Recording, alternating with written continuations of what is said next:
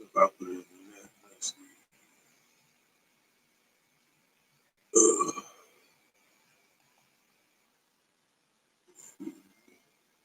Might be wrong. Let's see if it got right. Oh, all right. Okay. Did it right. Did it right. But hold on. Why is it looking like that?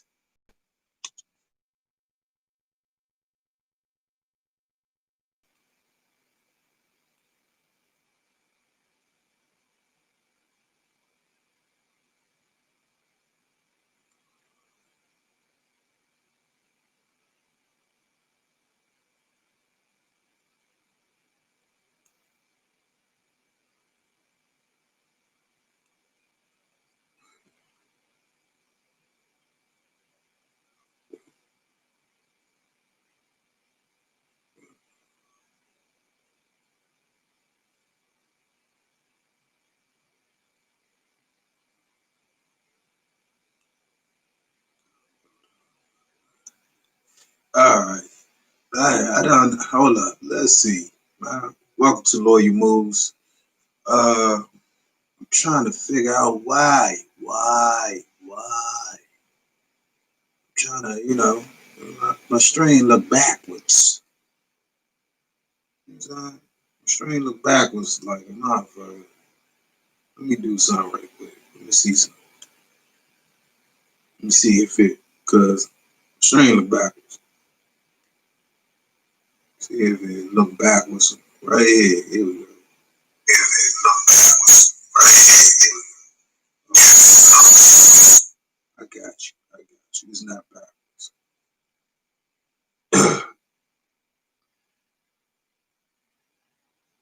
4546. Okay. All right. Trying to figure this out. How y'all doing tonight?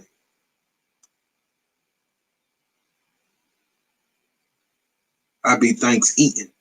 That's how we gotta say it. I be thanks eating. Uh, uh, uh, uh.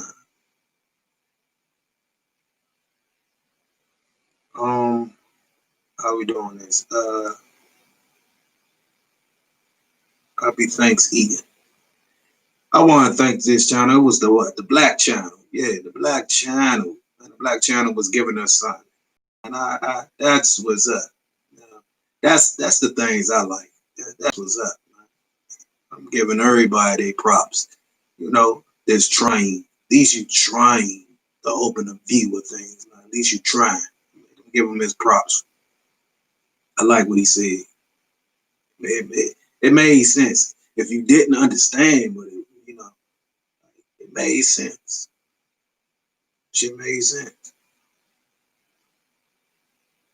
Made a lot of sense. Like that made sense. Hold up.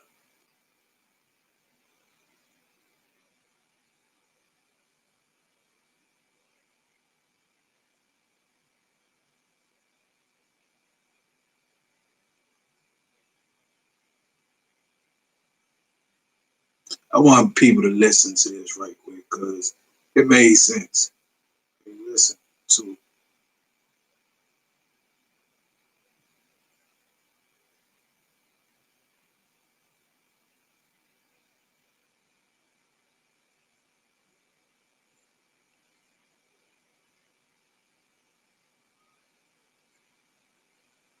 Made sense. Let me see something. I gotta put the thing on it. Put the thing on it. Is that it? Okay, go. I don't want. Hold on. Find it. Let me find it. I'm trying to find it. Trying to find where my time. I might have to go. Oh yeah, I might have to go. Yeah. I'm gonna go there. See.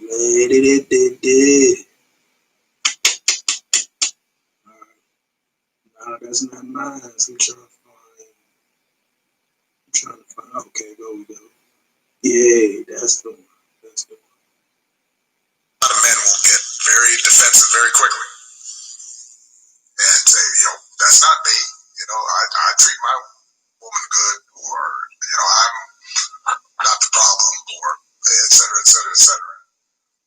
And if they're smart, they will listen and make adjustments. Yes, but the woman has to be allowed to be able to speak their truth to power. Of course, but listen. Part of the book you talk about that. That's what I was going to ask you next. Right. You talk about the women on your team and them having issues with men interrupting them constantly and taking their ideas and making it their own. And as a matter of fact, that was happening, they were feeling so intimidated by it that they didn't even want to speak anymore sometimes because of that. And that was something that you guys had to address. And I feel like that's something that happens in the workplace all the time to this day. So absolutely.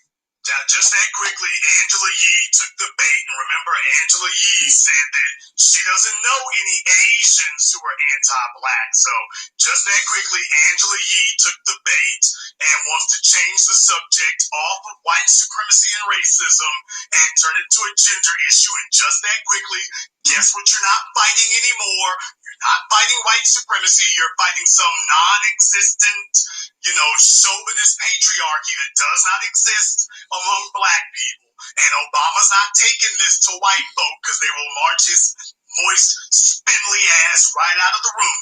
So just that quickly. Oh, shit. Dude. Oh, my God. Oh, man. Hold the hell up, man. Hold on, man. Guess what you're not fighting anymore? You're not fighting white supremacy. You're fighting some non-existent, chauvinist patriarchy that does not exist among black people. And Obama's not taking this to white folk because they will march his moist, spindly ass right out of the room. So just that quickly he fell for it. Just that quickly he fell for it. Oh, the fuck? Just that quickly she jumped in. All of a sudden, we're gonna get y'all off of subject. Charlamagne compromising where we're sitting right now in Washington D.C. That would be the case, but there are not a lot of states, and there are a handful of cities where just the black vote delivers the power then to actually bring about concrete change. Well, there you have it. For all of you ADHD, lead pipe babies, crack babies who have grown up and come of age, who were saying Obama gonna do something for us in his second term, just you wait. You ain't gave him no time to do nothing. Then you had even dumber niggas who said, well, he gonna do something for us after he get out of office. That's when he gonna do something for us. So he is. Some of you are just criminally stupid. Well, here he is 4 years after Trump telling us that we have to wait. That was what he just said. We need to wait. Why, you need to wait until enough white people agree that murdering you is wrong. 4 years after Trump, 8 years after his first election, no, it wasn't that they weren't letting him. Nobody's stopping him now. The words he's speaking now, this is what he really feels. Barack Obama is a white supremacist in biracial skin. He's proving everything that Dr. John Henry Clark said about the bastards of history correct. He literally just sat here and told you, y'all need to wait. You need to wait. Just wait. I need you all to share tonight's program. Let's get these numbers up. We need to share this because people need to hear what we have to say here. All this time after Trump is in office and he's sitting up here taking up, he is still behaving as the apologist for white people. He said that, man, Obama on the tip, he wants you to wait. He on the bootlicking tip. That's what he trying to say. He said, Obama on the bootlicking tip. You need to wait. I mean, he makes sense. You make sense. Fuck, we need to wait for. Fuck is we waiting for? You make sense. You make very good sense. That's the Black Channel. If you want to know where that's come from, that's from the Black Channel. Go subscribe at the Black Channel. The Black Channel for the people. Go subscribe to. If you want to know what side of his lineage he takes after, take a look at who he shows sympathy for. He's waving his finger at black folks saying that we need to be more understanding. We need to be more understanding of what white folk think. We need to be more understanding. Then he's going to sit there and say black folk don't have the numbers. Asians don't have the numbers. Jews don't have the numbers. Arabs don't have the numbers. But he's not telling any of them that they need to wait. Gays damn sure don't have the numbers. But he's not telling them that they need to wait and build coalitions. Now remember, see, that's we're gonna go into this. They trot out to black people. Why? Remember what he's saying. There are still enough cowardly civil rights folk left who will sit there because they're used to getting a boot up their ass. See, young black people are not accustomed yet to getting a boot up their ass. Them old folk, man, they've been beaten into submission. They have been beaten into cowardice. So when you tell them that they need to wait, that to them is, oh, I ain't got to get my ass whooped no more. Okay, I'll take that down. I'll take that down. This is why you see all these old Uncle Rufuses. Uncle Rufus who works at Albertsons. Uncle Rufus who works at Home Depot. Every time the white women walk up in there, well, hello there, Miss Ann. How you doing there, Miss Ann? I'm so be glad to help you out with that right there. Now, when they come around the young black folk, hey, you young niggas over here need to get to work. Y'all just lazy. The white folk at the job be sitting up here running the wheels off his old ass. And he accepts it. That's okay. That's all right. So just understand, there's still enough Uncle Rufuses and Aunt Sadies left that Barack Obama has some people who will still. Man, I had to play that back. Tonight on the Black Channel, for this year's No Thanksgiving, we explore the ramifications of ignoring what is in black people's best interest and instead choosing to back something that isn't. The Black Channel is live.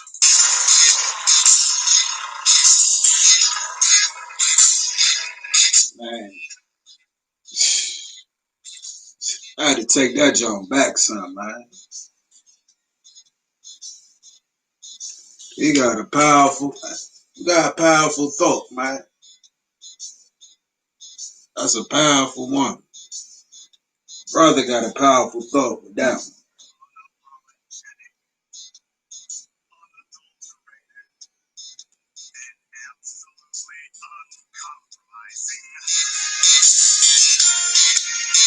Greetings, brothers and sisters from around the world, and welcome back to the home, the haven, the stronghold, and the everlasting super fortress of intelligent black thought.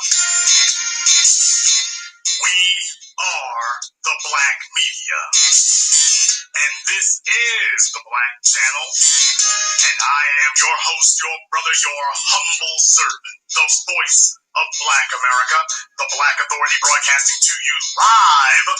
The only program today who thought the only historically black college university of higher education and learning in the cosmos. You are, of course, welcome to join us. And join us you shall, because on tonight's program, for those of you who are new here, it's been a little while since we gave you a refresher on this. This is our holiday tradition, if you will. Because as Malcolm X told us, before you make a physical migration, you really need to see about making a mental migration. You really need to see about doing that. And as black people, that's going to be the next thing that we need to take a look at. We need to take This is about to be it's about to be powerful. He about to break you down for real. Look at making a mental migration, and my effort to do that was to show you all I lead from the front. I don't just talk about this. You know where I am every holiday. I don't take a holiday because white supremacy does not. I see nothing festive about Thanksgiving. I don't appreciate it. I don't look to it. I don't need them to give me a holiday. It's not what we do. So this is the kind of thing that separates the real from the phony. Take a look at the people who are not here. Take a look at the people who are not here. And keep that in mind. Next program, if you are new, this is a Black channel tradition. Those of us who have psychologically already separated ourselves, this is where we are. And we're not missing anything. Celebrate the holidays. What we got to celebrate? My people ain't free. My people ain't free. So, without further ado, I would like to take us all to tonight's program here as we discuss No Thanksgiving. And in case you missed it, The Breakfast Club did an interview with Barack Obama, who has slithered out of his hole to he about to go in on Obama. This shit, man, when I heard another book, yet another money grab that would be made off of the ignorant, stupid, silly. Barack Obama is that some people just simply never recover from becoming psychological and physical abuse, an abusive parent. A lot of people just don't recover from that. They don't change. And Barack Obama is, and if you haven't seen this interview, let me tell you, once again, Charlemagne, credit where credit is due. Charlemagne actually had some decent questions, not great. They didn't follow up on it. I'm sure they let him know, look here, if you get out of pocket, don't be surprised if all your little deals don't come through correctly. So that occurred. All right. But what I want to do for you is I want to play for you some audio of some of the things that Obama said so that you all understand exactly the situation that we're dealing with, exactly what we're up against, and exactly why it is you got to have the new black media. If you're not rolling with us, everything's screwed up. So, Charlemagne asks Obama about something that was in his book and what it really means in the context of the election of Donald Trump. I want you to hear Obama's response to it. You know, in the Yes We Can chapter, you discuss how you were frustrated with the constant need to soften for white folks' benefit the blunt truths about race in this country. Do you still feel the need to do that after the last 4 years we witnessed? Well, I think we're all a little bit more open and aware. And one of the things that I was really inspired by in the wake of tragedy was the response after George Floyd's murder. Because what you saw was not only people of all walks of life out there protesting. It wasn't just black folks. But when you looked at the polling, you actually saw that by a significant number, many more white Americans were willing to acknowledge problems in the criminal justice system based on race. And why do we have to wait on them, though? Well, Speak our truth to power. You know, what this comes down to is what I said earlier, which is how do you build coalitions to actually get stuff done? Because the truth of the matter is that in very few places are African Americans the majority of the vote. And, you know, it's just simple math, right? So in right where we're sitting right now in Washington, D.C., that would be the case. But there are not a lot of states, and there are a handful of cities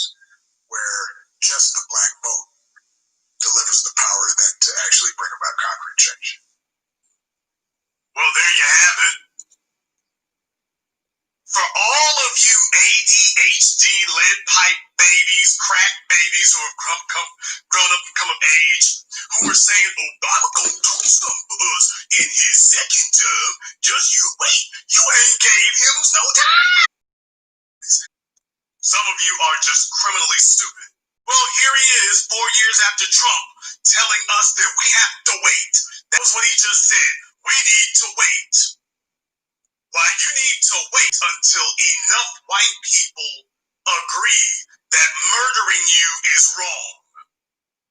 4 years after Trump, 8 years after his first election, no, it wasn't that they weren't letting him. Nobody's stopping him now. The words he's speaking now, this is what he really feels. Barack Obama is a white supremacist in biracial skin.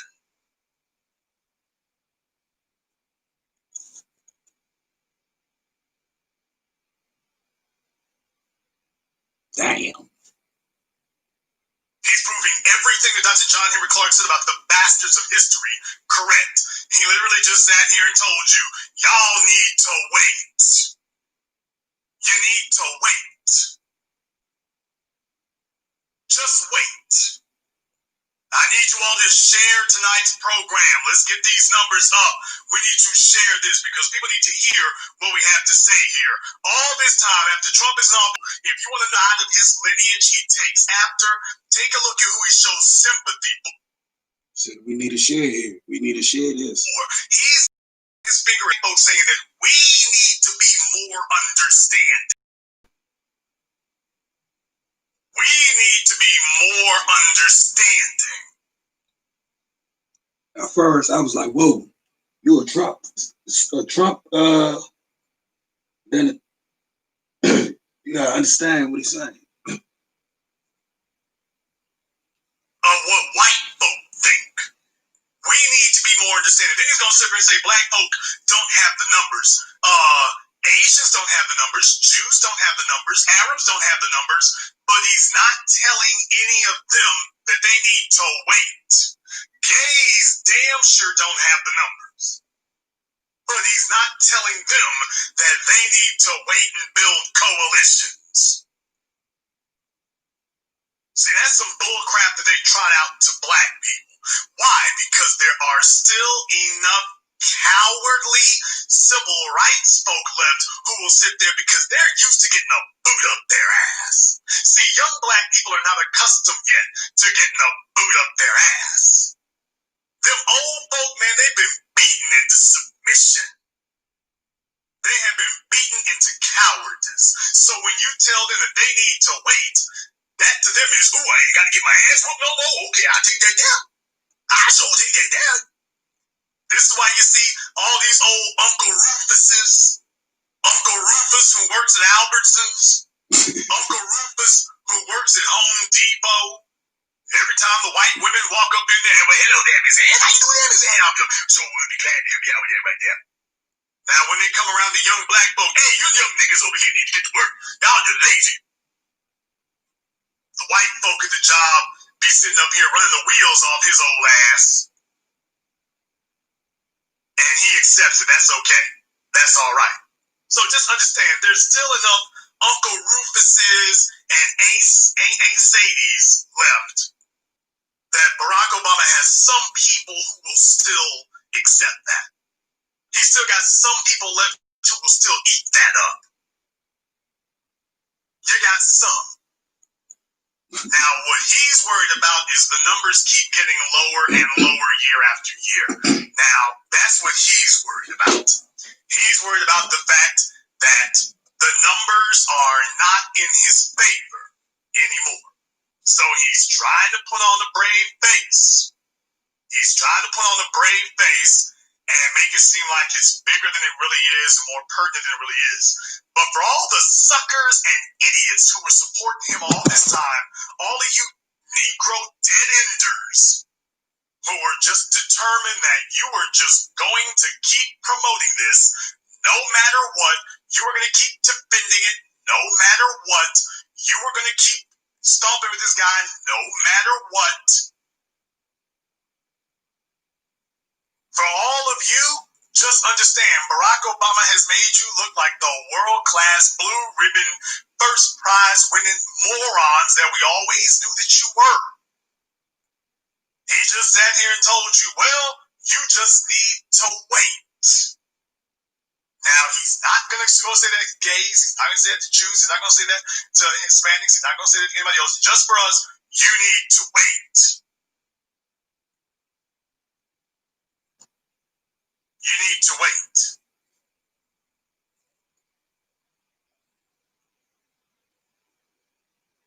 Is this what you voted for? Is this what you supported?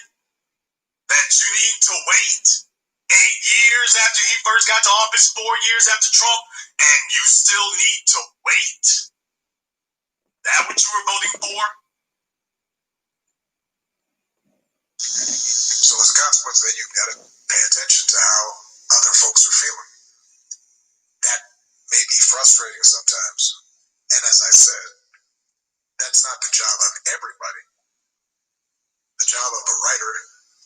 All right, now did you hear that part? So because black people are not a majority of the American population, quote, because of that, you gotta listen to what other people are saying. Now, he's not going to white people and telling them that they need to listen to what black people are saying. He's coming to black folk and telling us that we need to listen to what white people are saying. Did you catch that? Do you see what a...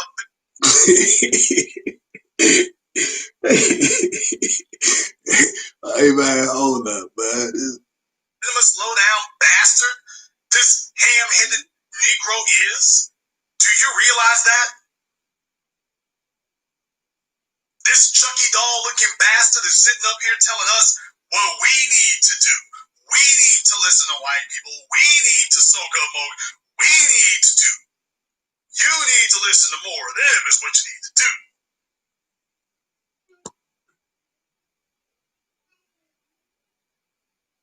It's always telling us that we need to wait. We need to listen. We gotta wait for every damn body else. Now, nobody's gotta wait for us. Other people, Barack ain't telling gays, you all need to wait until the rest of the society feels like it needs to accept your lifestyle and say it's not deviant or whatever. You need to wait.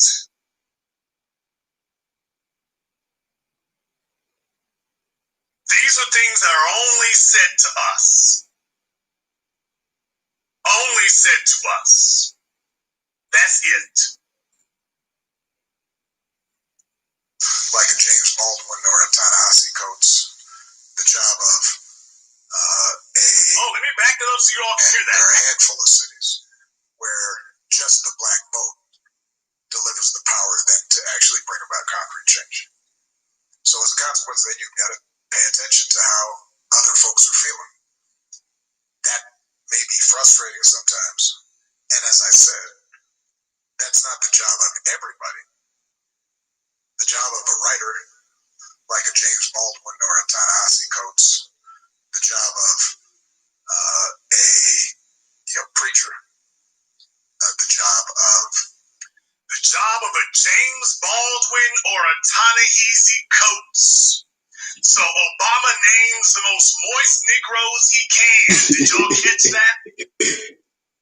He named the most moist Negroes he could. When he comes to us, he doesn't come to us and talk in our language. He names the most moist people he can. Did you catch that? That wasn't accidental.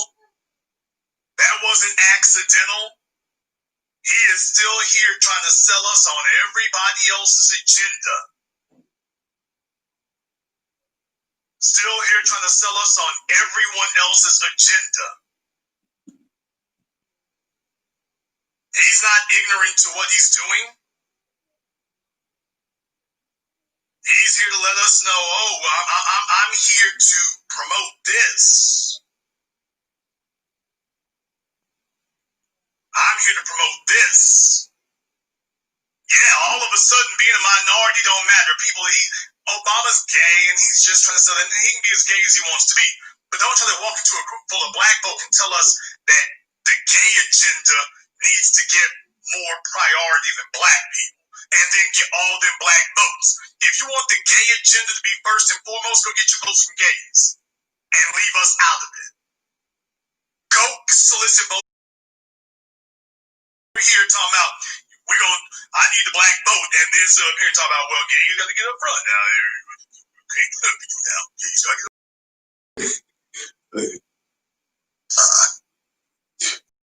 up. Gotta stop that, man.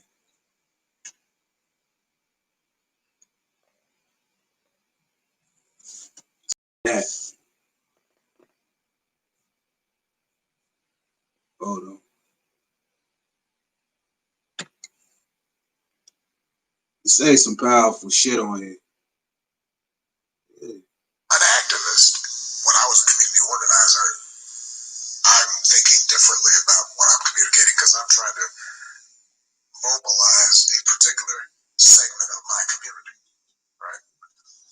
But when we are talking about politics, particularly at the state or federal levels, well, you need to be able to persuade some white folks who are not going to think like you. And you may want to say things exactly the way you want to say it, but they may not hear it. Yikes. And if they don't hear it, then it's not going to help you. Has Barack Obama ever walked in a room full of white people and told them that you can't talk to black people the way you want to? In a majority black city, did he go to Atlanta and tell white folk you can't talk to black people the way that you want to? That you got to understand that they may disagree and you need to watch what you say to black folk because you need to build coalitions with black people? Has Barack Obama or any of his surrogates or flunkies sat up here and said that?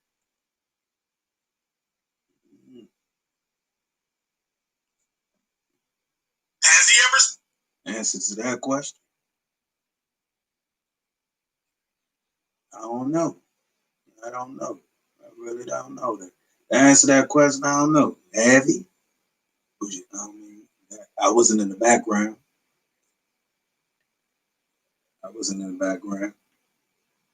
That part, I don't know. Sat up here and told them that they need to watch what they say, monitor what they say. You need to focus on building coalitions with black people. You can't say what you want to say. Take a look at the way they talk to us. You want to know which side of Barack Obama's heritage that he identifies with? He's talking to us the way that Massa does. He's talking to us the way white supremacists do. He's talking to us like he's a white man. He's starting the discussion with what you can't get because you're black, and that the onus is on you to make white people feel comfortable. He never says that the onus is on white people, even in majority black areas. He never says the onus is on them to make us comfortable with them. He always frames it as we got to make them comfortable with us, so we have to sacrifice, give up anything, continue getting the abuse, and that you just got to believe that if you get your head busted open long enough, if enough of you die, then, well, eventually they'll change their minds. Just trust me. Can't tell you how long it'll be, can't tell you how many of you will be killed, incarcerated, oppressed, brutalized, denigrated, impoverished. Can't tell you how many it'll be, but just keep on keeping on, even though you're not seeing any results from it. Yes, this is a white supremacist in brown skin who is doubling down on Negroes need to wait. But he is not going to advise anybody to have to wait for us. That's not accidental. Who are not going to think like you. And you may want to say things exactly the way you want to say it, but they may not hear it. Yikes. And if they don't hear it, then it's not going to help you. I mean, listen. One thing that I think is absolutely important to recognize is that even people who are not in any way consciously anti-black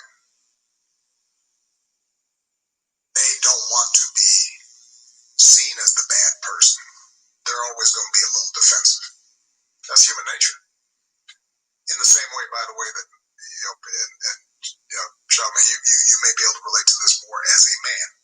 Like, if women start talking to men about their issues, a lot of men will get very defensive very quickly and say, that's not me. I treat my woman good, or, I'm not the problem, or et cetera, et cetera, et cetera.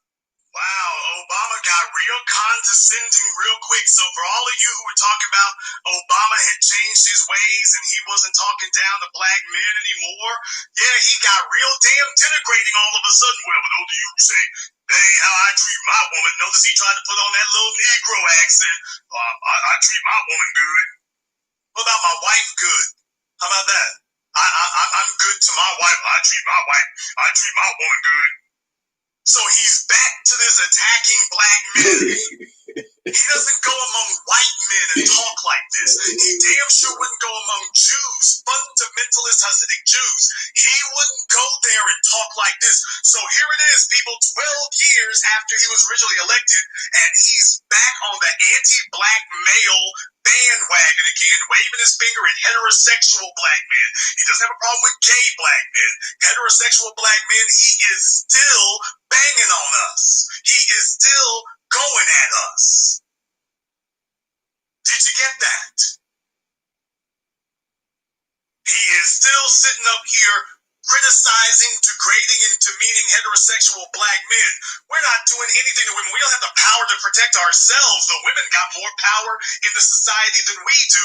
And he's talking to us like we've got some powers and abilities we don't have. Why? Because he realizes that if masculine black men get in charge, we're going to get the sellouts and the coons out the place as quick as possible. That's why he doesn't want that. He wants to promote his gay agenda so he can sneak around with his boyfriends on the sneak. But he knows when heterosexual, confident, masculine black men take over, we're going to implement a black agenda, not a gay one. So you got to beat that masculine black male energy and leadership into submission. You got to beat that down, because that's not going to let you smuggle in some white supremacist moist agenda that's going to mislead people and just exploit the black vote and do nothing for us. We're not going to allow that to occur. So that's why he keeps attacking us. He keeps attacking specifically heterosexual black men. He's letting you know you're the threat. Women start talking to men about their, you may be able to relate to this more as a man. Like, if women start talking to men about their issues, a lot of men will get very defensive very quickly and say, that's not me. I treat my woman good, or, I'm not the problem, or et cetera, et cetera, et cetera. And, or if they're smart, they will listen and make adjustments. Yes. But the woman has to be allowed to be able to speak their truth to power. Of course, but, listen. And listen, part of the book you talk about that. That's what I was going to ask you next. Right? You talk about the women on your team and them having issues with men interrupting them constantly and taking their ideas and making it their own.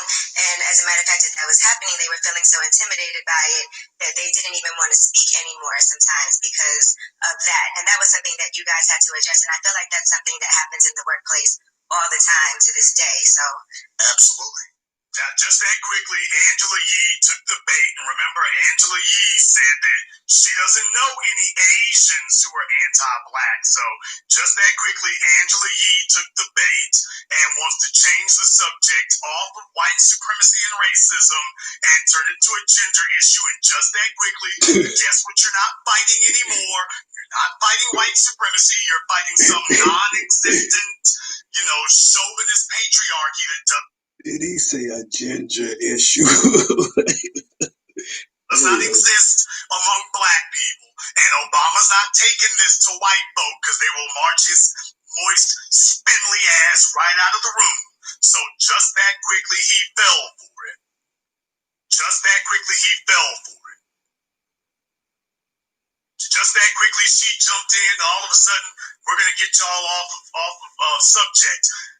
Charlemagne was asking about racism, and here comes Obama saying, let's change it to a gender issue. There is no equivalent between what's happening in Gender Day and race. There are not scores of women, even black women, are not being murdered at the rates of black men by white supremacists, not being incarcerated. And white women ain't being murdered or incarcerated at nowhere near the rate of black women. This is a racial issue. Nobody is oppressing you because you are a woman. You can't show me the white women, the Asian women, the Latino women who are being treated the way black women are. You're not being treated the way you are because you're a woman. You're being treated the way you are because you're black. Doesn't matter if you're male or female.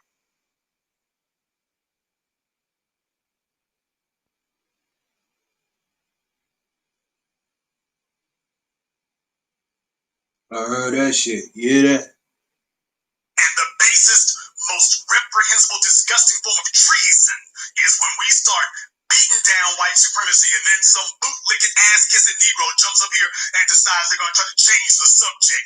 Master getting beat up too much now. I got daddy issues, so my daddy issues are going to take precedence over whether we beat white supremacy now. Y'all need to get together with me. And if y'all ain't going to help me work with my daddy issues, I'm blowing everybody up. So Obama and Angela Yee got together real quick, and oh yeah, by the way, you're biracials. Oh, did I say that? Did I say that? Yeah, you most definitely did just say that.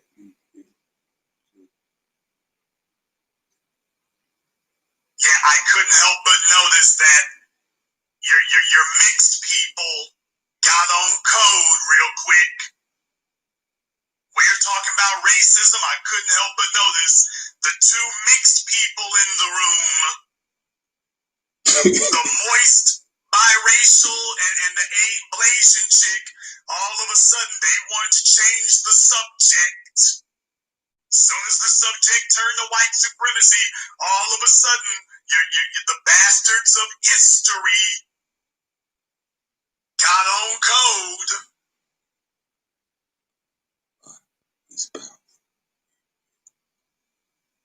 The bastards of history got on code real fast now, didn't they?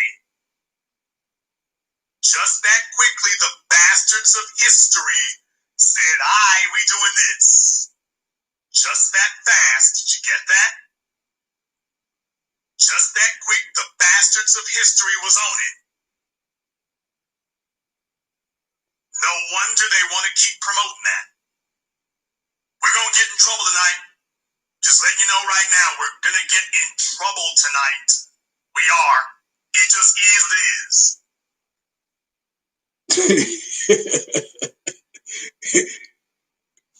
Let me go ahead and thank everybody who has contributed to support tonight's program on the Cash App, PayPal, or Streamlabs. Thank you very much, my man Sylvester. We appreciate your help there. Brian, that's my dude as always. DeAndre and Michael Lewis, thank you very much. We appreciate your support with that. Pookie Jenkins, that's my dude. Leslie and David, everybody who has contributed to support tonight's program. We're going to get in some good twabba here on tonight's program. We're going to get in some good twabba. Let's go make some enemies. But part of what had to happen was the women had to bring it to me. Then we all had to talk about it. I had to get educated on what was happening because a lot of times this wasn't happening in front of me. As I said, the guys would be on their best behavior a lot of times in front of me. But in meetings where I wasn't in, suddenly you had some of these macho attitudes coming up. My point is that as we think about social, you had some of these macho attitudes coming up. Since when is being macho a bad thing? I mean, to some limp noodle, metrosexual, house shoes, fuzzy house shoes wearing, satin lace draws sporting, moist Negro. Yeah, that's really a problem for him. Masculinity is a problem. He's telling you that masculinity is a problem. Now, femininity and estrogen ain't no issue. Masculinity, he's like, we gotta break that down. Masculinity is a bad thing. Yeah, I can understand. Being in a room with a masculine man would make Barry Soweto feel very, very bad about himself. Let's just be very clear. compared to Mitt Romney, if you're going to compare him to elderly, square britches white men, then yeah, compared to Mitt Romney and George W. Bush and John McCain, yeah, Barry Soweto is if y'all want to call him Barry Soweto or Barack Obama, yeah, he's an alpha male compared to them. Compared to a bunch of square britches, elderly white men, yeah, he's an alpha. Put him in a room with an average everyday black man, and he looks like what he is, a square-ass white dude. Some cornball-ass Carlton Banks. He looks like what he is. When you actually compare him to some real black men, yeah, when you don't let him hide behind a bunch of elderly white men, he looks like the square-ass, awkward chick that he is. Damn. And understand, he's using this interview to go on a full frontal assault against black masculinity. He is continuing to do the dirty work of the white supremacists who put him in his position. Now he's not in office anymore. He ain't banging on white supremacy. He's still banging on us. You're going to have a bunch of brain dead Negroes still sitting up here. Well, I mean, he got to play the role, though. Nigga, learn a new sentence. He's not even in office anymore. Learn a new lie. Change, whether we're talking about race, whether we're talking about gender, whether we're talking about sexual orientation. In front of me, as I said, the guys would be on their best behavior a lot of times in front of me, but in meetings where I wasn't in, suddenly you had some of these macho attitudes coming up. My point is that as we think about social change, whether we're talking about race, whether we're talking about gender, whether we're talking about sexual orientation, this stuff is deep in everybody, right? We all have all these attitudes. Wow, so there he goes. He is equivocating white supremacy to, well, we all got these things in us. Did you see that? Just that quickly. Just that quickly. Did you see how he did that?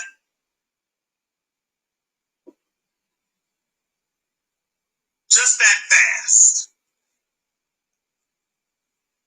He just equivocated white supremacy that raised up everything else to say, well, this is all equal to what's happening to black people.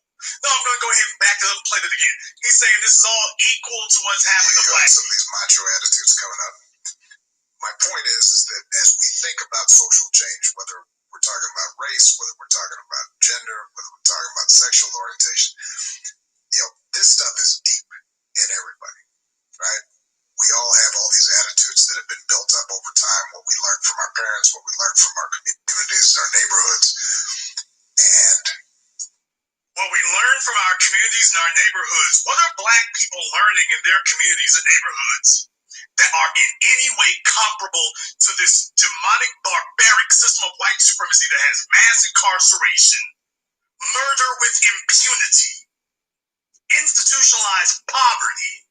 Show me the black equivalent. Show me what's happening to white people that is the equivalent of that. People, he talks to us like a white supremacist. He talks to us like a white supremacist. And you got Negroes out here eating this. He's literally speaking to us like he's a white supremacist, telling us that white supremacy is the same as everything else. There ain't no difference there with it there. You got to black folks is racist. He basically just gave you the black people are racist too argument. He just gave you the black people are racist too.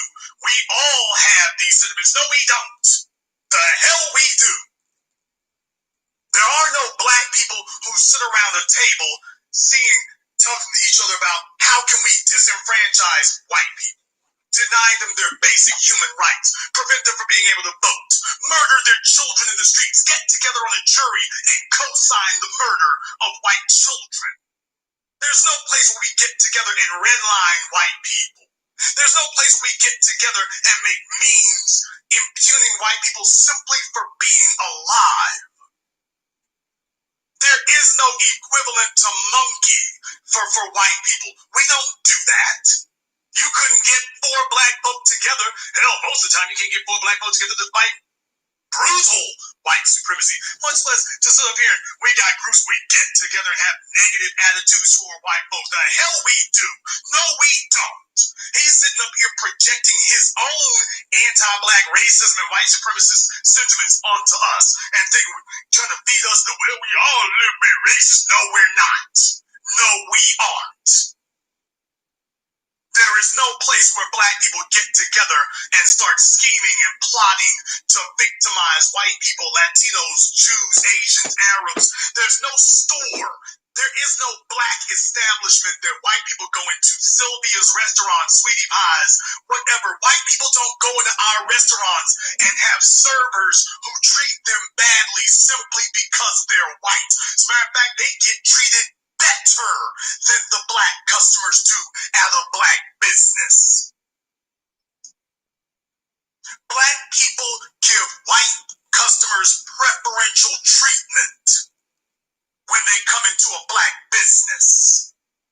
They get preferential treatment. They get treated much better than we do. So why shouldn't we get treated much better when we walk into theirs? We treat you much better in ours. We treat you better than we do black people. In black businesses, you get treated like royalty. And you're going to have umbrage at us even showing up. Hell, they have a problem with us walking the streets in the very damn cities we pay taxes in. We're supposed to be strangers and pariahs in the very cities that we live in and pay for. And he's going to sit up here and try to act like there's some equivalence between them and us. No, there is not. No way. You can't even compare what gays do to black people. You can't even compare that. The gay community is constantly attacking black people. Black folks as a group don't even think about it, but they think about us. And he's going to sit here on his fish-face ass and sit up here and try to promote that lie. And then you'll have some self-hating Negroes with daddy issues, mommy issues, or just colorist brainwashed issues. They're so whitewashed in the head, they'll just go ahead and go along there. I mean, yeah, we all live be racist. We all got things. Black folks can be prejudiced too. Black folks can be racist too. We sure can. Uncle Rufus will sit back there trying to sell that lie. I mean, come on now, Jason. Black folks can be racist too, though, man. Black folks can be racist too, though. I know, Obama said it. About sexual orientation. This stuff is deep in everybody, right? We all have all these attitudes that have been built up over time, what we learned from our parents, what we learned from our communities, our neighborhoods. Dang. And there are times where the best thing to do is just be blunt and say, you know what? You are being racist or you are being sexist. There are times where the better thing to do is, listen, I understand, you've got your own issues, and this is, I think you mean well, but let me tell you, like, how this is interpreted by me. Right? Did you all just hear that? Let me back that up one more time, just in case you missed that. Let me back that up so you can hear what the hell this ham hock-eating nigga just said. Or you are being sexist. There are times where the better thing to do is, listen, I understand, you've got your times where that have been built up over time, what we learned from our parents, what we learned from our communities, our neighborhoods. And there are times where the best thing to do is just be blunt and say, you know what? You are being racist or you are being sexist. There are times where the better thing to do is, listen, I understand, you've got your own issues, and this is, I think you mean well, but let me tell you, like, how this is interpreted by me. So, let me get this straight. So, there are times when there times it's the right thing to say to a white supremacist, hey, you're being racist. And then, quote, other times it's better to say, well, you know, you've got your own issues. Dang. I gotta pause it every minute. It's mind deep. Sometimes people don't pay attention to shit. If you don't pay attention, you ain't gonna see it.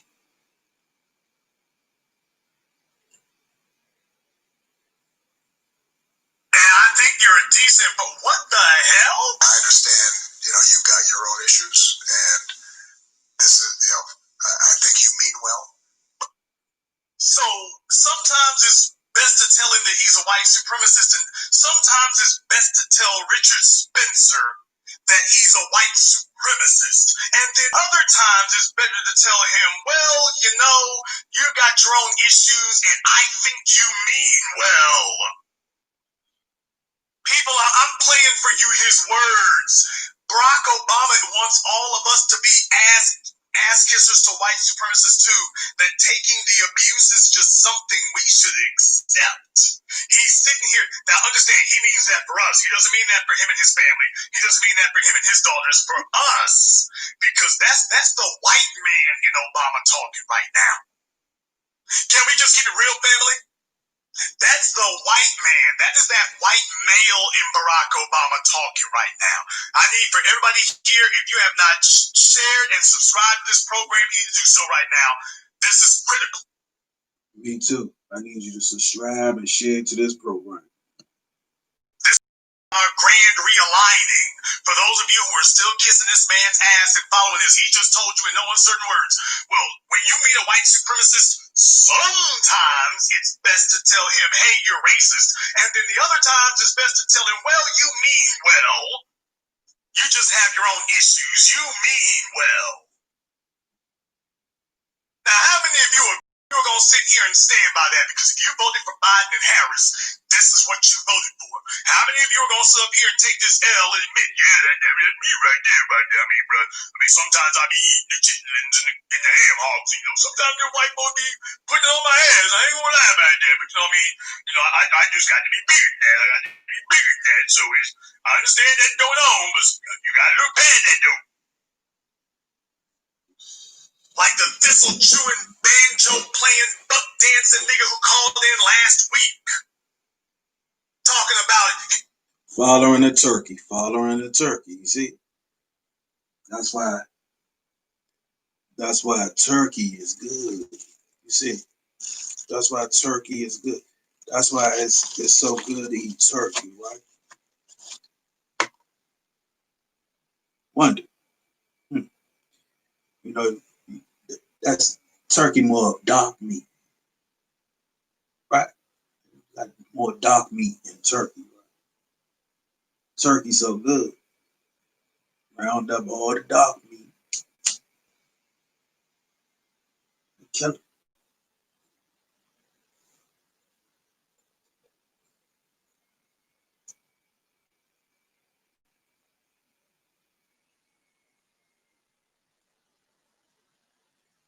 He gonna give Joe Biden a pass. Nigga, you're never gonna have enough credibility among black people to give Joe Biden a pass.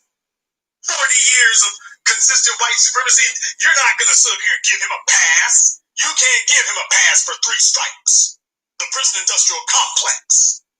Prosecutorial misconduct. There's no way in the world you ain't got no weight to give him a pass for that. Well, we gotta get Trump out of there, dude. So we're gonna give Mr. 3 Strikes a pass. We got to look past. Everything gonna be different. We got to look past that dude. Some of you mush-mouth, dentures wearing, nicotine stained teeth Negroes need to just sit down and shut the hell up. Go get your damn politics and leave the real substantive discussions up to the intelligent people who are not and take these constant ass whoopings anymore. That's what y'all need to be doing. No, we don't need to go hug a white supremacist. Barack Obama's talking about hug a white supremacist. Yeah, that's easy for him to do when you see yourself as a white supremacist and you tell yourself, well, my mama gives me white credibility. I can go ahead and do that. My mama give me white credibility. Let me tell you niggas what I really think of you.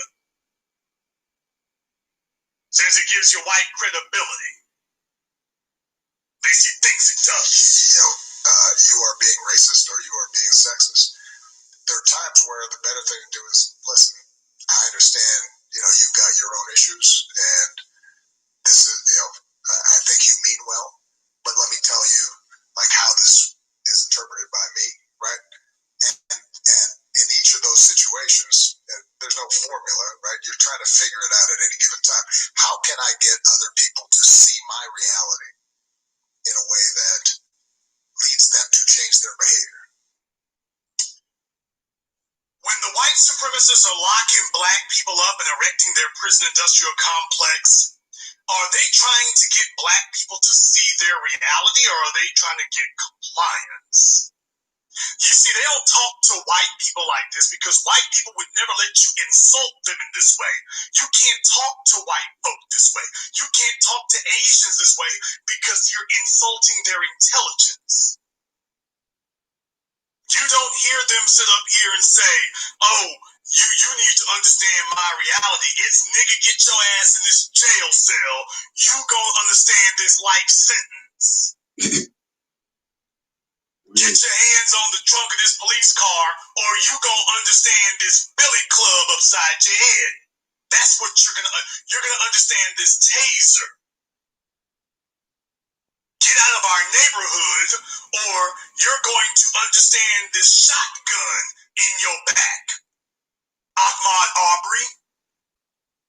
They don't talk to other people like this.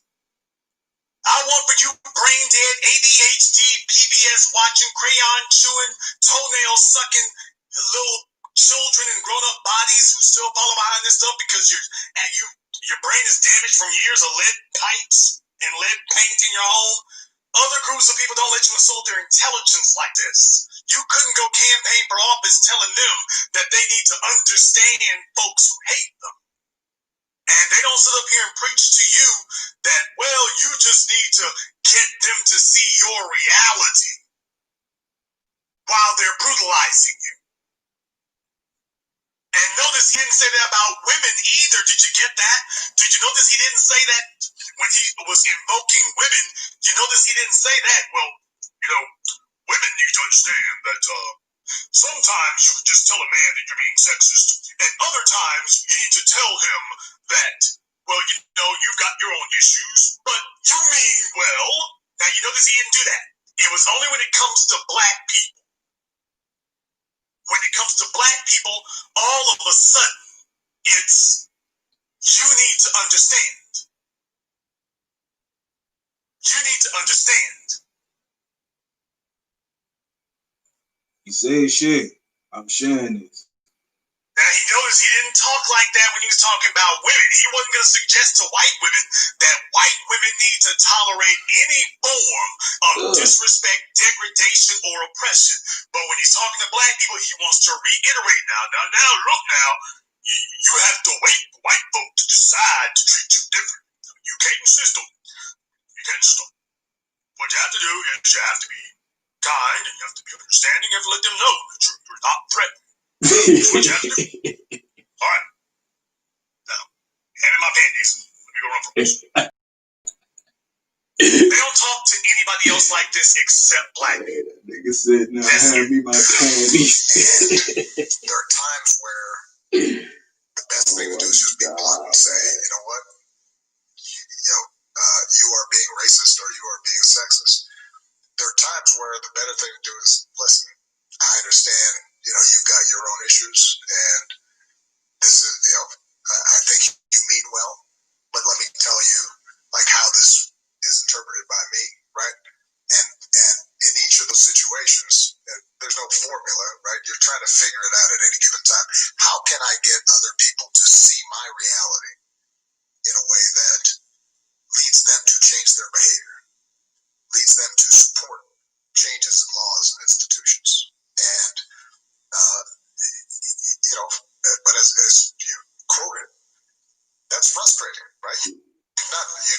prefer not having to do this at all. I'm not the first person to write about the fact that it is sometimes exhausting to feel as if you got to educate folks about just being treated normally and fairly. I prefer not having that legacy that we have to deal with. With reading this book and all that you did for every community, including our own community, how do you take it when you hear, especially African Americans, minorities, say that, they feel that President Barack didn't do enough for minorities, didn't do enough for black people? Oh, DJ Envy, yet again. Your light-skinned, mixed people, yet again, minorities. Yet again, he called himself, and the reason he called himself is because the new black media changed the narrative. We changed the vocabulary, the way in which people address these things and phrase them. But old Envy backslid into his old habits. Him and Angela Yee. By the way, I couldn't help but notice. So the four, quote, black folk in the room couldn't help but notice the light-skinned mixed contingent is 75% of the people in the room are biracials and high yellow. Couldn't help but notice that. And the light-skinned biracial folks, all of them are diminishing it. And there ain't no racism and white supremacy, black and brown and minorities coalition. And we need to. I couldn't help but notice. Couldn't help but notice the deck is stacked before you walk in the room. I couldn't help but notice that. Oh, am I supposed to overlook it? All right. But just understand, he caught himself because he understood, oh yeah, the Black Channel will be talking about you immediately after this. But he went ahead and asked Obama, well, how do you feel when folks say that you didn't do enough for black people? But with reading this book and all that you did for every community, including our own community, how do you take it when you hear, especially African Americans, minorities, say that, they feel that President Barack didn't do enough for minorities, didn't do enough for black people? What are your thoughts on that? You know what? I understand it because when I got elected, there was so much excitement and hope. And I also think that we generally view the presidency as almost like a monarchy in the sense of, well, once the president's there, he can just do whatever needs to get done. And if he's not doing it, then it must be because he didn't want to do it. Well, we see with Trump, so he does what he wants to do, so people listen. Well, right, because he breaks laws. Right. You broke laws too, though, by the way. Just thought we'd point out every president breaks laws, sir, so that's not something new. Or disregards the Constitution. But Barack Obama disregarded the Constitution. Just take a look at the intelligence, so-called anti-terrorist intelligence complex that has violated our privacy rights at every turn. Black people's civil rights. Obama has violated the Constitution. Barack Obama violated the Constitution for 8 straight years by not protecting our constitutional rights. So yeah, Obama, you should know a whole lot about disregarding the Constitution. Even as a constitutional lawyer, you know a whole lot about that. You spent 8 years violating the Constitution and trying to act like Trump is the first one or this is something new. Your whole 8 years in office, you did that. Now you're going to try to sit up here and play dumb or play like you're some innocent victim or a purist? Well, we see with Trump, so he does what he wants to do, so people listen. Well, right, because he breaks laws. Right.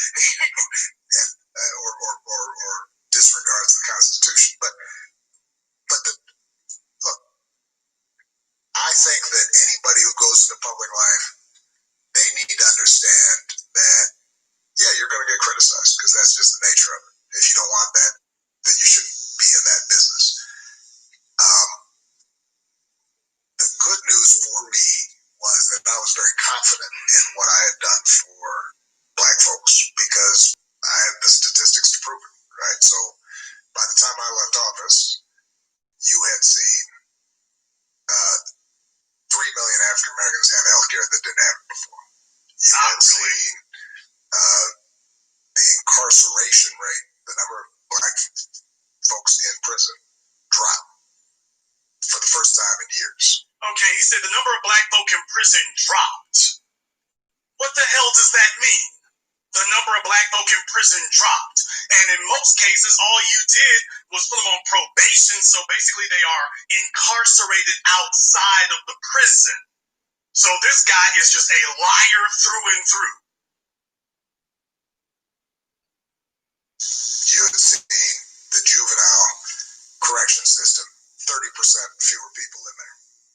Once again, he's talking about behind bars. Second of all, I highly doubt these numbers he's throwing around so frivolously. You had seen black poverty drop to its lowest level since 1968. What the hell is he talking about? Black poverty has dropped to the lowest level since 1968? People, show me where in America black people are not impoverished. What the hell is he talking about? So you went from making $20,000 to making 21? What the hell is he which America is he talking about? What planet is this gobstopping liar referring to? Show me where black people are not in poverty in America. Where? Folks, at some point, you need to just stop letting people sit up here and lie to your damn face. Where are black people not in poverty? This nigga's acting like when he left office, black folk was balling out. When did this occur? Where was this? What suburb is he talking about, people? Anybody who wants to support Obama, where are you referring to? Show me where black people are not doing badly. Where? Where?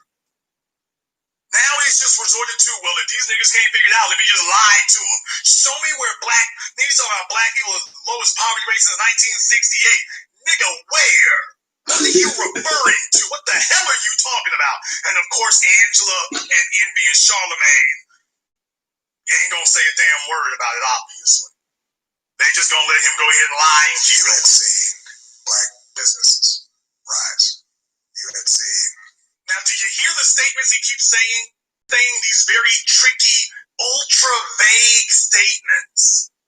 These are these ultra vague statements. You saw the prison population fall. You saw black poverty drop. You saw black business rise. Huh? But you notice he's not giving you any numbers.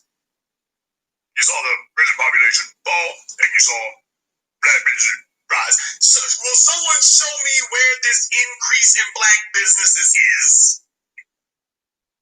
Where's this black business district, this black business surge that he's talking about? Can someone show us where it is? We saw black businesses rise. But what do you mean? Well, not too long there were 100 black businesses. Now there are. So you saw numbers rise. What the hell?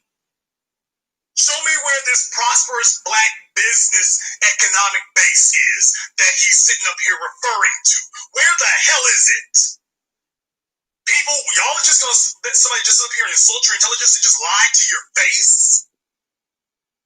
This would be hilarious if he wasn't serious in what the hell he's saying. I'm gonna back it up so I can embarrass you cool-minded Negroes who voted for all this and tried to act like, oh, this wasn't really as bad as this. Yeah, I'm gonna go ahead and back it up because I want you to be completely and utterly humiliated because you're responsible for this. This lies at your feet.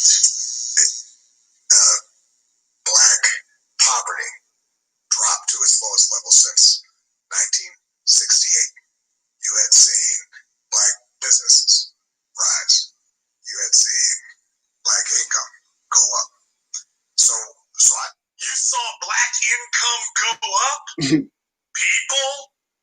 So in 2016, you saw black income go up? Where? People, this isn't me talking. This isn't Jason Black talking. You saw black income go up? Where? And in case y'all were thinking, well, he mentioned everything except the wealth gap, so he ain't gonna talk about that. Oh no, he's gonna just keep lying his ass off. Yes, he is. He's not even gonna back down. Black businesses rise. You had seen black income go up. So I could just look at the data and I could say millions of black folks were better off at the time I left office than when I came in. And what I have to, so I could just look at 1968. You had seen black businesses rise. You had seen black income go up. So I could just look at the data and I could say millions of black folks were better off at the time I left office than when I came in. People, where? I just want to know, where is he referring to? Where the hell is he talking about?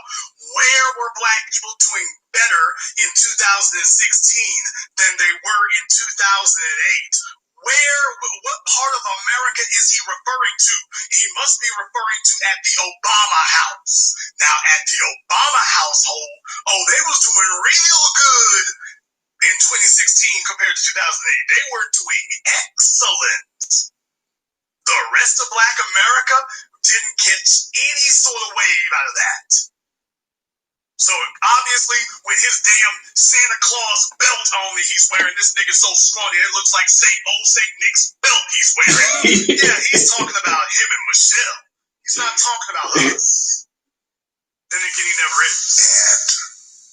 And what I have to accept, and I think what any president has to accept, is the fact that, okay, so I got 20 million people healthcare, but there's still 10 million out there who don't have healthcare because Republicans blocked me from doing everything I want to do with Obamacare because some states didn't, accept Medicaid dollars, even though it wasn't going to cost them a dime just because they wanted to oppose me.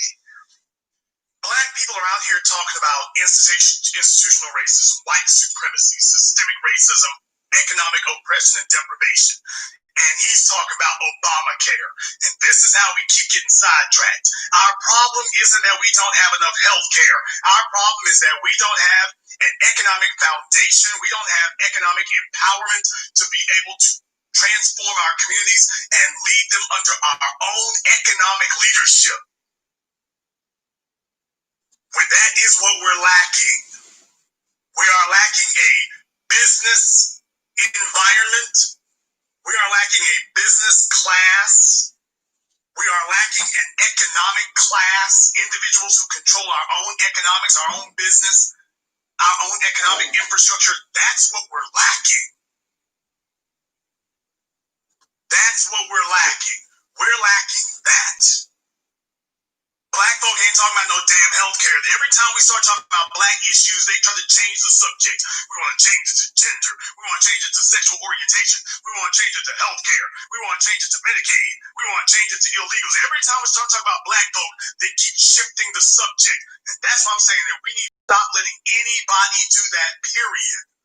The subject is on black people, that's it. Because some states didn't, accept Medicaid dollars, even though it wasn't going to cost them a dime just because they wanted to oppose me. So if you're black and you're one of those 10 million who didn't get health care because they live in a state that didn't accept the money we were giving them, I can understand why they would be upset. Well, how come things didn't change? I think people want to know, what did you do specifically for black people? Not the rock. Well, Charlemagne, at least I would give credit where credit is due. He stopped him and said, wait a minute, let's leave this back. Let's talk specifically about black people and not this rising tide lifts all boats con job that you mulatto Negroes keep trying to sell black people. Didn't accept the money we were giving them.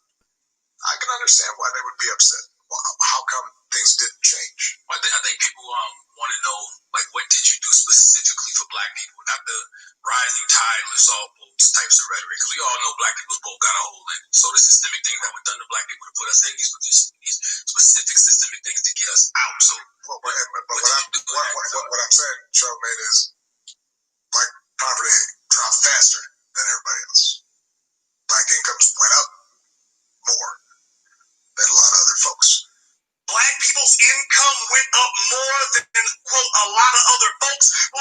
Forensic test show me where from 2008 to 2016 that black people's income increased more than anybody.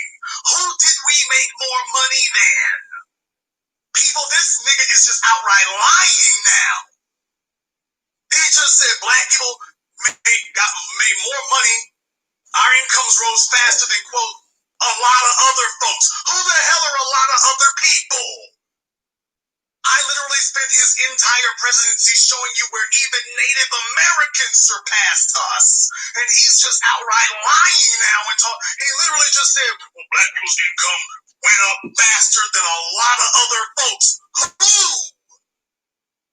If you are still one of these Obama butt kissers, you really need to examine what a worthless person you are and what a despicable backwards life you've been living. If you're still supporting this, he's just outright lying now. To say that we made more, our incomes rose faster than a lot of other folks. People, now he's just outright giving made up lies. Why? Because he doesn't have anything actual to say, so he's just gonna lie through it. Want to know, like, what did you do specifically for black people? Not the rising tide lifts all boats types of rhetoric. Because we all know black people's boat got a hole in. So the systemic things that were done to black people to put us in these positions, these specific systemic things to get us out. So, what I'm saying, Charlamagne, is black poverty dropped faster than everybody else. Black incomes went up more than a lot of other folks. So, the issue is sometimes we just didn't go around advertising that because, once again, the goal here is to build coalitions where everybody is getting something so that they all feel like they've got a stake in it. Okay, now, when that sentence you just heard, I need to dissect that for you because of all the villainous, treacherous, backstabbing things that this cross-eyed, shady, shifty-eyed little monster said, that was the worst. That was the most contemptible. That was the most contemptuous. That was the worst. He claimed that black people's incomes rose faster than a lot of other people. And then what he's saying is, well, we just didn't brag about it. So he's saying the problem isn't that we ignored black people's needs. The problem is we just didn't do enough to promote it and advertise it so that you all knew it. So the problem isn't that I didn't do anything for you. The problem is you just don't see it because I didn't brag. You just don't acknowledge it or recognize it because I didn't brag about it. The problem is that dirty old black media has deceived you. It isn't that I didn't do it. That old no good dirty black media has deceived you and fooled you into believing that I didn't do anything.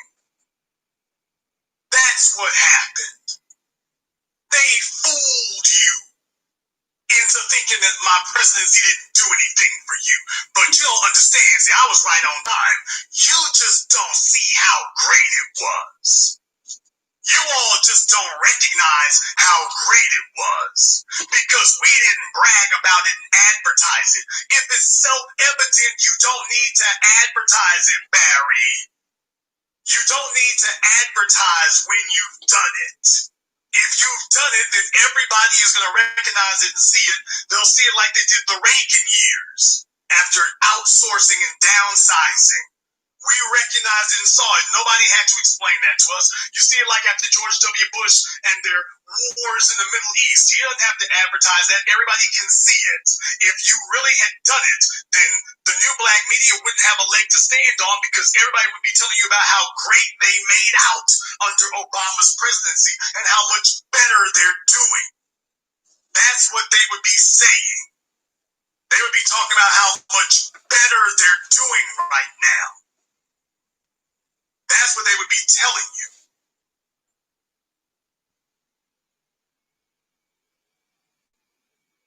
Understand that.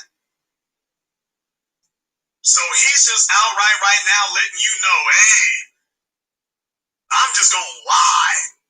Let me just go ahead and lie about this. I got nothing to stand on. Let me just lie. Black people to put us in these positions, these specific systemic things to get us out. So, what I'm saying, Charlamagne, is Black poverty dropped faster than everybody else. Black incomes went up more than a lot of other folks. So, the issue is sometimes we just didn't go around advertising that because, once again, the goal here is to build coalitions where everybody is getting something so that they all feel like they've got a stake in it. But a lot of my policies were targeted towards people most in need. Those folks are disproportionately African American. Now, did you hear what he just said there? Well, I couldn't do anything just for black folk because, well, I needed to get everybody else on board with it. Now, when it comes to gays or illegals, he doesn't care about getting, quote, everyone on board. It is me and my boyfriend is going to do our get down, and the rest of you are going to go along with it. But for black folk, all of a sudden it is, okay, the rest of us need to learn. The rest of us just need to learn. And y'all need to understand what it really is. That's where it goes. The goal here is to build coalitions where everybody is getting something so that they all feel like they've got a stake in it. So I can't do anything for black people unless everybody is getting something. That's what he just said. Can't do them for black folk because the goal is to do something for everybody so that everybody feels like they're getting something. Okay, but the problem is you end up doing nothing for black people after claiming, well, everybody's going to get something, and what happens is everybody does get something, everyone except us. So, the issue is sometimes we just didn't go around advertising that because, once again, the goal here is to build coalitions where everybody is getting something so that they all feel like they've got a stake in it. But a lot of my policies. There you go. The goal is to make sure everybody gets something. Okay, what are heterosexuals getting from the Equality Act? What are black people getting from all these giveaways to non-citizens and illegal aliens? What are we getting from that? When it comes to us, they come talking to us stupid. They come talking to us. But only when they come talk to us. They literally do not address anybody else like this. They don't talk to anyone else this way. No one. No one. No one gets talked to like this. That you gotta do something for I can't do nothing for you unless I do something for everybody else now. People, this isn't even him in office anymore. He's letting you know, I'm not doing a damn thing for black folk unless we make sure that everybody else stays in front of you the same distance. I will help you get 3 steps ahead as long as everybody else gets 4 steps ahead of you. I'm not going to help you catch up. You get 3 steps ahead, and I'm going to make sure everybody else stays 4 steps ahead of you. He's out of office, and he's just outright to our faces saying, yep, we ain't going to do nothing for you.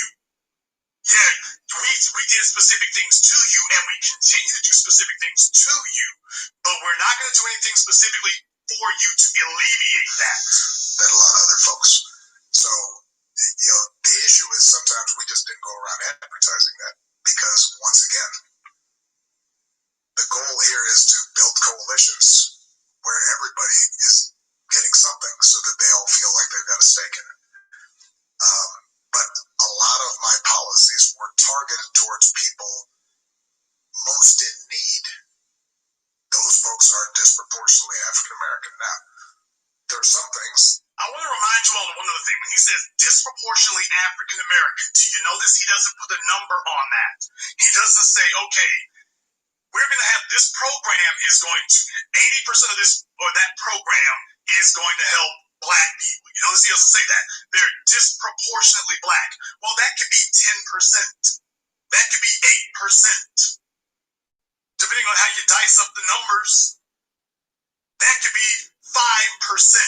Do you all see where there has been a 20% change in black people's condition in America, a 10% change, a 5% change?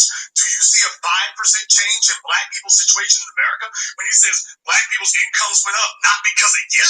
If it did happen, it damn sure wasn't because of anything you did. So now he's just outright lying through this and just saying, hell, if Charlamagne ain't gonna stop me, let me go ahead and just tell this thing. We just didn't go around advertising that because, once again, the goal here is to build coalitions where everybody is getting something so that they all feel like they've got a stake in it. But a lot of my policies were targeted towards people most in need. Those folks are disproportionately African American. Now, there are some things that, for example, us having a civil rights division in the Justice Department that actually took seriously civil rights and imposed consent decrees on places like Ferguson and changed sentencing guidelines so that we didn't max out on sentencing for all nonviolent drug offenses, but changed the incentives so the prosecutors were judged not by how long of a sentence you got, but did you get a proportional sentence? Was it a fair sentence? Those kinds of changes that we made. That's why I say. Now, he just said that they changed sentencing for prosecutors, gave incentives. And then he mentions Ferguson. He's then going to follow up by telling you what they can't do at the state and local level. Well, it's duplicitous lying. There's a reason why the federal prison population dropped.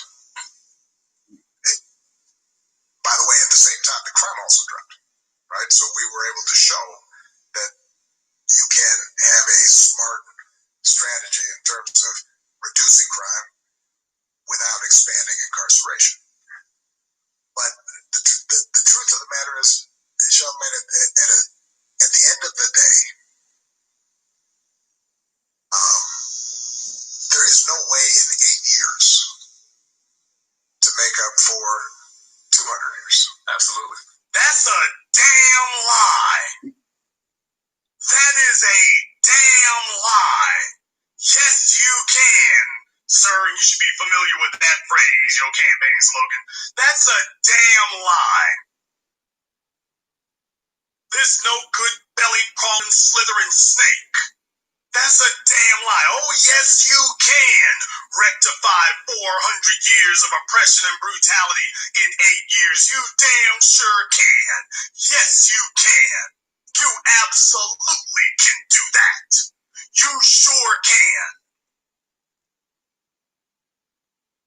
You can certainly make the situation worse in 8 years. You can damn sure rectify it. You sure can. But once again, brothers and sisters, they don't talk to Jews this way. They don't tell Jews there's nothing we can do about the Holocaust. You can't rectify it in 8 years. They go running around arresting old Nazis, and let me remind you, it used to be that they only arrested the Nazi brass, the leaders of the Nazi party. Those were the only people that they used to go around and arrest. Now they're going around and arresting anybody who worked at a concentration camp. The people who were just following orders. They're going around arresting them now. They don't tell these other people what you can't get and that what you can't fix and what you can't address and that, well, there's no way you can fix that in 8 years. They don't talk to any damn body else like that. They would never crook their jaws to sit up and say that to other people.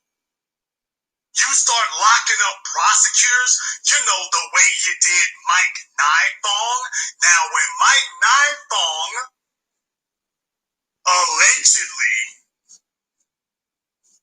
twisted the court system to prosecute 3 white males who had been, as they say, falsely accused of assaulting a black woman, Mike Nifong got put in jail and got his credentials stripped.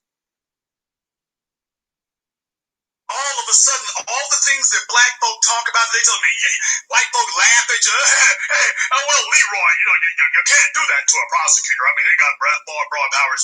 There's no mechanism that allows you to prosecute a prosecutor for, doing his job, Leroy. I mean, they just doing their job, Leroy. That's just the way that is there.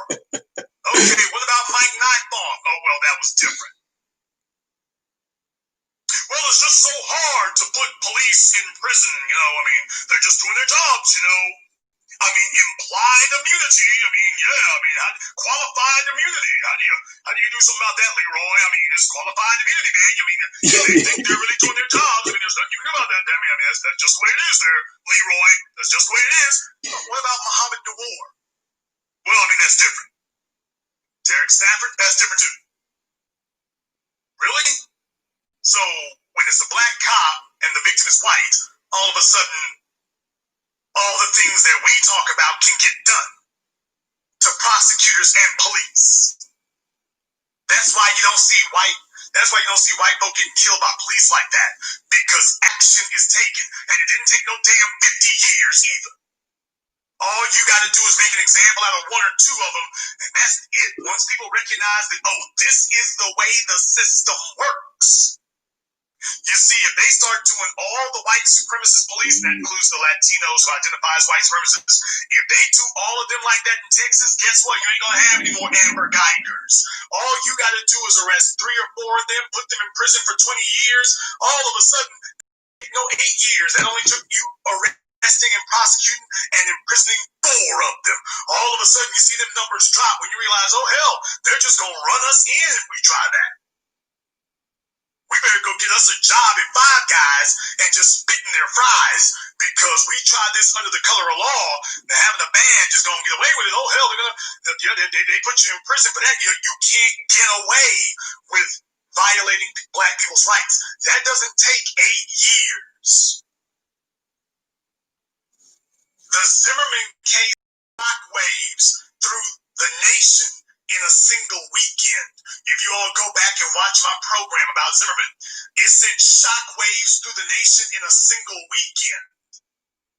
It only took 1 weekend to do that.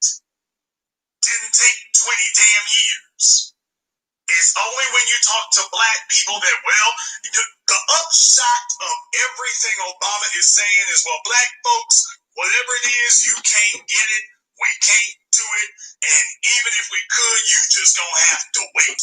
But wait until when? Wait until white folks feel like no longer brutalizing you, but you just go, well, I can't tell you how long that's gonna be. You just need to wait. We've been waiting since Denmark, BC. And here he is telling us we need to wait. Now, him and his family don't have to wait.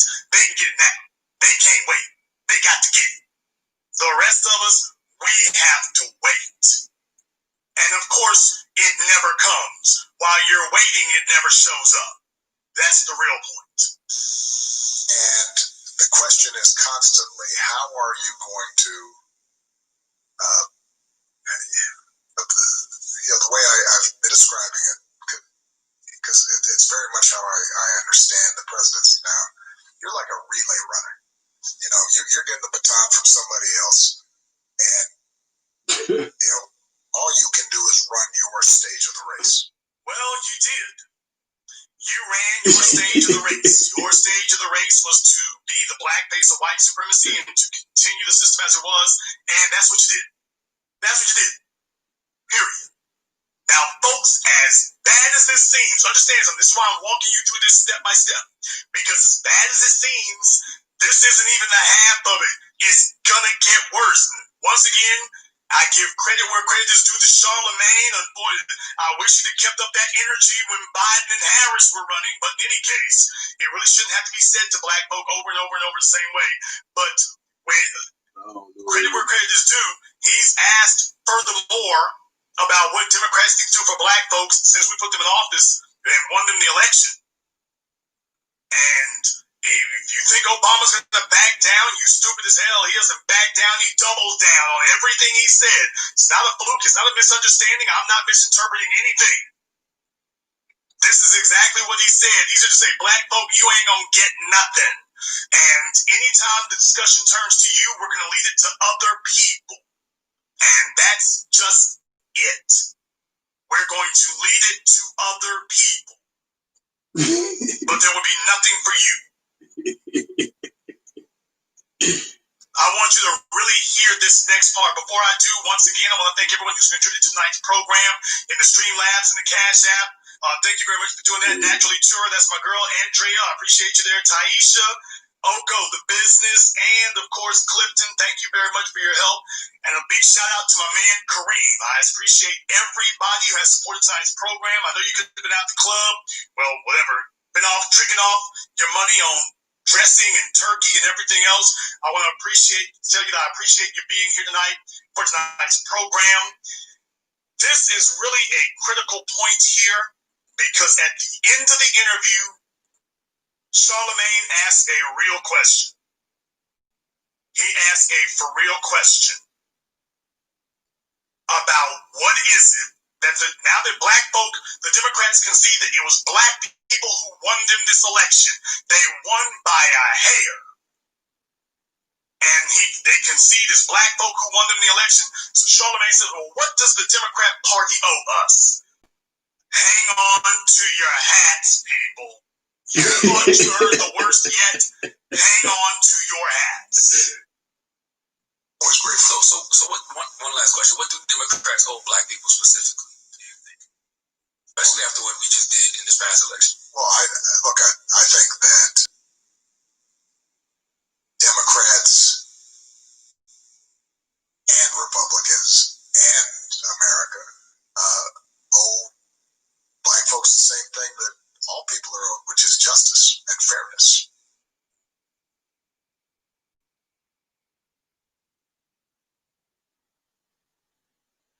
I want to say this to the biggest, grinninest, most sombrero-sized church hat wearing, church going, buck dancing, dusty jeans wearing Negroes who supported Barack Obama. Did you just hear that bull crap?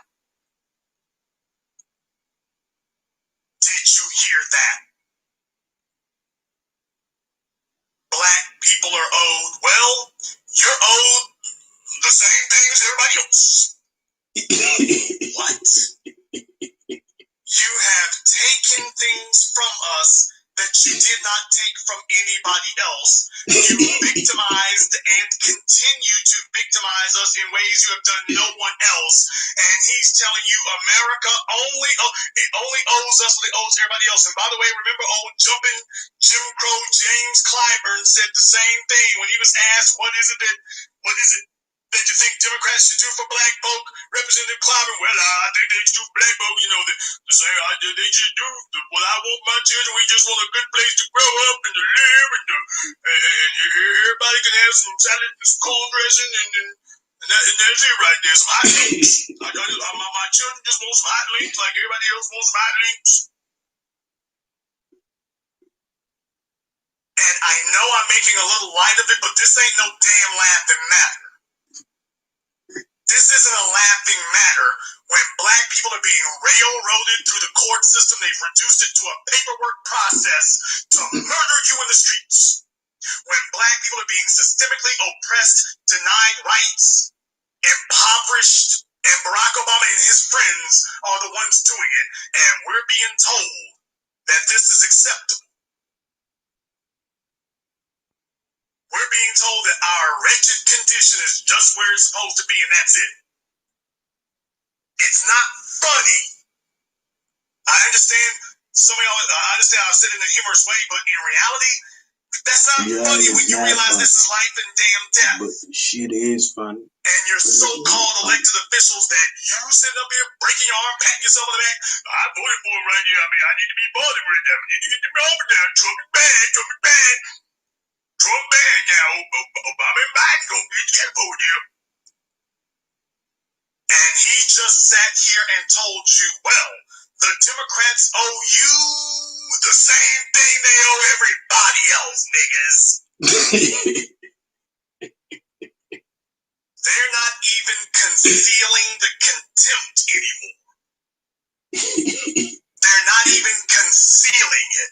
He's going for the jugular and just outright saying that Kamala Harris wasn't a fluke.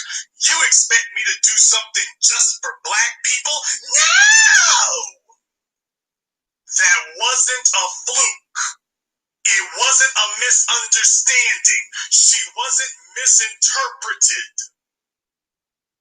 He is telling you a year and a half or so after she said that, yeah, that's what the hell we meant. The Democrats don't owe you nothing more than they owe anybody else. We don't owe black people. Yeah, y'all won the election, but we don't owe you anything more than we owe anybody else. You're on the same level as everyone else when very clearly we are not. Let me go ahead and back that up, because the cornbread, chitlin eating people who sat up here and been breaking their arms talking about that, just understand the reason you support Obama is because you hate other black folk, because you've been inferior your whole life, and you're like, well, if I can just sit here and mess him over, all right.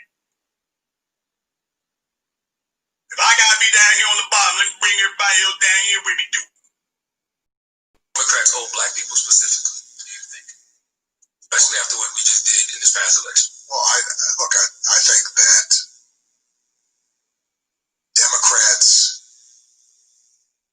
and Republicans and America owe black folks the same thing that all people are owed, which is fairness.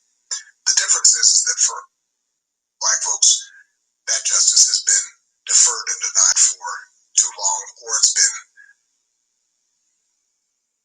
half-baked and insufficient. We've never done a full reckoning of what was part of the essential history and building of this country. And I think in concrete terms, I don't want to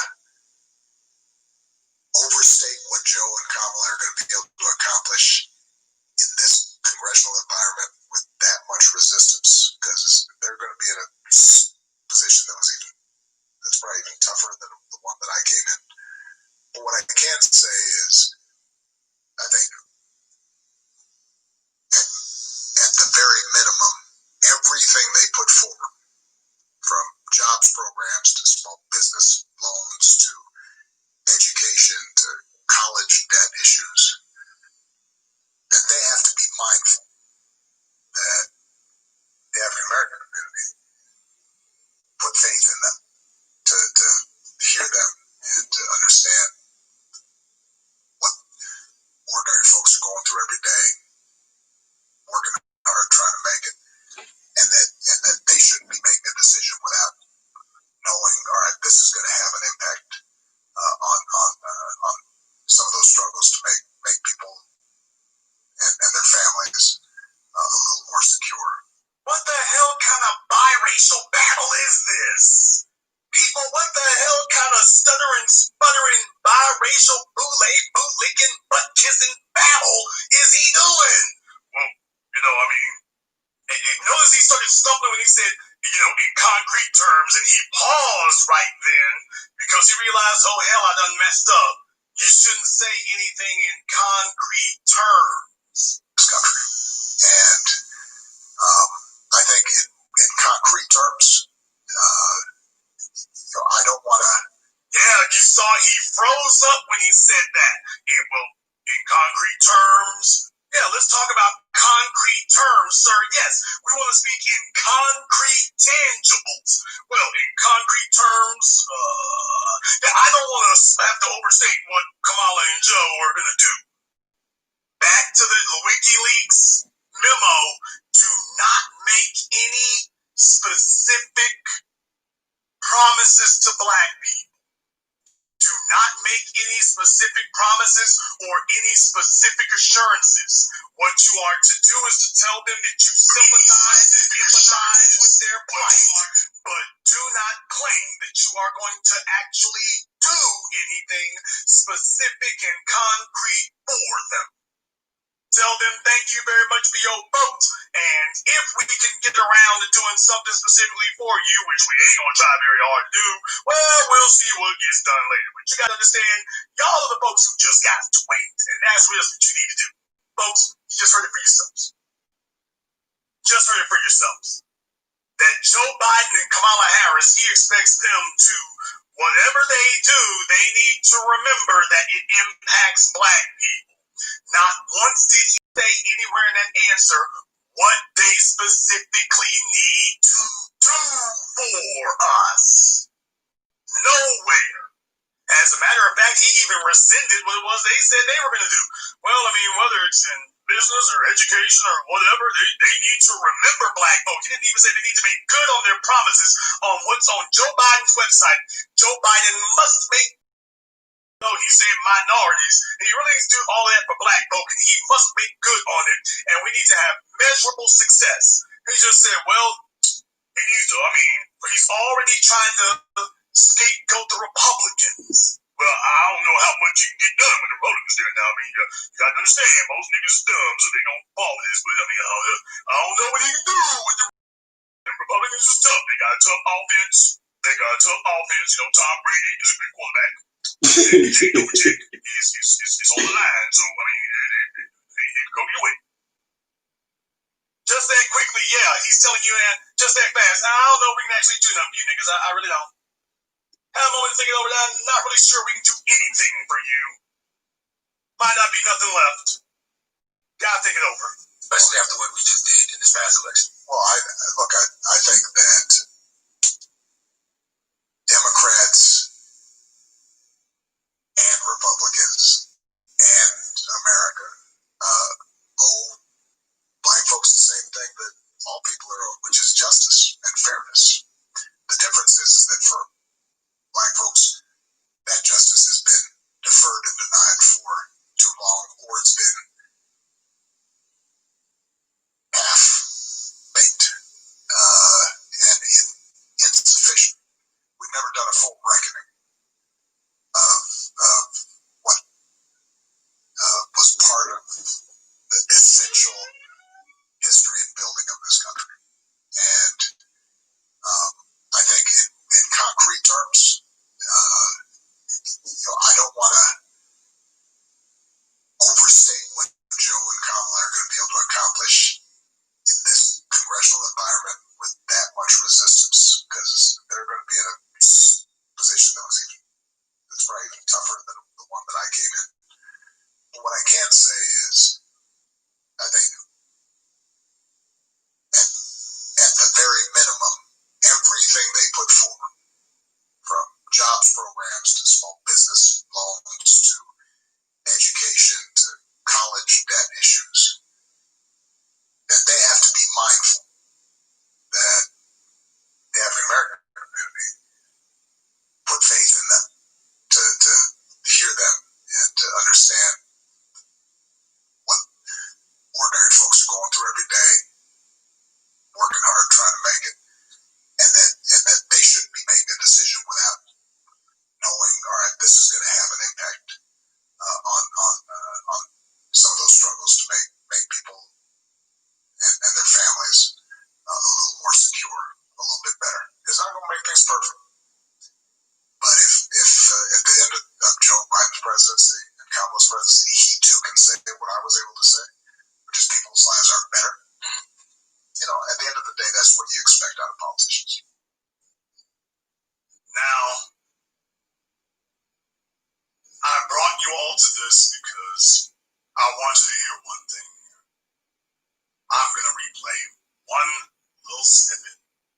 I want you to understand just how skullduggerous, devious, and diabolical this really is. It's not going to make things perfect. And their families a little more secure. Some of those struggles to make people and their families a little more secure, a little bit better. It's not going to make things perfect. One more time.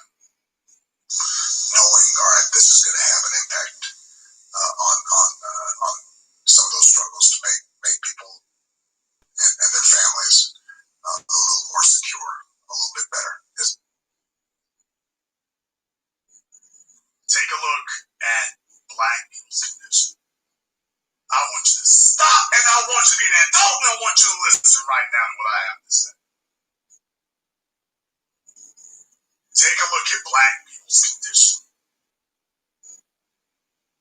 look at where we're at.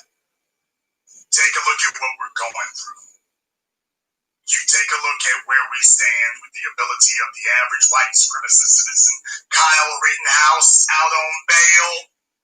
White supremacists are rampaging left and right, and they got their motivation under Barack Obama. If a black president wasn't going to do anything, that's it. And I want you to hear that part that he just said there. When you take a look at our economic condition, our physical condition, our social condition, our political condition, how it has been historically and where we are today, you tell me, how many of you think that the remedy is that we just need things to get a little bit better? That black people are just looking for a little change. We're looking for a slight improvement. We just need a minor nuanced adjustment.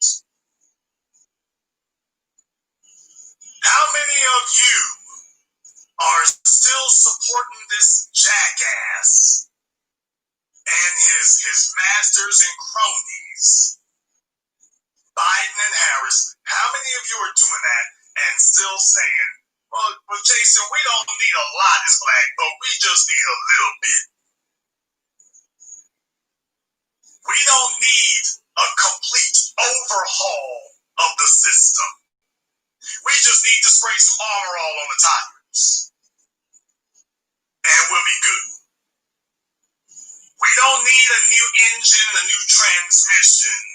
We just need to, shine up the rear view mirror, and we'll be good. That's all we can expect. Now, let me give you a contrast. Do you think that Barack Obama would ever walk in front of the gay lobby?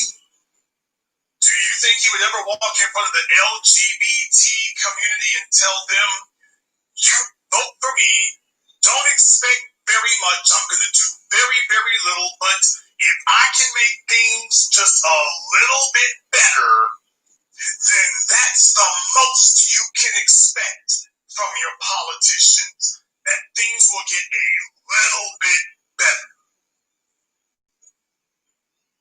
Do you think that Obama was talking to the Jewish community that way? Well, things will get a little bit better. And that's all you can expect from your politicians. People, Barack Obama, this is his version of getting wrong. This is him saying, I'm not in office anymore. We just won the election. And let me tell you niggas what I really think of you. The truth of the matter is, we don't owe you anything. The truth of the matter is, a little bit is all you deserve, and that's the most you can expect. The truth of the matter is, you should be grateful for whatever crumbs get flicked off the table. There isn't going to be anything specifically done for your situation, period. Thanks for helping us out, chumps, dumping your ass on the side of the road.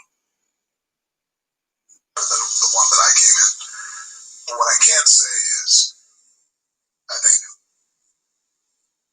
at the very minimum, everything they put forward, from jobs programs to small business loans to education to college debt issues, that they have to be mindful that the African American community put faith in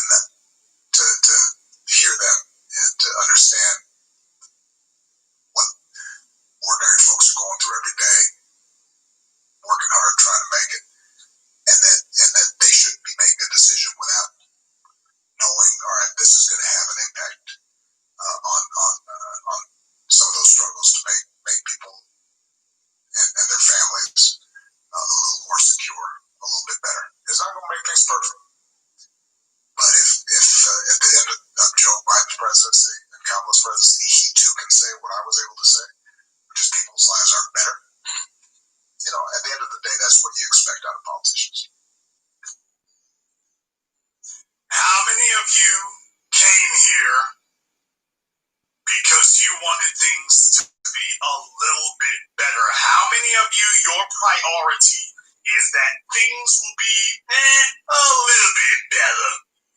How many of you are sitting amongst us looking at the myriad, incredible volume of issues that we have as a people, and you gonna tell us that what we need to expect is for things to be a little bit better? How many of you are trying to sell us on that?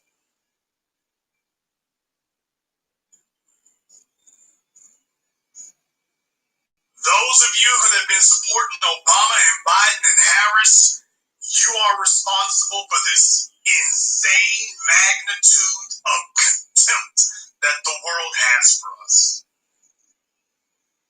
You are the real villains in this story.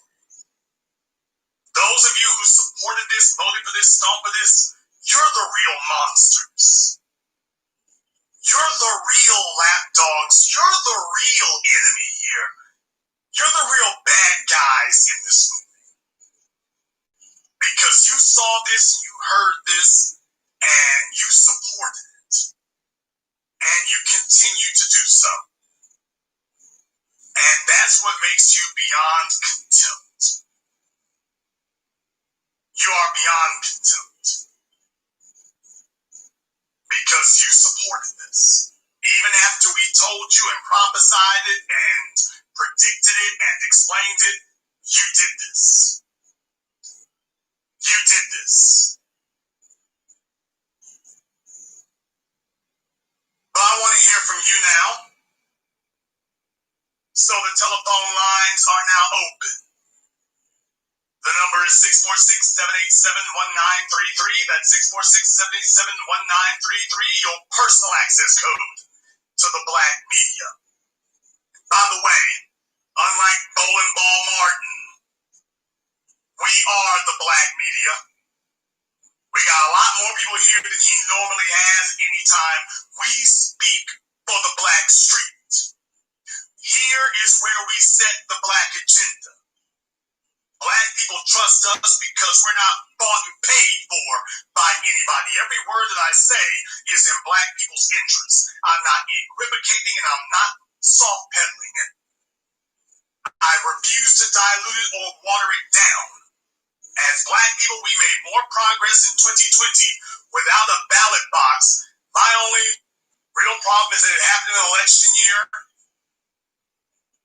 because we were doing a hell of a whole lot better before then when we were out here having to fend for ourselves. Now you got black folk who turn it over to the politicians and say, okay, it's time for us to go home. No, not going to allow that to happen. Or maybe you feel differently. So to the Obama supporters, if there are any Obama supporters still out there, if they're hanging out in my chat room, I want my mods to require them to call in. And they can explain to all of us the virtues of supporting Obama and Biden and their agenda. You can go ahead and explain that to us. I want to hear that and I want to know what that is. You can go ahead and bring that to us. The telephone number is 646-787-1933. That's 646-787-1933. Your personal access code to the black media. We're going to go ahead and open up the telephone lines here. We don't need any monologuing tonight. I need everybody to keep their comments brief. Telephone lines are filling up very, very quickly here, of course. All the real black folk are joining us here tonight. And that's the way it should be. Caller Mary code 617, you're on live with the Black Channel. What's your name? Where you coming from? Boston, Massachusetts. Okay, get off your speakerphone. Everybody calling in, we're not on speaker, we're not on Bluetooth. Everybody needs to be on their phone and ready to go. I'll give you one chance to get yourself together. One more time. What's your name? Where you calling from? Boston, Massachusetts. What's your name? Jediah Matthew. Jediah, what's on your mind? Yeah, so two things. One, earlier you mentioned that there was a lobby. So maybe that's one of the reasons we don't have a lobby to lobby for. Wrong, sir, wrong. He just sat there and told you that he knows what black people want, and well, we can't do nothing for you if we ain't gonna do it for everybody else. So it's not so much about black people having a lobby. There isn't a Jewish lobby. There is not an Arab lobby. And it's not so much for black people having that.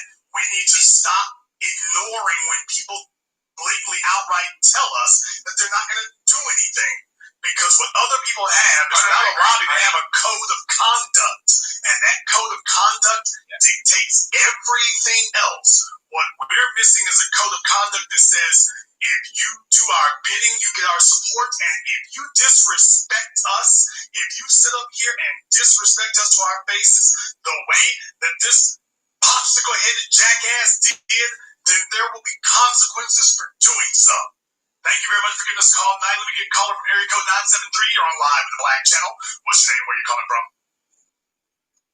Hey, Jason, this is Jay from East Orange, New Jersey. Jay from East Orange, what's on your mind?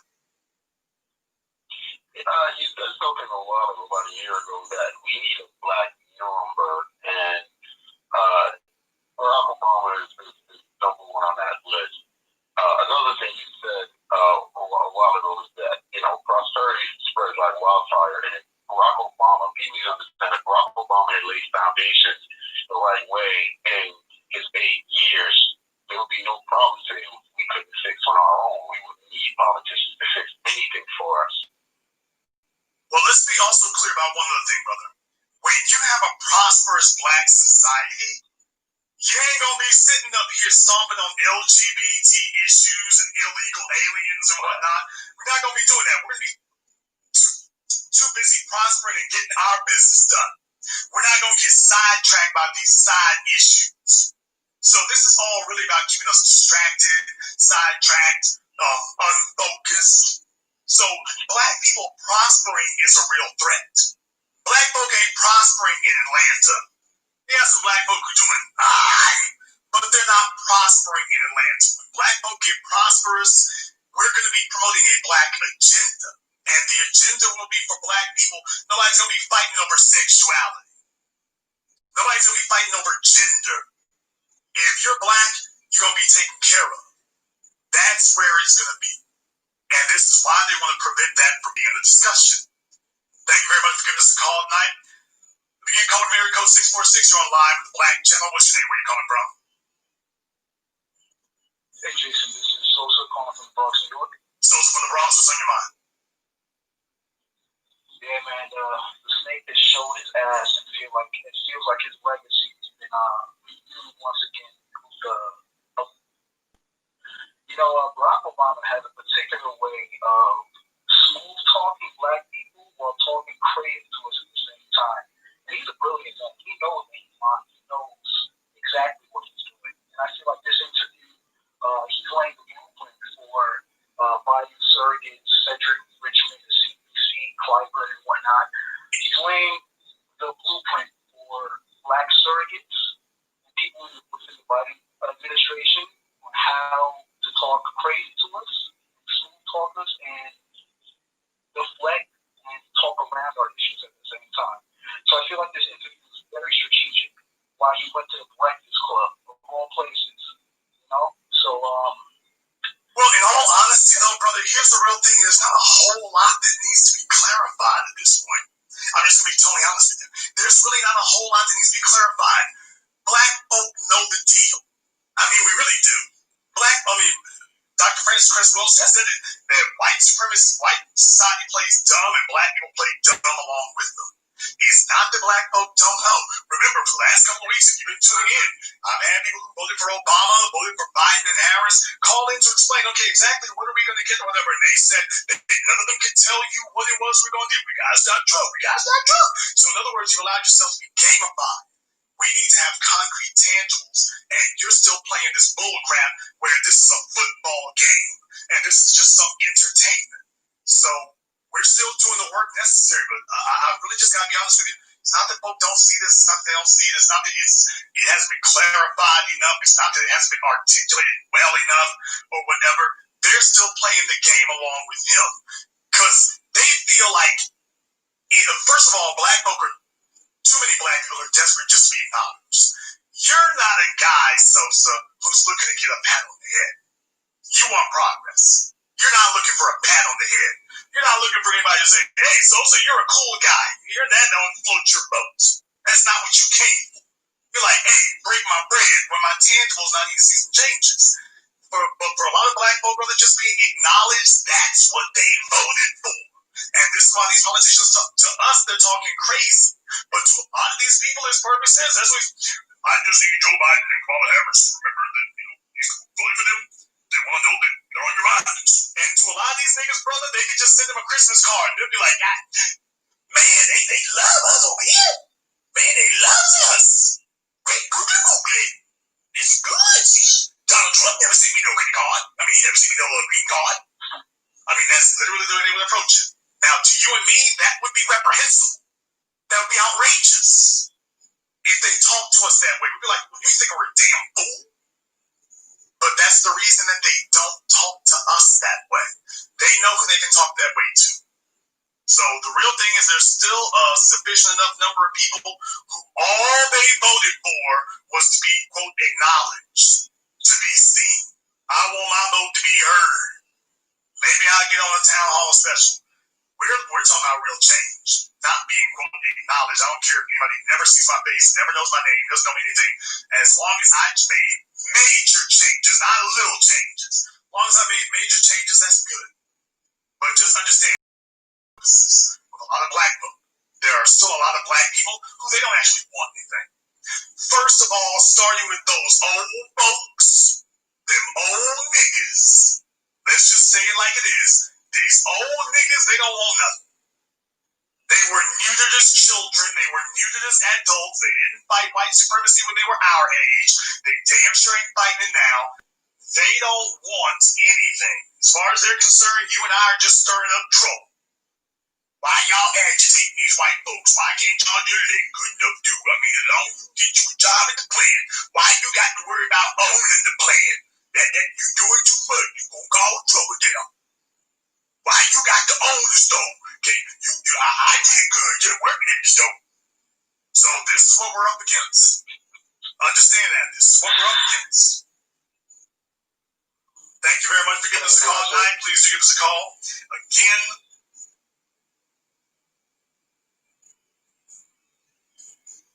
gonna see if I can check on something here right quick.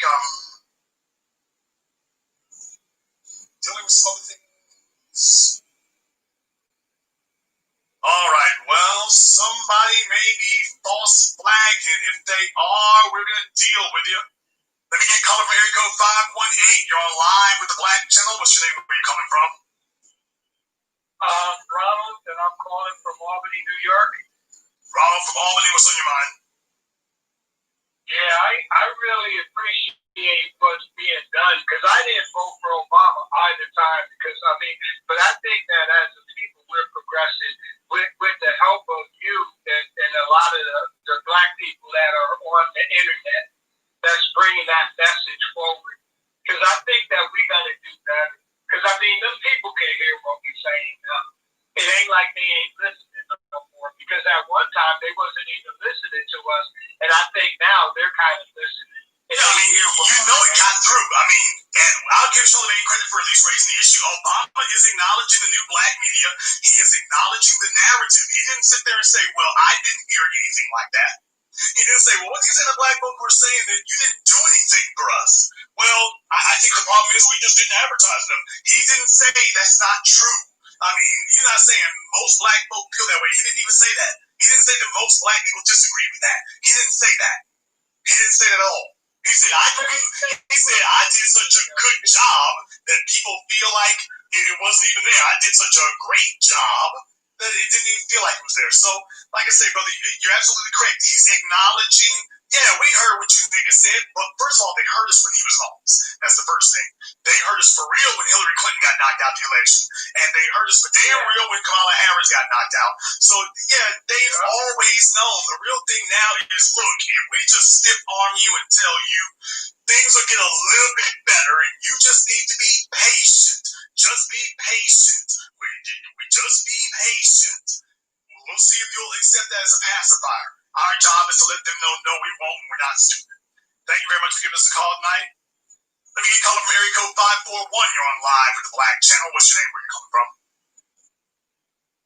My name is Christine from Tacoma, Washington. Christine from Tacoma, what's on your mind? Well, I was just wondering that if the policies that they put out, if it's based on Black oppression, systematic racism, all things that we're targeted from, then why should Black people accept a disproportionate share of whatever they're proposing the remedy should be? If anything, it should be 100% of whatever the benefits are of that policy. And people who are just flying into the country, hopping fences, or who have sexual preferences, they're not actually owed anything from those policies. They're only owed residual benefits from those policies generally making the country a better place to live. Thank you. Thank you very much for giving us a call tonight. Please do give us a call again. Let me get calling for area code 773. You're on live with the Black Channel. What's your name? Where you coming from? Yeah, David. You're calling from Chicago? Okay, what's the name again? Bill, calling from Chicago. Bill from Chicago, what's on your mind? Yeah, David. Yeah, listen, I want to buy that dude's book if Jesus Christ told me to. I sure would. And another thing, he said that we need to sway the people from Congress to understand the reality of Black people.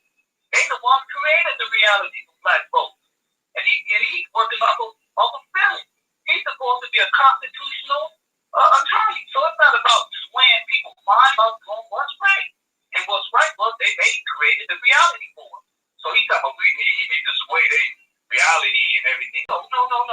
And I just wish Charlamagne would have said, hey, listen here, bro. Stop lying to me, man. Won't you just keep it real? You keep talking about keeping it real. Won't you just stop lying about me? Well, they only talk to us that way. They don't ever say to somebody else that you all need to change your minds for Black people and you need to understand, you need to tolerate that. They don't talk that way to anyone else. But let's be very, very clear. You had a significant number of Black people who have accepted that. Because these old niggas, did I say old niggas? Did I offend anybody by saying old niggas? I said it again. These old niggas, they go to church and they have allowed people to twist the Bible so that to accommodate their cowardice. The Bible doesn't really promote cowardice, but they've allowed it to twist it because they are cowards and they want a sermon that teaches cowardice. So they got a lot of old Black folk. They've given up the race. They've given up the fight. They're not fighting anything. And they're trying to get the young folk to knuckle down too. Oh, baby, too much trouble. You're going to make that hard be my job. And you're not going to take that. So that's the situation that we find ourselves in right now, is that for those of us who are not going to accept this bull crap any longer, we still have a significant enough number of individuals they mobilize this time. Now, the good news is you can't keep them mobilized. But the bad news is, yeah, they did contribute to a relapse this time. But we're going to keep banging on this and changing the narrative. Obama's statements clearly conveyed they got the point. They get the point. They know what it is that Black people want. They just want to know how long they're going to be able to tell us, well, you can't get it, and still be able to galvanize enough Black people to win an election. Our job is to make sure that ends quickly. Thank you very much for giving us a call tonight. Let me get calling for area code 843. You're on live with the Black Channel. What's your name? Where are you calling from? Yeah, it's Tobias out of Phoenix. Tobias out of Phoenix. Sound off, brother. Man, I listened to that interview, and I give Charlamagne credit for trying. And when people a lot of times, those networks will threaten, they'll threaten your job if you don't answer the question. Oh, you know they have. You know they have. Just like with Hillary Clinton. You were there when I did this in 2016. And you were there with Hillary Clinton. They were talking about damn meat, barbecue sauce, hot sauce, salad dressing, and all this other bullcrap. I'm like, dude, my brothers is out here doing 100 damn years. They're doing football numbers while white folk are getting rehabilitation. And you sitting up here joking and laughing. We ain't laughing. This isn't funny to us. So yeah, they took him to the side. I know definitely after that Kamala interview, they took him to the side and said, hey, that's what your people want to hear, but we pay your paycheck. You better not throw no more stiff blows like that in the future, because you can take a look at the likes to dislikes ratio. That video was a wake-up call to them. You can't sit up here and say that people were accepting the status quo.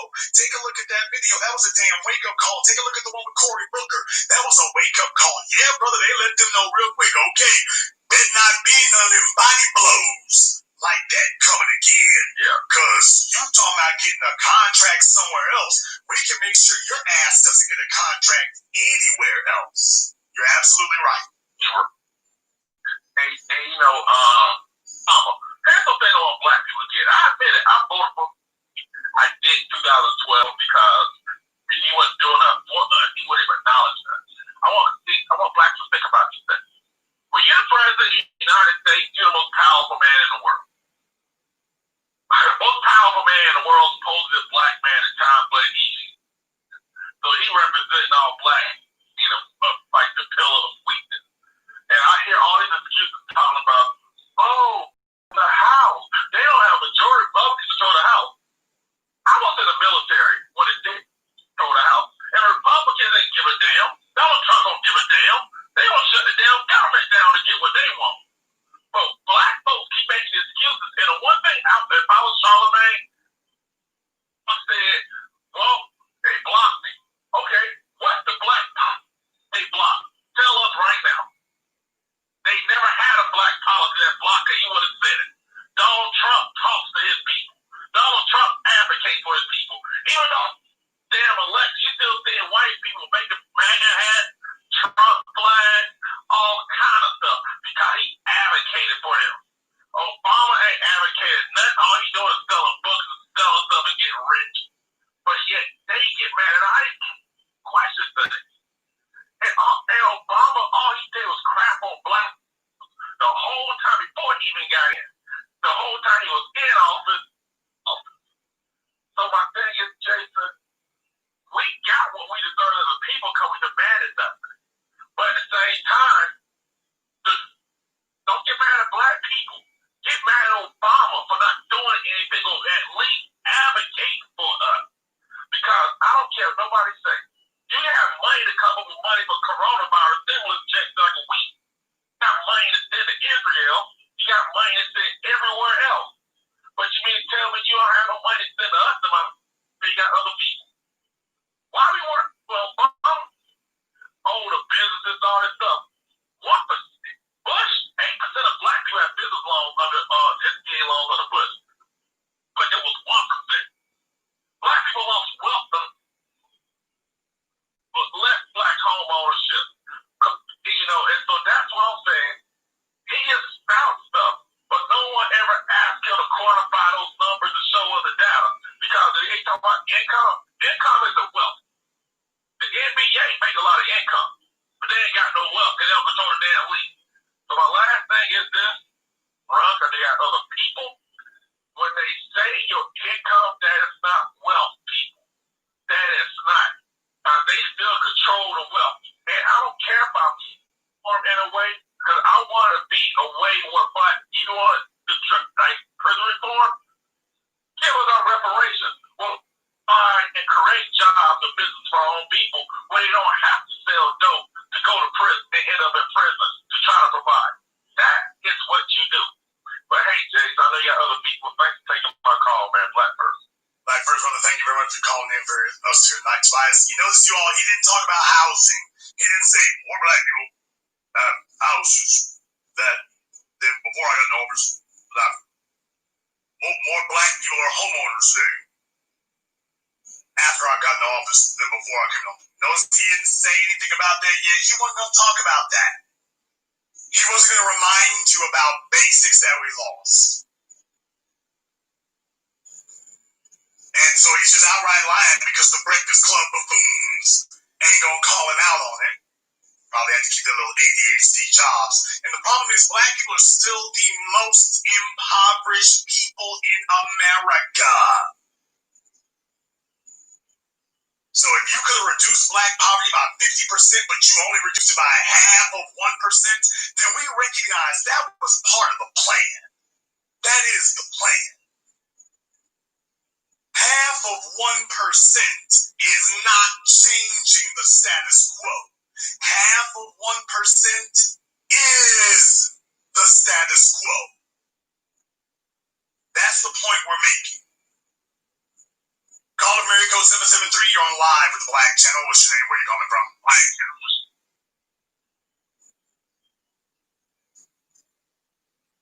Call from 773 has been abducted. Call of Mary Code 469, you're on live with the Black Channel. What's your name? Where are you calling from? Hey, guys, this is Ken from Dallas, Texas. Ken from Dallas, Texas. What's on your mind? Yeah, so just listening to that crazy interview. It's funny how he mentioned, keeping what he's doing for black folks on real low key. He can't broadcast it, can't let too many people know. While at the same time, when it came down to LGBT stuff, he was passing law for, we gotta have a press conference for that. We're gonna let everybody know. Brother, whoa. Beyond that. Do you remember? You know what? Go ahead and finish making your point. Everybody, I can show you better than I can tell you. But go ahead and finish making your point. Right. Yeah, no, I was gonna alley up with just the fact that when black folks are being killed and record numbers that we ain't seen since the 1960s, you got on a press conference and announced the fact you were passing laws to protect police officers that were killing niggas at highest records. But you gotta keep on the low what you're doing for black. I mean, they talking to us like we slaves. And to a degree, many of us are mentally and things like that, even legally. But no, go ahead. I want you to build on that. You know what I mean? Please. Well, brother, you made a very good point about he didn't sit up here and do nothing low-key for gays, because that wasn't going to work. On you all screens right now, how many of you remember this? You made such a good point, brother. I wanted to make sure I showed people. As far as, you all just don't get it because we didn't advertise it. Let me show y'all right here on your screens. How many of you remember this? The White House lit up in rainbow colors because Obama wanted his boyfriend to be a combo while he was out. How many of y'all remember this? As far as not getting the point through, as far as, you need to be understanding, you need to make other people comfortable with you. You can't be too much in their faces. How many of y'all remember we had never seen the White House done like, I'm like, y'all install, this is our tax dollars at work. Our tax dollars are at work for leather and chains. This is our tax dollars at work. Right. This is it. Right. How many of you, some of you who are a little bit younger, because we gotta remember that's already been 4 years ago, so kids maybe in middle school may not have seen this, or in high school may not have seen this, or may have forgotten. How many of y'all remembered, they installed colored lights at the White House? You didn't even know they could do this. So let me get this straight. We can't get a pardon for Marcus Garvey.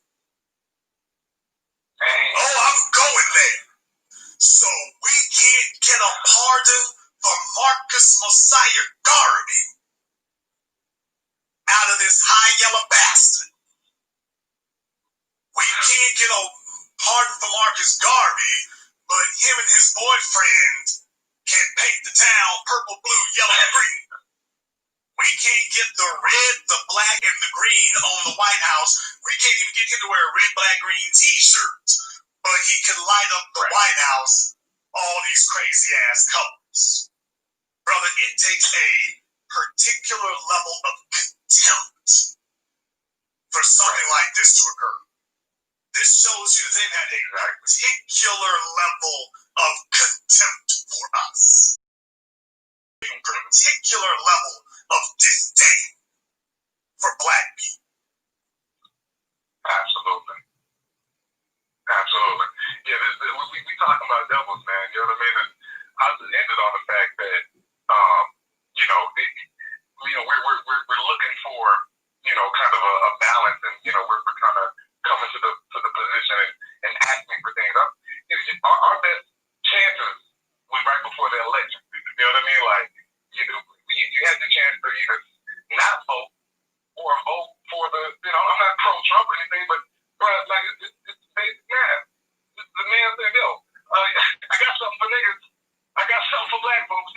vote. I've got something tangible on the table. And the other one's talking about LGBT on their website. So, I mean, look, the best chances there, I'm a part of an indigenous tribal government. So, we taking our reparations, we tax them for life and things like that. But, it's the fact that we need to put, we need to have our own government in place, and we need to start doing what's needed to take over the current system. You know what I mean? Whatever that means. Well, it all starts with a common code. You can get all those things. If you get enough black folk who are on code, whether it's what you're doing or anything else, brother, if you just get enough people to adopt the same code, from there, everything else comes together. Thank you very much for giving us a call tonight. Please do give us a call again. Let me get called from area code 563. You're on live with the Black Channel. What's your name? Where are you calling from? My name is Angela. I'm calling from Chicago. Oh, baby, you speaking real low. Speak up now. Talk like you do to your baby daddy when he don't send that chick. Talk like you do to him. I mean, at least talk at that volume. Don't call me what you call him, but say it at that volume. Hey, Jason, this is Angela. I'm calling from Chicago. How are you? Angela from Chicago on her Boost mobile phone, popping and clicking there. What's on your mind? I am not on the Boost mobile phone. I am on my landline. Oh, baby, the rats must be in the walls playing with the lines. We're going to have to take a collection. What's on your mind? So I was just pretty much calling because, first off, I want to thank you for just doing everything that you've been doing, and also just pretty much wanted to touch bases on Black people, period. Where we are as a people here in America, we're not in a good place at all. Everybody knows that. But I really truly feel that nothing is going to get better if we are not on code. But how do we get on code when we have so many, rats in the place running around and it's causing all these chaos and things like that? I'm really tired of it. But the fact is, what do you think about us moving out of the United States and moving to Africa? Where are you going? White supremacy is global. White supremacy is not confined to America. It didn't begin in America. It's not limited to America. White supremacy is global. So I would ask you, where are you going to go where white supremacy is not already waiting and calling the tune? Where are you going to go? Mars? No, we're not going to go to Mars, but I do think that we should go someplace outside of here. Okay, dear. Once again, not as bad as it is here. Dear, tell me some place where white supremacy does not have equal leverage and control. Simple question. Where? I would say in Africa, certain places in Africa, we can Where at now? Where specifically? You're talking about 40. That's 40 countries. Specifically West Africa. I feel that we should go back to West Africa. West Africa is not a place. West Africa is not a place. West Africa is a geographic area. West Africa. Name the country, ma'am. Name specifically where we're going. We cannot be vague. You do Ivory Coast. Ghana. Ma'am, do you have any idea what's happening in the Ivory Coast? No, I do not. Okay. Ma'am, just Google every single one of those things you just asked about. Just start with the Ivory Coast. Okay, so start with the Ivory Coast. Just the Ivory Coast and white tourism. If we dare to call it tourism, start with that one alone. The white tourists got more rights and powers than the citizens do. So if we can't go there, Brother Jason, and we're here, right? And we're not on code here, it's just like it's. Okay, but if you're not on code here, you won't be on code there. Marcus Garvey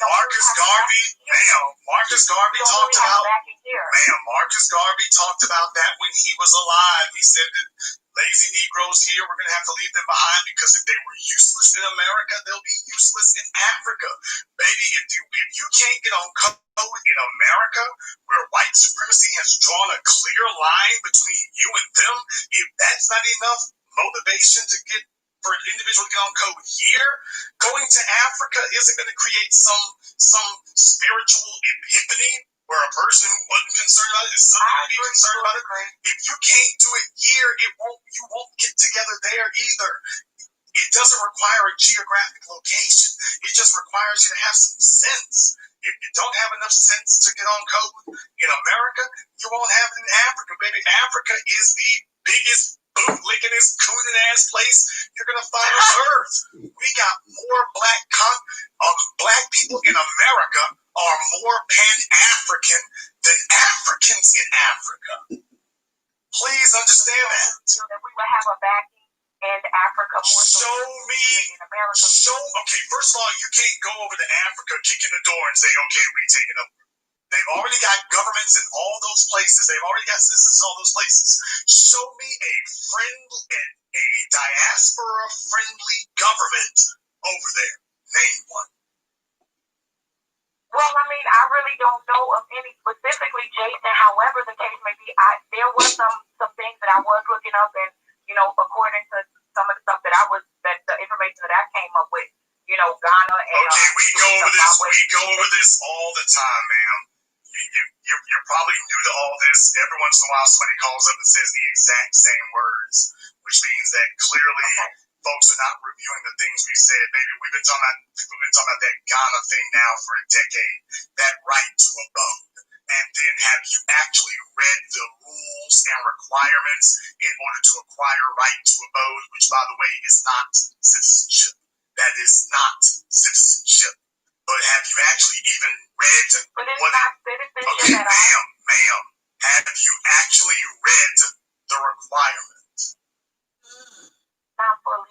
Okay, thank you. It is a laundry list of requirements. You got to have a bunch of people vouch for you. You have to have a certain amount of money and skills. You have to have been there for a certain amount of time, which how can you do that if you don't have folks to vouch for you to begin with? It's a you have to have people approve of you, pass background checks. Baby, there's a laundry list of things that they want you to do that basically makes, and they limit the number of, on top of all of that, they limit the number of people who can even get it. They limit that. And it's the same thing everywhere. Everywhere. It's no different. And God is one of them that actually... We need to really get our shit together. Simple and here. Okay. Sorry. Ghana is just one place in particular. As black people, we need to abandon this idea that there is some Wakanda or safe haven in Africa. Africa doesn't even want what we're selling. They've thrown the doors open to Asians, white folk, Brits, Portuguese, Russians. They got Asian men, they hoisting them up on their shoulders, making them a damn village sheep. But they're not doing it for us. Ma'am, because I already said it. We're the only pro-black people in the room. Because of white supremacy racism, right? We're the only pro-black people in the room. It's delusional to pretend that Africa is some pro-black haven.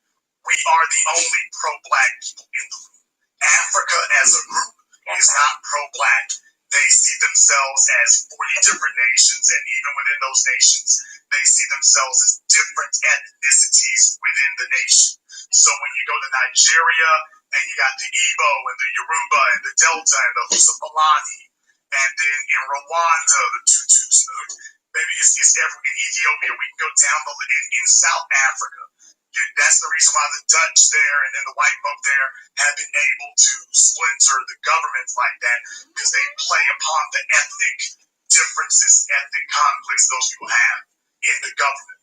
So you got black folk over there with Julius Malema trying to say, hey, we're all black people from the crown to the cape, and he's not meeting the level of acceptance that he should. You got black folk over there talking about he's a radical. So this idea that Africans value blackness the way we do, that they even see it the way we do. They with all the damn white men over there running rampant, spreading STDs and everything else, that's just simply a complete lack of knowledge of what's really going on over there. And if I don't know how many Africans you've met in your life, apparently you haven't met that many, because the level level of contempt that they express for us over here is infamous. Go to New York, and I've been many times, when the Somalians, okay, then if you met any of the Somalians and whatnot, and right down the street from Adam Clayton Powell statue, okay, baby, that's your African brotherhood, those are your African allies. They didn't come over here and say, let's hook up with black folk and make this thing crack off. They got over here and said, you are continents. We doing our own thing. And when you go over there, it's the same thing. It's no different. You got a bunch of black folk trying to sell themselves a dream. What we need to do is get empowered right where we are. We need to unify right where we are. We need to get on code right where we are. And when we show the rest of the world that we're on code, they will follow. Case in point, George Floyd. When enough black people turned up and showed the world we're on the same page, the rest of the world fell in line because they respected that. Even if they didn't like it, they respected it. That's the difference. Thank you very much for giving us a call here tonight. A lot of folks need to update their files, people. Africa is not a black bastion.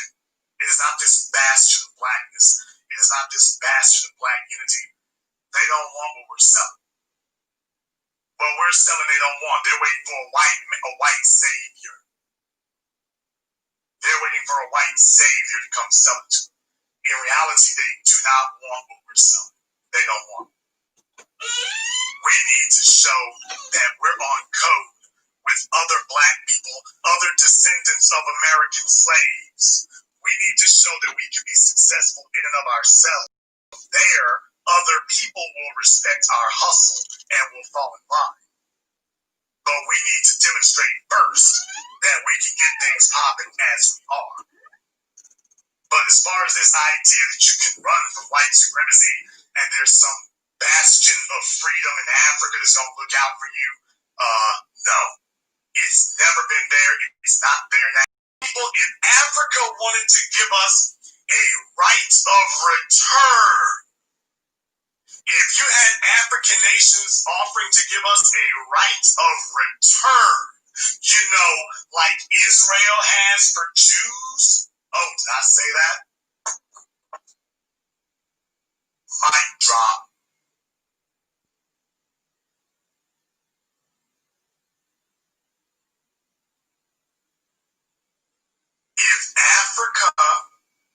If African nations were willing to give us a right of return, when you finish bull jiving around, you're going to give us a right of return the same as Jewish people have. We're going to have a right to return the same as them. But you also have to understand, most African nations don't want that. Most of them don't want that. Because the first black folk who are going to show up in Africa under a right of return is going to be the warriors. It's going to be the black first. It's going to be the intelligentsia. It's going to be the motivated people. It's going to be the people with resources. It's going to be the black people with an agenda. First thing we gonna say is the white supremacists got to go. We suffered under them in America and everywhere else. Our first order of business is gonna be Zaddy got to go. The damn bed wenches in the government and the coon ass niggas in Africa, they ain't gonna go for that. What does this mean? What does this mean? You're going to get rid of Zaddy. I cannot get jiggy with this. I cannot get jiggy with this. How dare you? You're going to run off my little snowbody. So just understand that if we show up, we're coming in the door telling them, oh, no, the format is changing. The format's changing. We ain't going to be picking up any Chinese people and making them the village chieftain and floating them on our shoulders. We ain't going to do that. We're not going to be doing any of that. We ain't going to be having little white girls out there dancing. and leading us. We're not going to have any of that.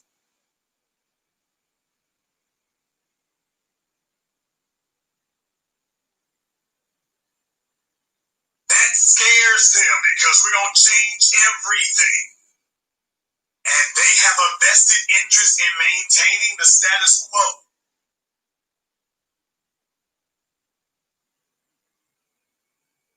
So when we start talking about it's going to be different, no way. They've already established themselves as adversarial. We need to cooperate with black people here. Stop dreaming like Africa is some mythical heaven that if you can just get there, you'll be, quote, home. Too many black folk are trying to look for, quote, home everywhere except where they are. Let me tell you something. If you can't get along with the black people that you grew up with on Flatbush Avenue, how the hell are you going to suddenly flip and transform in Zimbabwe? That's pie in the sky-ism. That's fantasy talk. We need to get serious about where we're at. That's fantasy talk. Let's get for real. Let's get for real. Let's talk for real about it.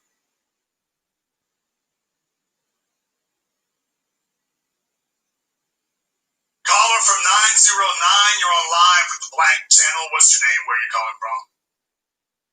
Jason Black. Just call me Baby Yoda. I would rather not give my Okay. Where are you calling from? I don't give a damn what we call you. Where are you calling from? Time is short. That's all good. I'm from LA County.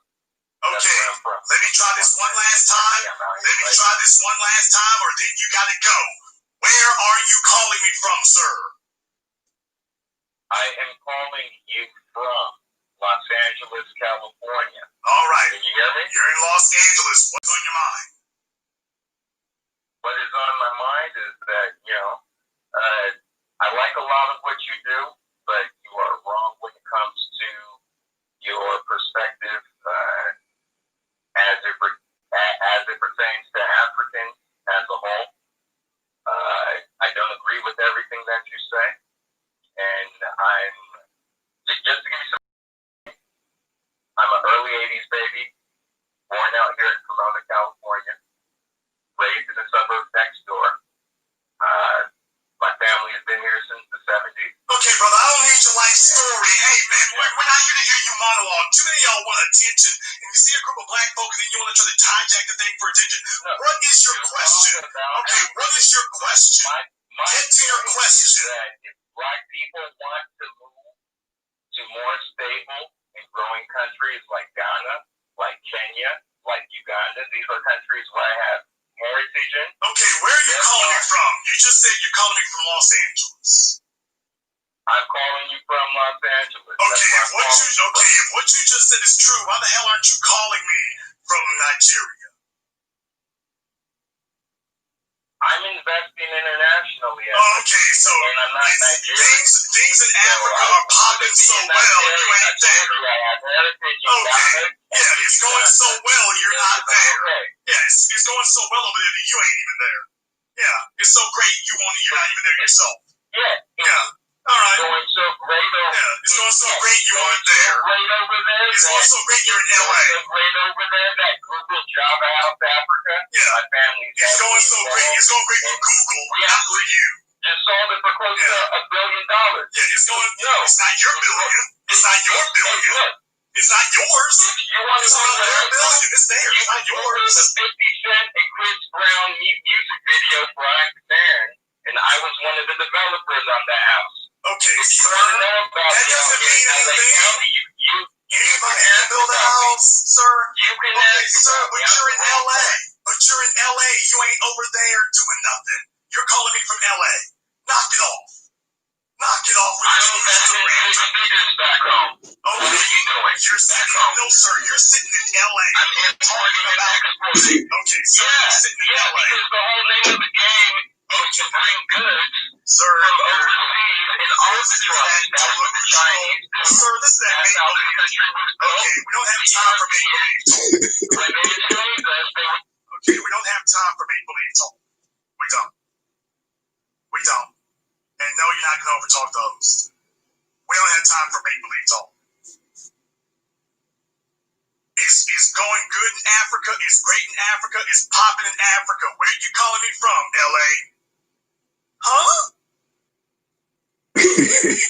Oh, but there was a house in a rap video, and I was a developer too. Why aren't you over there developing whole neighborhoods if it's popping like that? Too many people sitting up here bringing us their make-believe. We don't have time for some dope-smoking, meth-head, opioid addict wearing his rainbow sandals and his tie-dye. Africa, Where at in Africa? Where specifically? You're talking about 40, that's 40 countries. Specifically West Africa. I feel that we should go back to West Africa. West Africa is not a place. West Africa is not a place. West Africa is a geographic area. Name the country, ma'am. Name specifically where we're going. We cannot be vague. We can do Ivory Coast. We can go to ma'am, do you have Ghana. Ma'am, do you have any idea what's happening in the Ivory Coast? No, I do not. Okay. Ma'am, just Google every single one of those things. Start with the Ivory Coast. Okay, so start with the Ivory Coast. Just start with the Ivory Coast and white tourism. If we dare to call it tourism, start with that one alone. The white tourists got more rights and powers than the citizens do. So if we can't go there, Brother Jason, and we're here, right? And we're not on code here, it's just like it's. Okay, but if you're not on code here, you won't be on code there. Marcus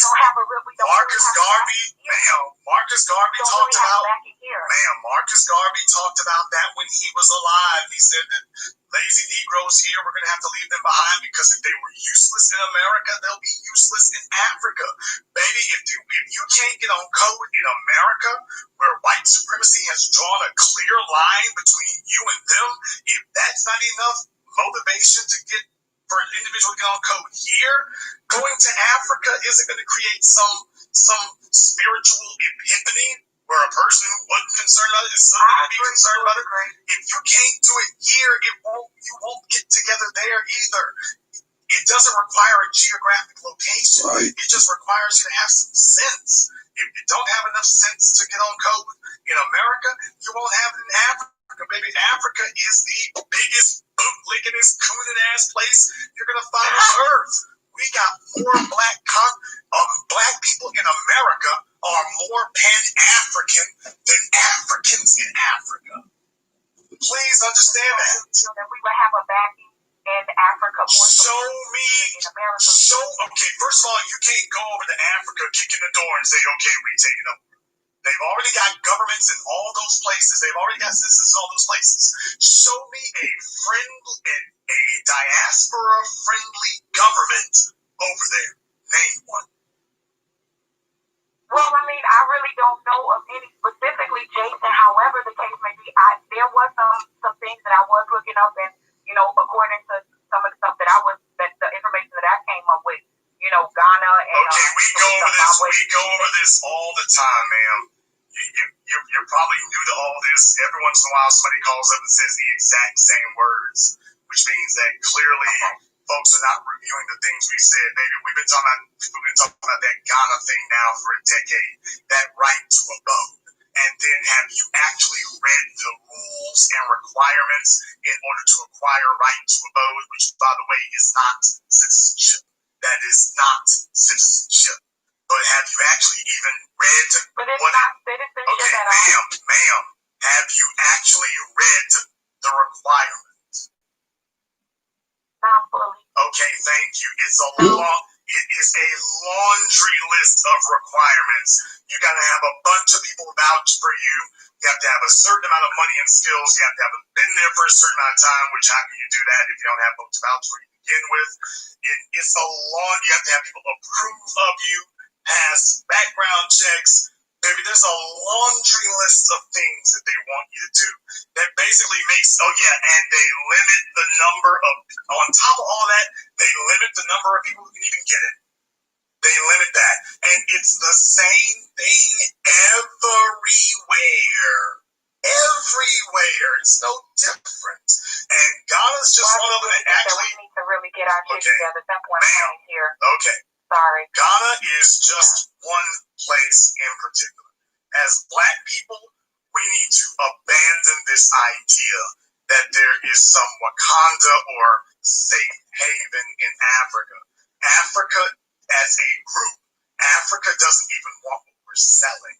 They've thrown the doors open to Asians, white folk, Brits, Portuguese, Russians. They got Asian men, they hoisting them up on their shoulders, making them a damn village chief, but they're not doing it for us.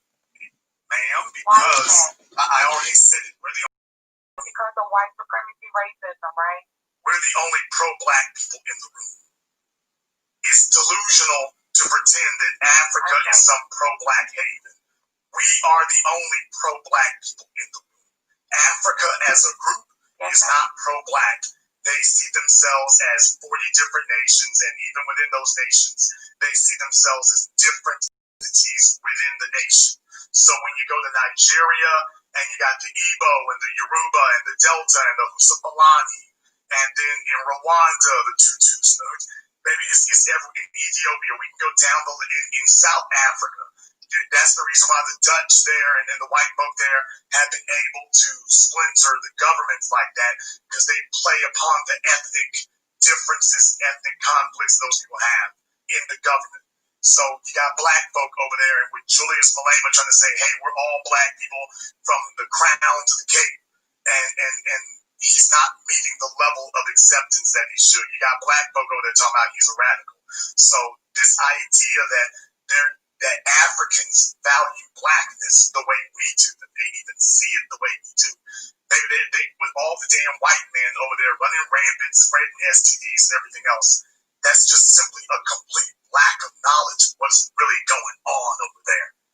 And if I don't know how many Africans you've met in your life,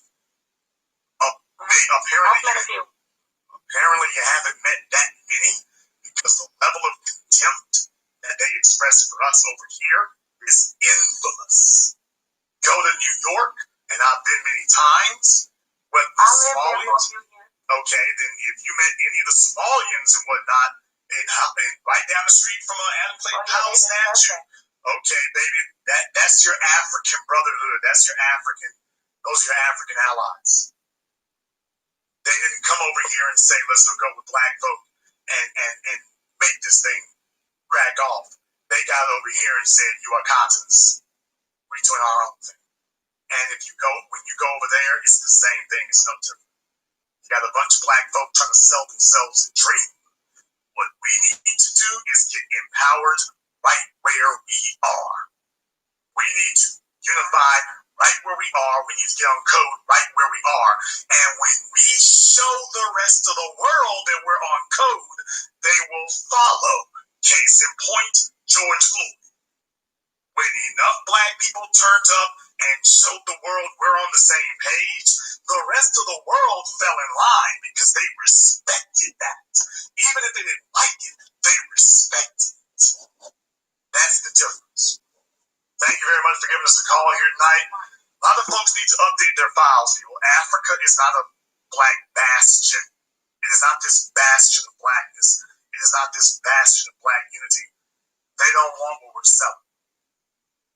What we're selling, they don't want. They're waiting for a white savior. They're waiting for a white savior to come sell it to them.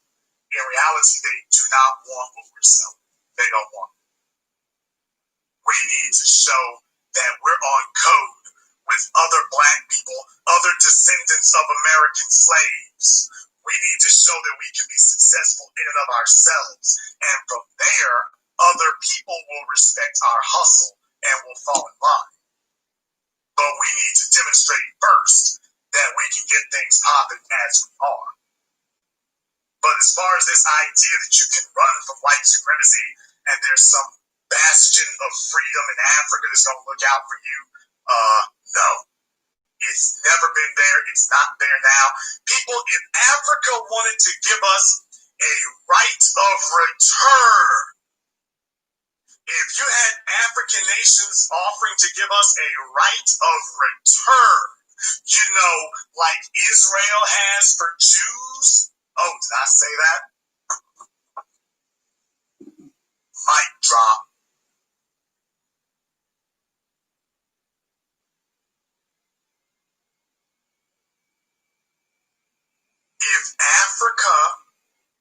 If African nations were willing to give us a right of return, when you finish bull jiving around, you're going to give us a right of return the same as Jewish people have.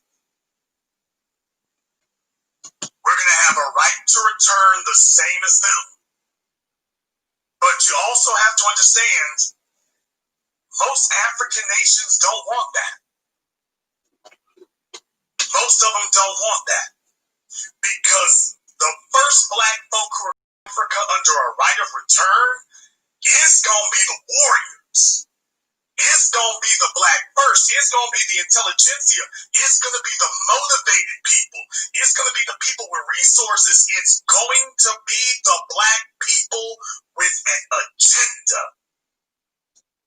First thing we going to say is the white supremacists got to go. We suffered under them in America and everywhere else. Our first order of business is going to be Zaddy got to go. The damn bed witches and the government and the coon-ass niggas in Africa, they ain't going to go for that. What does this mean? What does this mean? You're going to get rid of Zaddy. I cannot get cheap with this. I cannot get cheap with this. How dare you? You're going to run off my little snow bunny. So just understand that if we show up, we're coming in the door telling them, oh, no, the format is changing. The format's changing. We ain't going to be picking up any Chinese people and making them the village chieftain and floating them on our shoulders. We ain't going to do that. We're not going to be doing any of that. We ain't going to be having the little white girls out there dancing and leading us. We're not going to have any of that.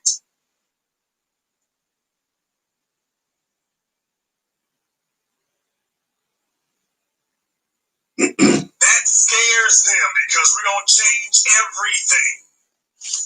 And they have a vested interest in maintaining the status quo.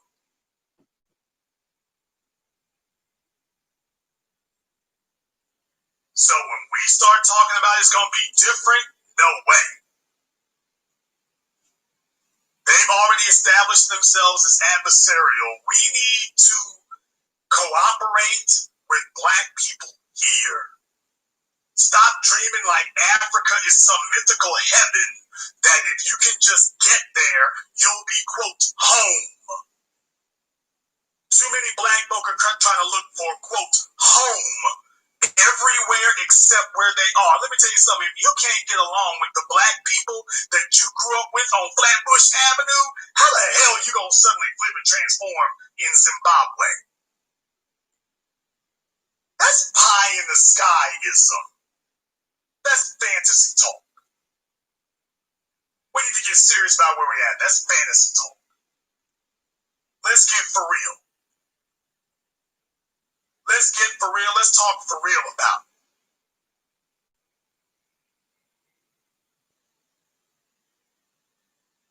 Caller from 909, you're on live with the Black Channel. What's your name? Where are you calling from? Jason Black. Just call me Baby Yoda. I would rather not give my Okay. Where are you calling from? I don't give a damn what we call you. Where are you calling from? Time is short. That's all good. I'm from LA County. Okay. Let me try this one last time. Or then you gotta go. Where are you calling me from, sir? I am calling you from Los Angeles, California. All right. Can you hear me? You're in Los Angeles. What is on your mind? What is on my mind is that, I like a lot of what you do, but you are wrong when it comes to your perspective as it pertains to Africans as a whole. I And I'm, just to give you some background on me, I'm an early 80s baby, born out here in Pomona, California, raised in the suburb next door. My family has been here since the 70s. Okay, brother, I don't need your life story. Hey, man, we're not here to hear you monologue. Too many of y'all want attention, and you see a group of black folk, and then you want to try to hijack the thing for attention. No, what is your question? Okay, what is your question? Get to your question. Black people want to move to more stable and growing countries like Ghana, Kenya, like Uganda. These are countries where I have heritage in. Okay, where are you calling me from? You just said you're calling me from Los Angeles. I'm calling you from Los Angeles. Okay, if what you just said is true, why the hell aren't you calling me from Nigeria? I'm investing internationally. Okay, so and I'm not Nigerian. Things in Africa are popping so well, you ain't there. Okay, yeah, it's going so well, you're not there. Yeah, it's going so well over there that you ain't even there. Yeah, it's so great, you're not even there yourself. Yeah. All right. It's going so great. Yeah, it's going so great you weren't there. It's going so great you're in LA. It's so great over there that Google Java South Africa. Yeah. My family. It's going so great. It's going for Google, not for you. Just sold it for close to $1 billion. Yeah, it's going. No, it's not your billion. It's not your billion. It's not yours. You want to know their billion? It's theirs. It's not yours. The 50 Cent and Chris Brown music video for I'm the Man, and I was one of the developers on that house. Okay, if you want to know about that doesn't mean anything. Anybody can build a house, sir. You can sir, but you're in LA. But you're in LA. You ain't over there doing nothing. You're calling me from LA. Knock it off. Knock it off. Back home. Okay. What are you doing? You're sitting. No, sir. You're sitting in LA. I'm importing and exporting. Okay, sir. You're sitting in LA. Because the whole name of the game is to bring goods sir, from overseas and arbitrage. That's what the Chinese do. Sir, this is That's how this country was built. Okay, we don't have time for make-believe talk. When they enslaved us, they were... Okay, we don't have time for make-believe talk. We don't. We don't. And no, you're not going to overtalk those. We don't have time for make-believe talk. It's going good in Africa. It's great in Africa. It's popping in Africa. Where are you calling me from, LA? Oh, but there was a house in a rap video, and I was a developer too. Why aren't you over there developing whole neighborhoods if it's popping like that? Too many people sitting up here bringing us their make-believe. We don't have time for some dope-smoking, meth-head, opioid addict wearing his rainbow sandals, his tie-dye t-shirt. We don't have time for that. Grown-ass people are trying to discuss what we need to be doing and what the real issue is. And folks sitting up here telling us that there's some safe haven in Africa, and he's sitting right here with the rest of us. This moron doesn't even have the sense to go to Africa and call us from there and say, hey, it's wide open, take a look at what I'm doing. And another thing, even if everything that he said was accurate and true, that's the problem. They can cherry pick one or two people here. We're not here to discuss the exceptions to the rule. Give me the rule. All I should have to do is walk up, Jason Black, touching down from Shreveport, Louisiana. I'm ready to get black empowerment popping. I brought my accomplishments, my intellect, my resources. Let's get it going. You sit up here and show up there. Weezy's. Jason Black coming here from Shreveport, Louisiana. I want to discuss. Hold up, Agata. You will not come here with your bounce music. You can back that ass up on your way back to New Orleans. Mr. Agata. I came here with my resources, though, and I came here to get some things done. You go take your po' boy sandwich and your shrimp and your Popeye's chicken back where you come from. We cannot eat GBTs.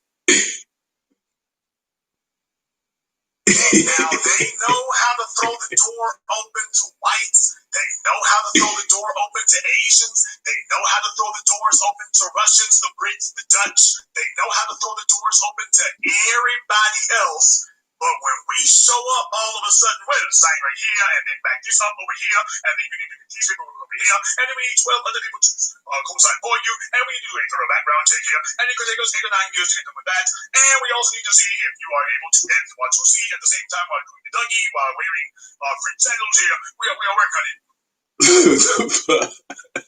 That's how they do us.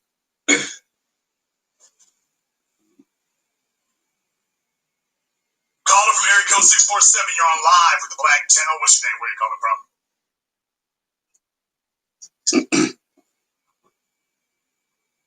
Caller from 647 has been abducted. Caller from area code 347, you're on live with the Black Channel. What's your name? Where are you calling from? Hello? Yes, you're on live. What's your name? Hello?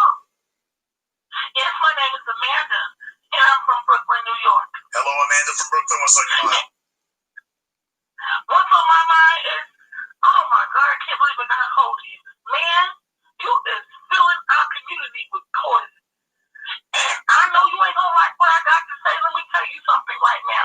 If we had listened to people like you, we'd all still be slaves. Because whatever you think of white people, and trust me, I don't think very highly of them. There's a whole lot of them. For black people back then. Just like this time the can of warm down. Obama is absolutely right. Obama's not perfect, but Obama did more for the black community than you have ever done in your life.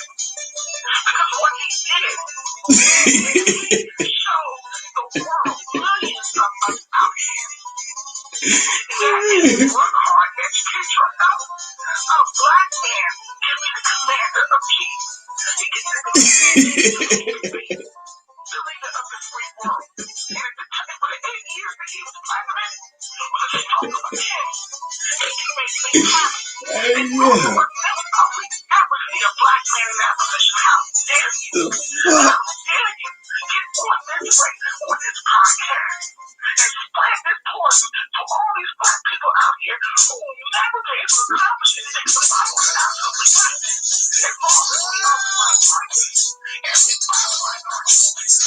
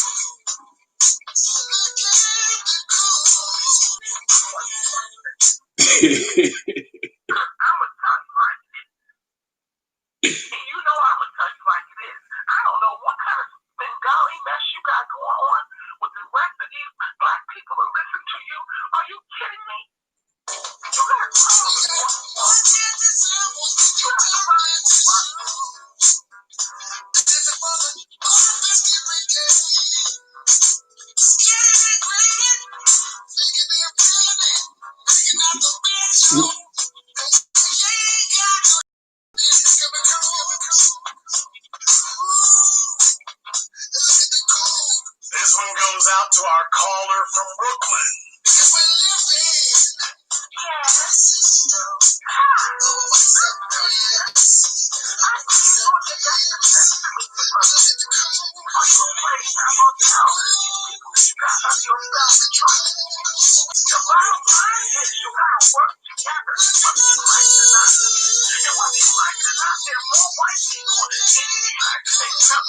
Obama is absolutely right. You have to work with them whether you like it or not in order to get things done. So he's smart. And use the tool, and you will never be in power. America will never have someone talking like you in power.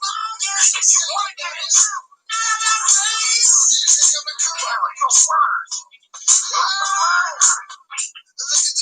Because what you're trying to do is you're trying to sponsor anarchy. You're trying to get people to rise up. Yes, I am.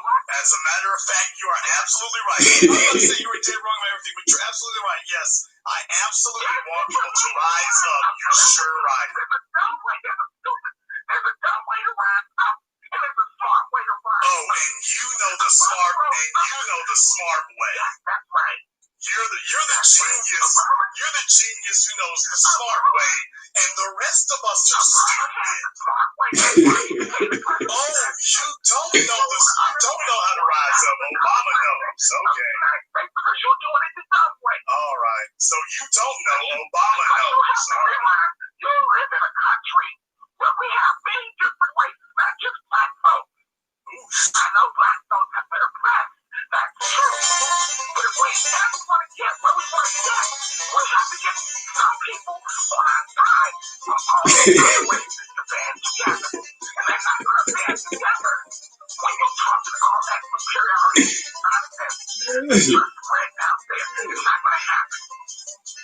If you want to get rid of all of what you want, in the bottom, they have been trying for decades.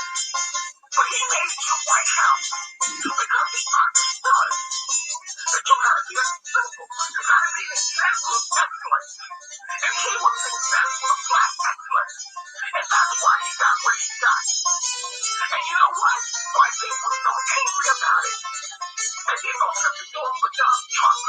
And if we had listened to you, we would have 4 more years of that racism in the White House. But thank God black people are standing up. How old are you? You know what? How old am I? I am 47 years old. Okay, proceed.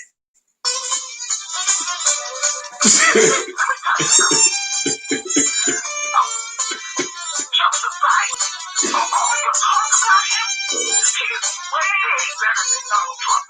You're going to vote for the same vote. You say it's vote for racist. I do not agree.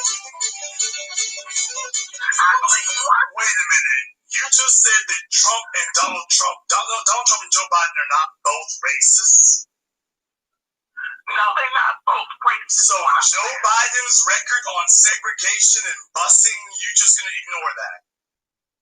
You know, I'm not going to ignore, but I could explain it. I got you. Oh, no, you're going to say that was over. You're going to just disregard it? Well, shouldn't we still be holding him to that? No, you know why we should be holding him to that? Because he recognized.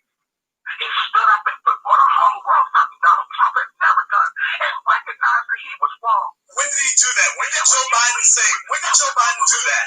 Tell us exactly when did he do that? You know what? He did it. He did it during several of his when he came on television. When? And he had the when? I don't know exactly. Okay, so you're lying. So you're lying. No, you're lying. You're lying to your audience. You just made that up. That never happened. You sound so hysterical. You know what? You are the liar.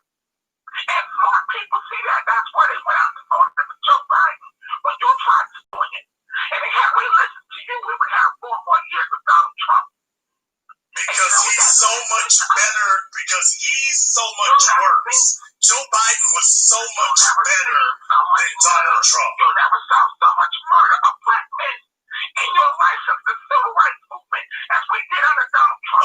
Excuse me, under Barack Obama had unmitigated, uncontrolled slaughter in the streets and never prosecuted a single one.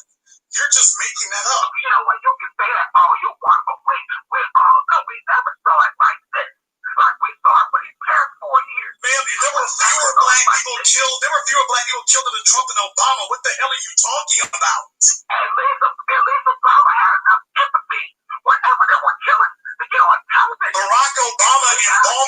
called black people thugs.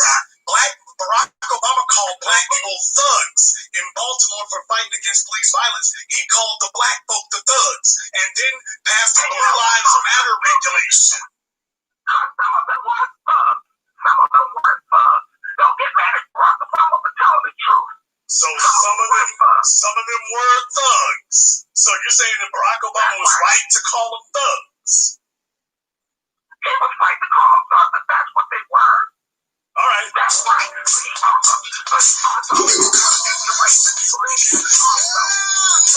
what you call being fair. That's what you call being fair. Trump only talks about the black people, but he never talks about the white Congress. The white Congress. Obama just was either side. Okay, so why is it that tell me what is it that Trump did to black people? Are you kidding me? Oh my God. Then just tell me. You should just say it. Just say what he did with Trump.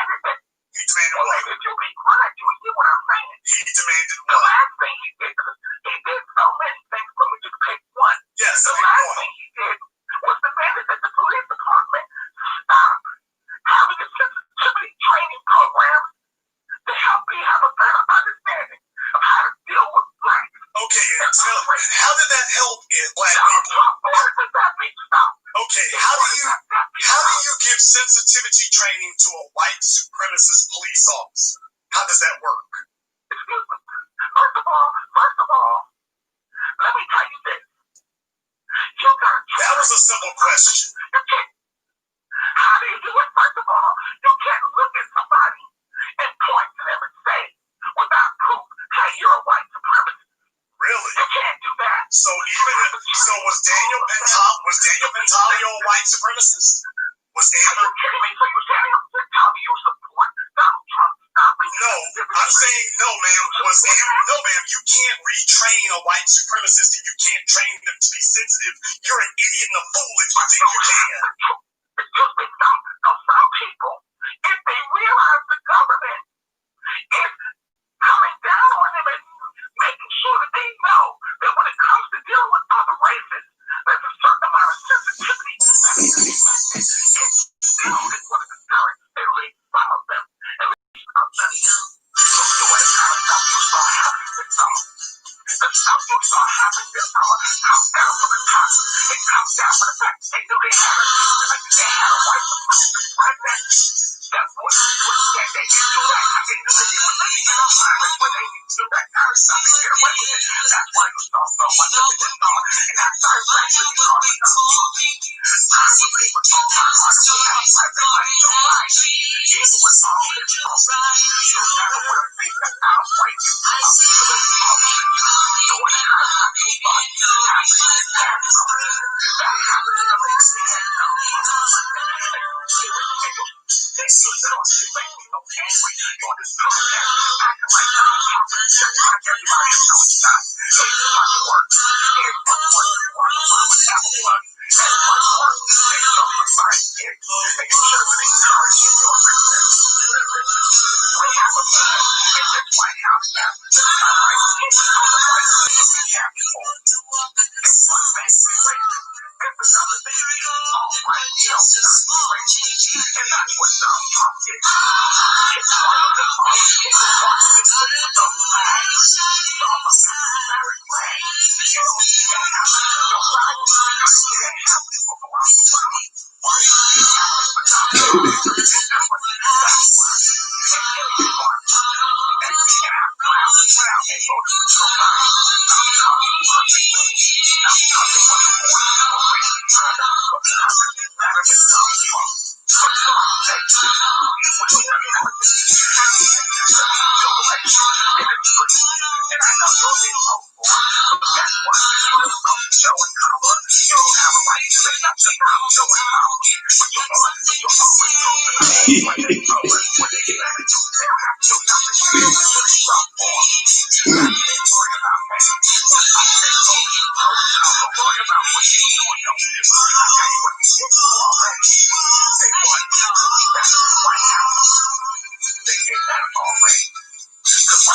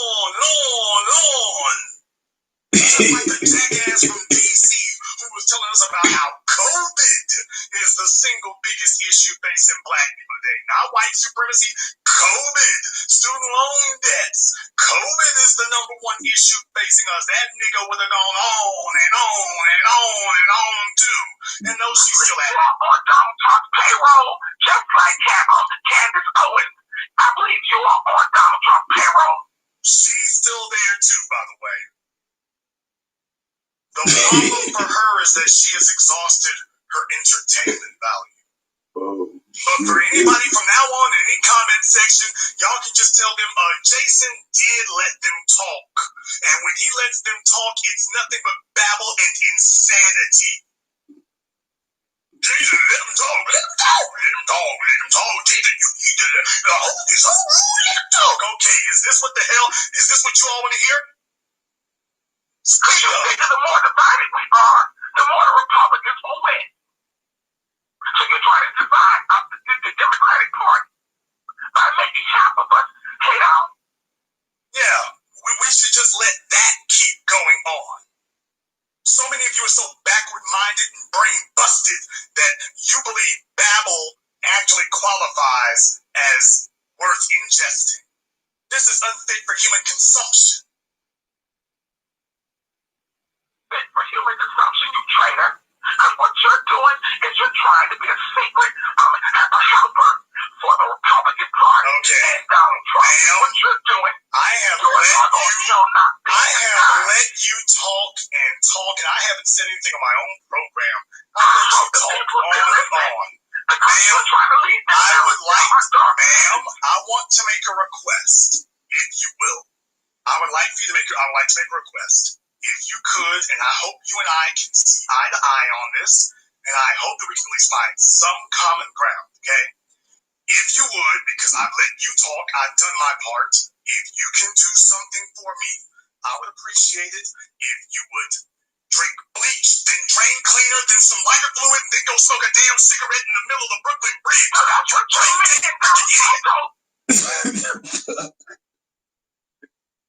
What the fuck? Somebody go buy her Saranzol and then go light her the best joint you ever saw in Brooklyn. Yeah. I hope she stands up big fat manny ass in the middle of Ocean Avenue between H and O Streets. I hope she does. What the hell? Any moron and idiot out there, Jesus, you let him talk. Okay, it was nice. I let the damn people talk. How'd that go? How'd that work out?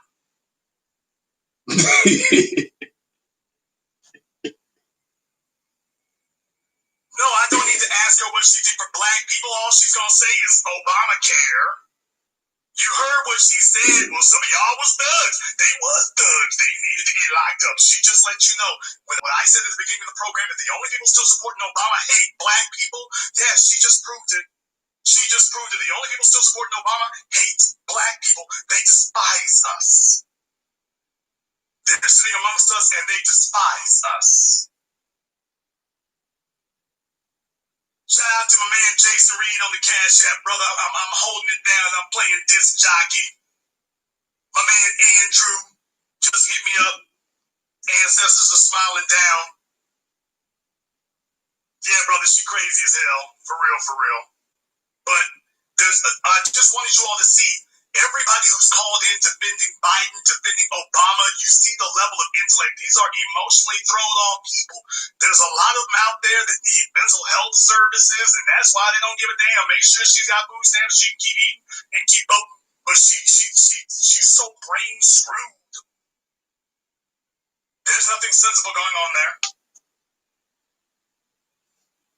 Caller from area code 412. You're on live with the Black Channel. What's your name? Where you calling from? What's up, Jason? Doing? Okay. How you doing? What's your name? My name is Emmanuel. And where are you calling from, Emmanuel? I'm calling from New York City. You're calling from where? New York City. It's from this Girlston, man. Really? Caller from area code 954. You're on live with the Black Channel. What's your name? Where are you calling from?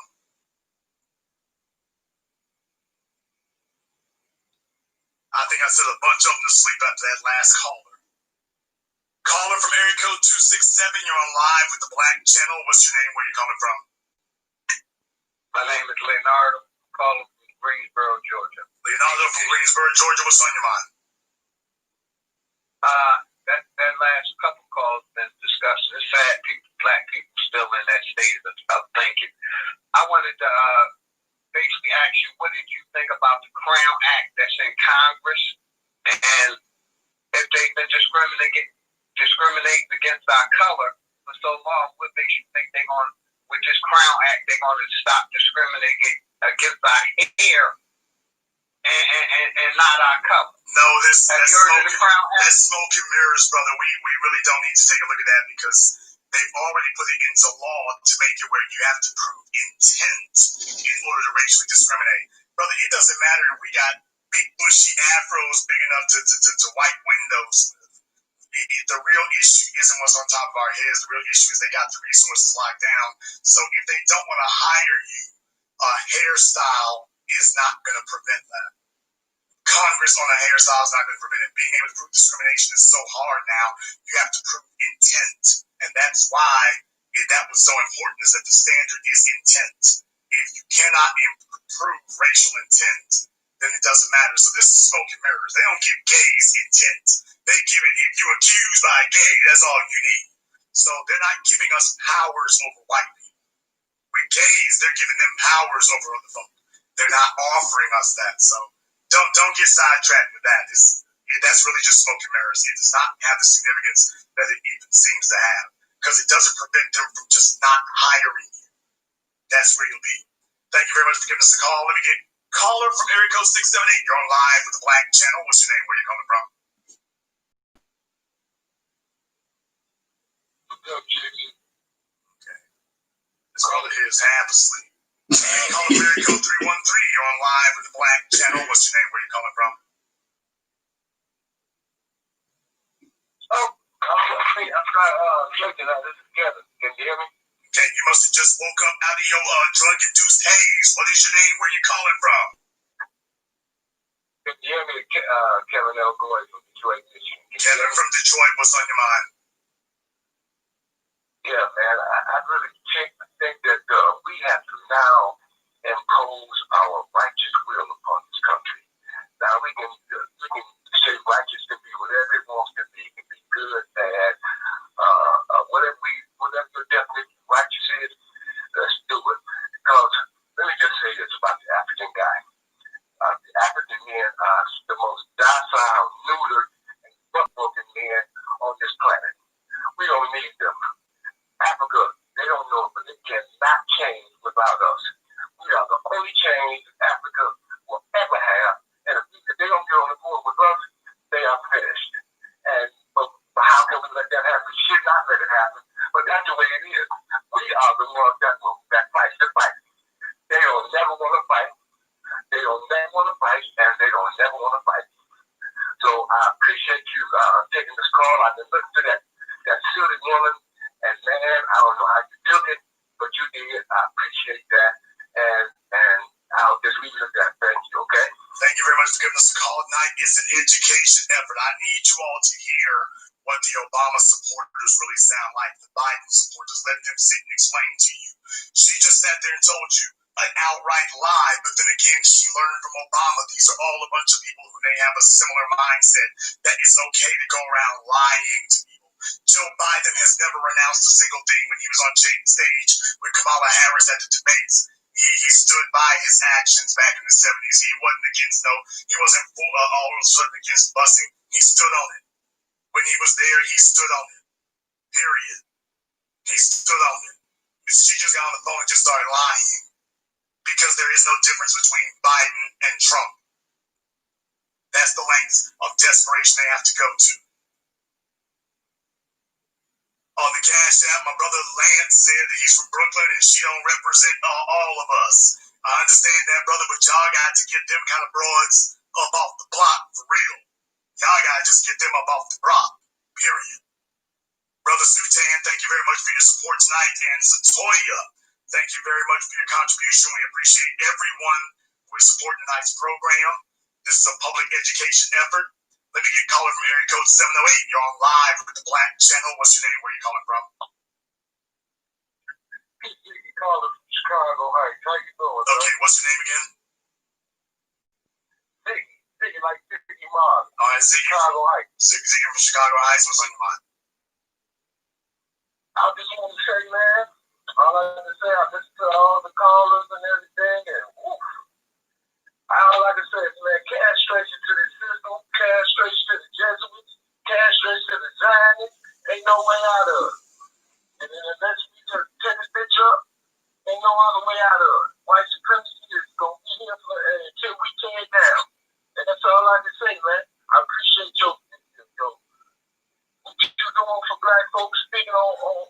time for us, but the system, the house niggas, all of them, they all put in place a position, to play the position of white supremacists, and you are right about everything you ever said. I love you. I love everything you're doing. And that's all I can say is cash straight to the system, man. And us at the bottom, us down here, man, we got to tear it down inside out, outside in. And it's the only way. Thank you very much for giving us a call tonight, brother. Let me get caller from area code 310. You're on live with the Black Channel. What's your name? Where are you calling from? Hi, my name is Janine, and I'm calling from San Pedro, California. Hello, Janine from San Pedro. What's on your mind? Well, I just wanted to say, I voted for Kamala Harris when she was here in California, and I made the biggest mistake thinking that I should be voting for somebody just because they're black, and she's not even black.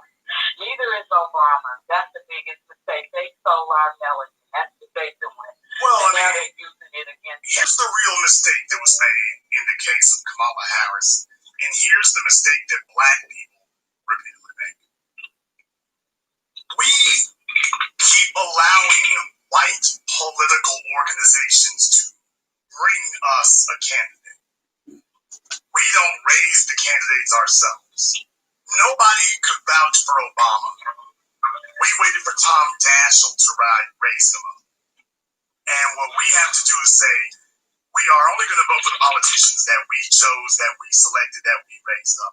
We're not going to have any more of these selected people that you bring to us. If we didn't vet them, if they didn't put time in the soil before they got here, we don't know.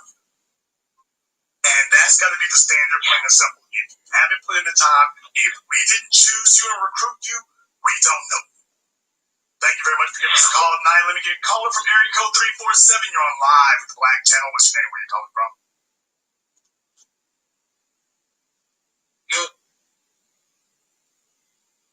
Okay, he's finished. Caller from area code 313. You're on live with the Black Channel. What's your name? Where are you calling from? You're speaking to Chris Shaw from Detroit, Michigan. Chris, what's on your mind?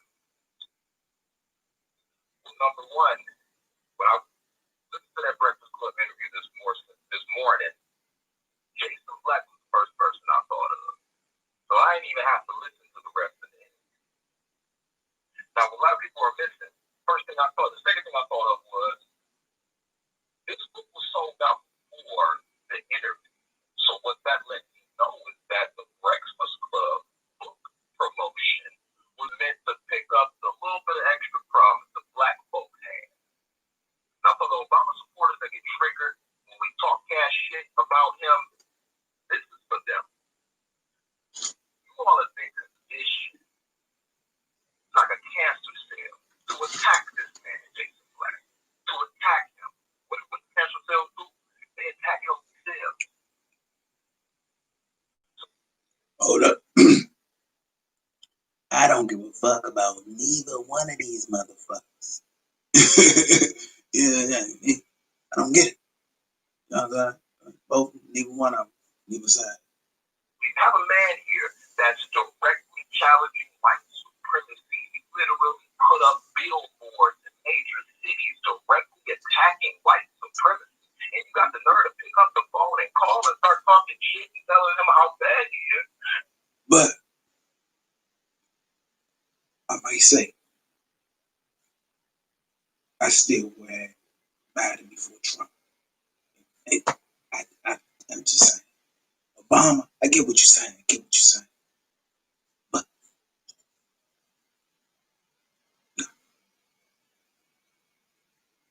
and how they shouldn't be doing this. They're the type of people that remind me of a plantation. I don't want the Ku Klux And if I were circulating a map, they would do a kudo pay on my ass. If I circulated a map on a plantation, we're going to take over with a detailed plan on how to neutralize the big house. So that's what I'm saying. Neither one of them. Well, brother, you know there's something else very interesting. She went on a screed to talk about how black people need to have white allies. You can't make it without white allies. We gotta have white folk.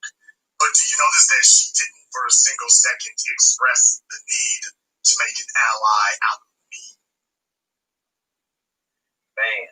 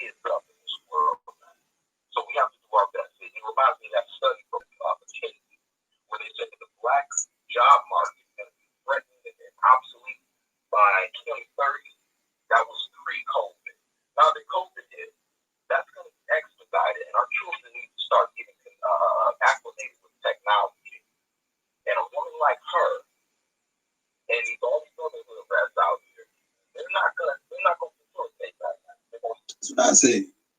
Technology. I said, what I just said that shit. Just said that. I said that a while ago. I said technology. I don't know. I said that. I said that a while ago. Technology. Yeah. Technology. Technology. Technology. I said that. It's the shit I said. You know what I'm saying? Technology. Hold on. At the end of the day.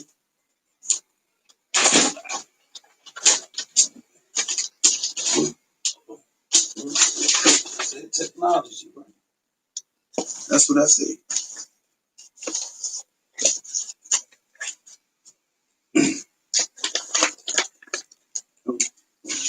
Something wrong here. I said that's what I said. I said these little ass. Nah, yeah, I said that. That's what I said. That's what I said. Hold on, something ain't right. Something ain't right. Something fucked up. Something fucked up. Shit like this on me, man. Don't mean nothing. That shit on me. You go on. Let's see.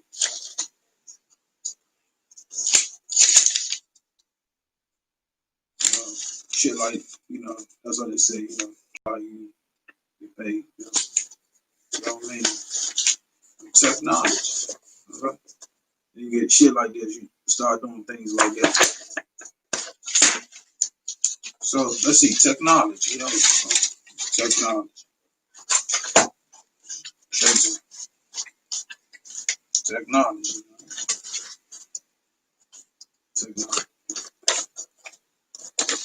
Real good. Real good. Technology. I'm missing something now. I have to find it later. Technology. Technology. Back to. We'll get back with y'all with everything. Everything he just said.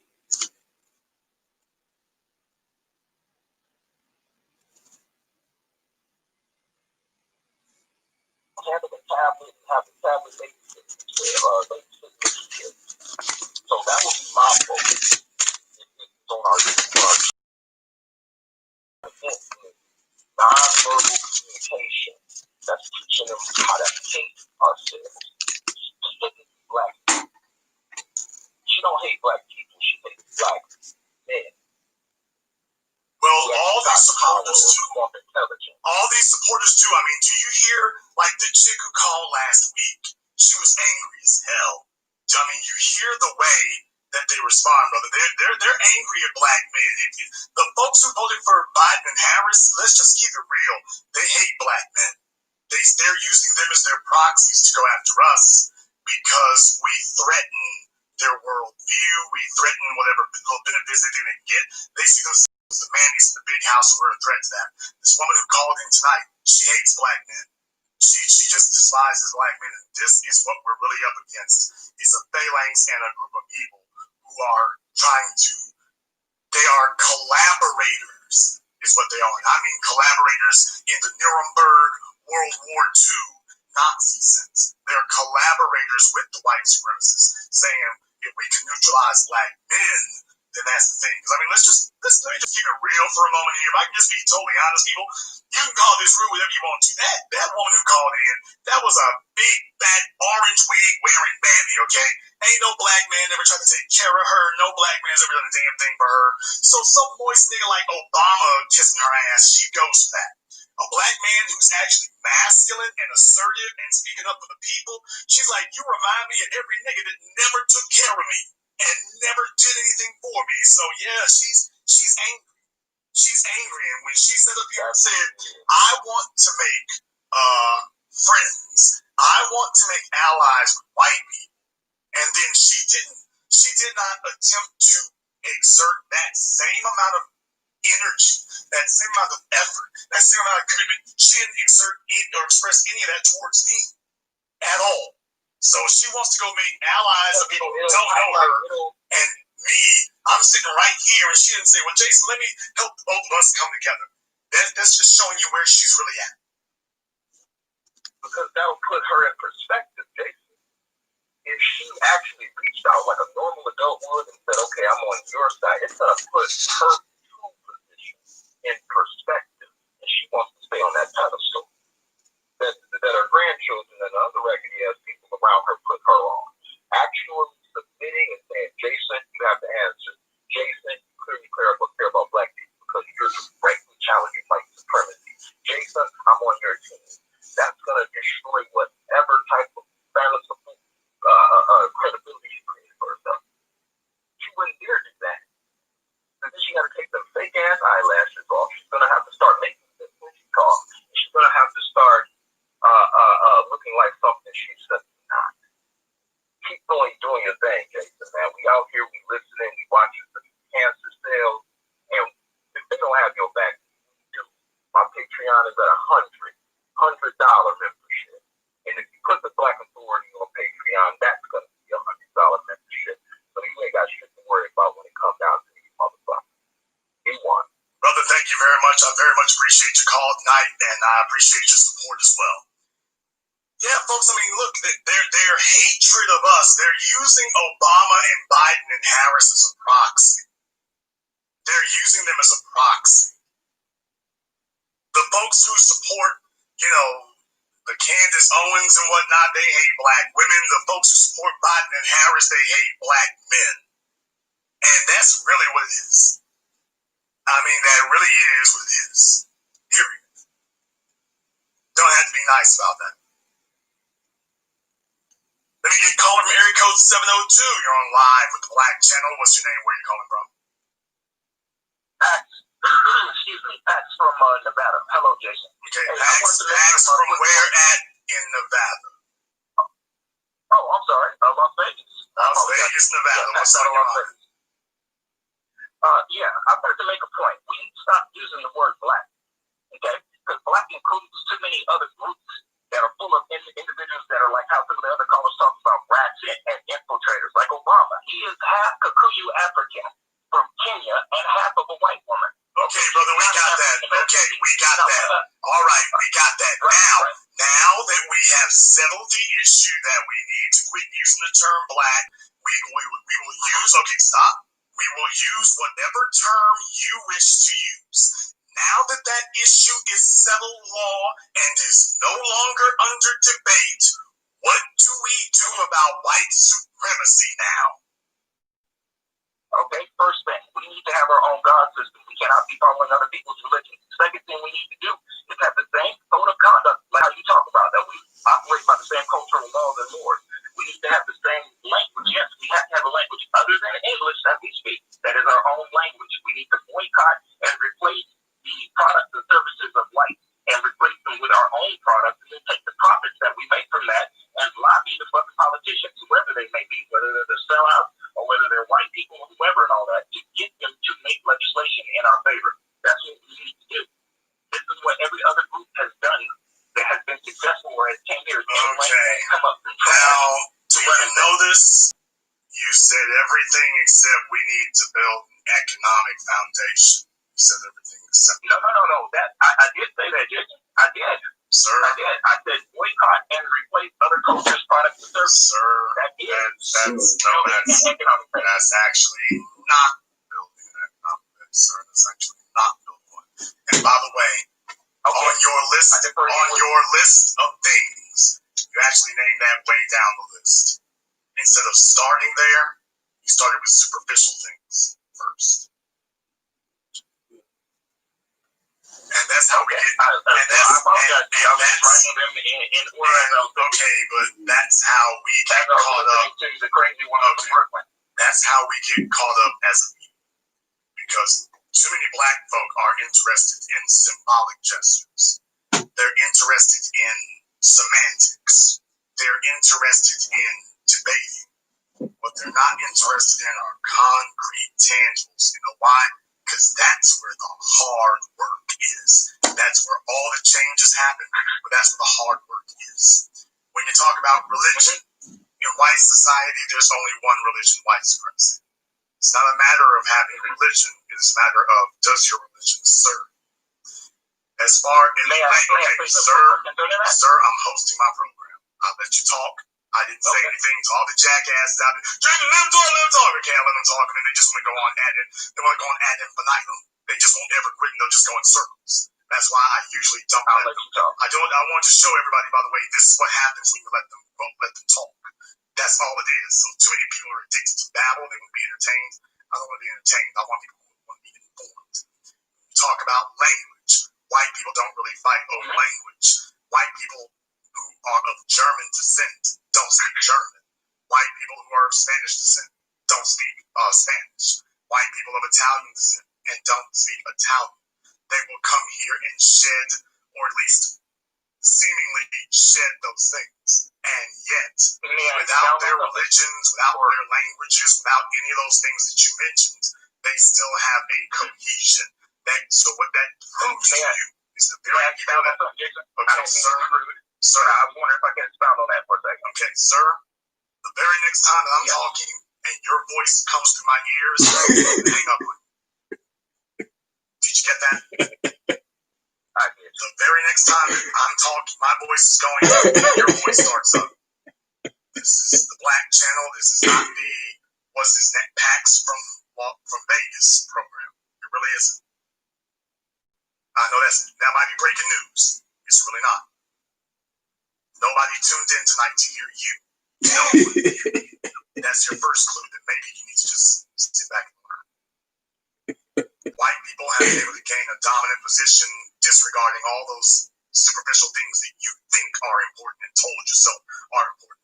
Dr. Claude Anderson has never really harped on any of those things. He spent his career, his life, his legacy talking about economics.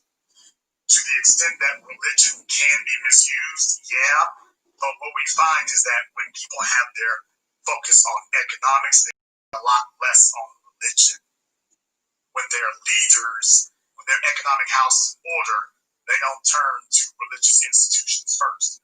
Very difficult to manipulate people to a religious institution when they're not relying on that first and foremost. But when people are broke, when people don't have resources, then what happens is they start relying on other things. So they start relying on schools, prison babble, religious babble, psycho babble, sexual obsession, things that don't cost money. And then they start focusing on semantics. What we need to do, get caught out here in black. What we know what we need to do, get caught out here African American. No, brother, you was wrong. What we need to do is call ourselves African. No, all of y'all is wrong. What we need to do is we need to refer to ourselves as Hebrew. And we go round and round with this prison babble. When if a person was serious, they would have started with the words, we need black economic empowerment, complete economic control of our community from top to bottom. That's what we need. And a code of conduct that supports that. That encompasses all your religions and everything else. If the religion is off code, out it goes. If the education is off code, out it goes. That's what you need. And that's where you start. Because economic control requires cohesion and discipline. Once if you are able, all the steps you have to take to enact that, accomplish all those other things.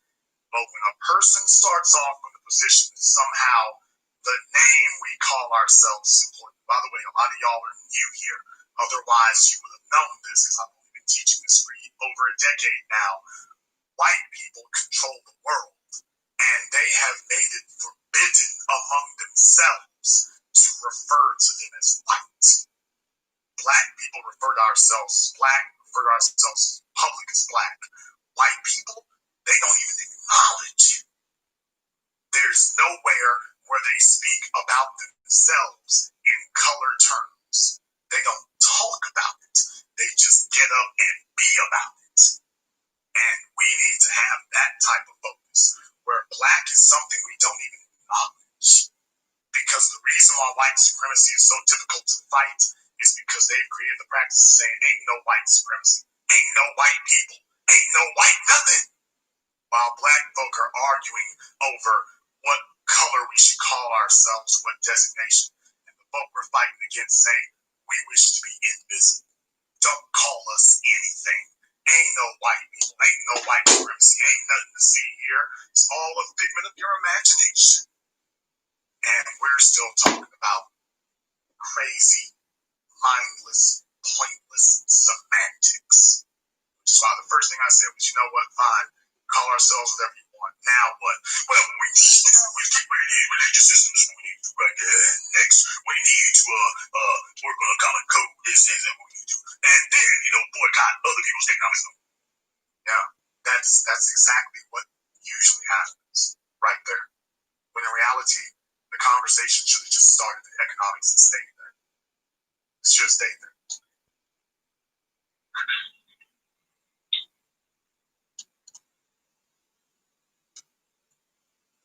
Have we cleared that up for you? Oh, and I tried to be funny. I was just waiting to get permission to speak again and the whole nine and everything. And yes, you cleared up a great bit. I don't disagree with anything you said. I think we're saying the same thing. You're just saying it in a different order, which I respect. No, and whatnot. No, sir, we're not saying the same thing. This is what I mean by, here's the other problem. You were so busy waiting to speak, which is exactly the issue. You're so busy waiting to talk again. Listen, you were really off code by coming up talking about we don't need to refer to ourselves as black. That's a silly waste of time. It doesn't matter what you do, as long as we understand. You started off being completely off code, out of focus. You started off that way, and it just kept going. Oh, okay. Can I make one point, and then I'll go ahead and get off the line? Oh, if you really want to make a point, okay. Why don't I make a different suggestion? Why don't you just quit while you're ahead? Whichever way you want to see it. Why don't you just quit while you're doing more damage? Why don't you just stop there? Well, if I can't do any more damage, let me make this point. Wow. Other groups, and of course, because they fly under our flag. So that flag is called black. Africans do it. Even an Indian guy got a whole education to be labeled as black because he was dark skinned. Sir, you're referring to one guy. Sir, white folk are not fighting us over scholarships to college, sir. There are no, sir. You sat up here and demanded to keep babbling on, and that's all you did was continue babbling. White folk are not fighting us over college tuition. They're fighting over massive amounts of resources. There are no massive amounts of resources being allocated for black people. That's precisely the problem, and you don't get it. You just sat here and babbled about that Indian fellow with the fat face and the glasses who claimed to be black and got a damn tuition. Nobody's fighting us for tuition, sir. There is no holders of wealth. There are no sources of wealth fighting us for a tuition. Nobody's doing that. But you're raising that as a significant point. Yes, in the chat room, this is just prison babble. I have been patient as I'm going to be. Brother, everything you said tonight is just prison babble. How do you start a business, sir? What type of business would you like to start? All right, sir. Thank you very much. Thank you very much. Okay, sir, choose whichever one you want. Choose whichever one you want. How do you start a business? It depends on what you want to do. Do you want an S corp? Do you want a C corp? Choose one. Choose one. More semantics and babble. Okay, choose one. Okay, well, if you want a business where when you make money, you can go ahead and just take that money and spend it as your own and just pay taxes on it. You know what I'm saying? You wouldn't want to choose a C corp. A C corp would be for like if you wanted to have your business fund separated away from your personal fund. That way you can stack that dough, you only pay taxes on it, you know what I'm saying? So one time for business, so long as you don't spend that money personally yourself and everything. It also like insulates you in case you have somebody who's after your money, maybe a baby mama or something like that. After you child support, and after the money, if you're making contingent lesion proximity in order to further segregate the crux of my venereal infection. If I may retain my liquids here for one moment, I'd like to continue the redundance of my quote-unquote intestinal tract. See, because to conclude on the issue of world domination would only circumcise the revelation that reflects the aphrodisiac symptom which now perpetrates materials activation.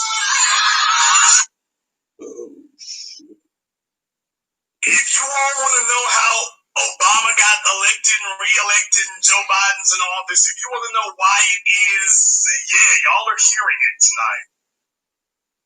I asked him how, for those of you, Jason, you need to let him speak. Let him speak. Okay, tonight I'm letting niggas speak. How's that working out? I asked him, how do you start a business? And the first words, well, is it an S Corp, an L Corp, a C Corp, LLC? Let me tell you, that is on proprietorship. Is it ice cream, tutti frutti, butternut squash? Which one is it? Clearly, he doesn't know. First, to start a business, you have to have a skill or a discipline. Second, you have to have the capital to be able to implement it as a business as opposed to as an employee. There you go. Hopefully you've done some market research to make sure that you're doing a business that actually can perform as a business as opposed to go under, but a person with a skill and then enough money to get off the ground is a profession as opposed to an employee. There you go. For those of you who thought that I was wrong when I said he's just talking prison babble, for those of you who thought the slow kids in the back of the short bus chewing their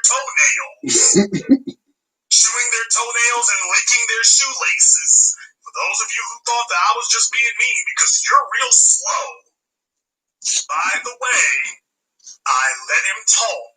And when I said, no, sir, you and I are not discussing the same thing, not even remotely.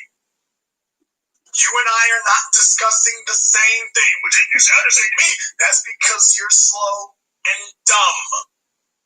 This guy ain't saying nothing. And if I let him sit here for an hour, he will sit here for an hour saying absolutely nothing. He meant what he said the first time. Well, you see what it is, brother. We should not refer to ourselves as black. That's the problem right there. We refer to ourselves as black right there. So we can fix this semantic situation as we find it here on the outer perimeter of the galaxy as we are rotating through it. Then this will improve our celestial position as I run my chakras. I want to say one more thing to the brothers out there. That type of psychobabble is why black women as a group don't respect us. Because they sit around with non-black men, and when somebody asks questions, they get straight to the point. Then they sit around black men, and it turns into babble. And that doesn't make any black woman feel confident. Well, except that heifer from Brooklyn. Now, she would love it. Oh, Lord, right there. We need allies when we need. And you two will psychobabble each other into oblivion. If I offended anybody by telling the damn truth, damn you. Caller from area code 415. You're on live with the Black Channel. What's your name? Where are you calling from? This is Denise in San Francisco. Denise in San Francisco. What's on your mind? I just thought it was interesting how Obama had the nerve that silly interview he did. My mind went back to when the police jumped on the Oakland chapter of the Occupy movement on his watch and Stammer's watch. They jumped on that chapter so bad it made the PBS news. If you get the film reels, to show explosions going off inside people, hollering and screaming, look like the police knocked down some people, and some people tried to run to the rescue, and they had to run right back and push off another explosion. It was just a mess. Now, if anybody has any doubts about Scammer and Barack Obama, just watch that film real with PBS about but sister, understand something. Understand something. The people who support them, like the ones who called in last week, the ones who called in tonight, baby, they know. That's the thing about it. We're not revealing anything. They know. You heard her sit here and outright tell you, Joe Biden, I ain't holding this fast against him. He ain't no racist. Why? Well, he has admitted that he was wrong. No, he hasn't. When did he do that? He done said it plenty of times. They're just disregarding it.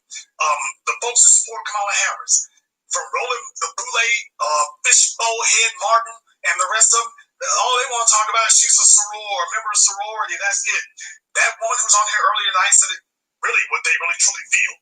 They don't give a damn who Kamala Harris was locking up or brutalizing or abusing as long as it wasn't them. They don't see themselves as members of black society. They see themselves as black people in American society, which is why Roland Martin, when asked by the white supremacist arch fiend of our time, Richard Spencer, when Richard Spencer asked him, "Are you black?" Roland sat there with his beepish, submissive gaze and said, "First of all, I'm a man. I'm a Christian. I'm a Hokie. I'm a number 5 at Wendy's." He refused to identify himself as black. So just understand, I really want folks to understand, the people who are supporting these folk, while they are wrong and while they are in error, they understand why they're doing it. They do understand. They're not confused. They're not having misgivings. They have a motive. When she sat here and said, when I told her, Obama said that those of us who are fighting the police in the streets in Baltimore, he called us thugs. Well, they was thugs. Now, that's a question she doesn't get asked when you get down to it. And she wasn't the only one. Remember the woman who called in before and said, the fellow who called in before a month ago, well, Jesus, let's just be honest, brother. The folks who got locked up with the 3 strikes, they needed to be locked up. Okay, they was bad folks. They need to be locked up. I mean, there it is. There it is. So for us to stop them, we have to level. The brother who called in before and said we need to focus our efforts on the young, absolutely correct. Damn these old niggas. These old niggas don't care. They don't. They live their lives as far as they're concerned. They just want a peaceful death now. That's all they're looking for is a peaceful death. And they are totally willing to sell out the children to get it. Our job is to let's see, I got Thank you very much for giving us a call tonight. Please do give us a call again. Let me get a caller from area code 978. You're on live with the Black Channel. What's your name? Where are you calling from? Hello, my name is Jimmy, and I'm calling from Lowell, Massachusetts. Jimmy from Lowell, Massachusetts.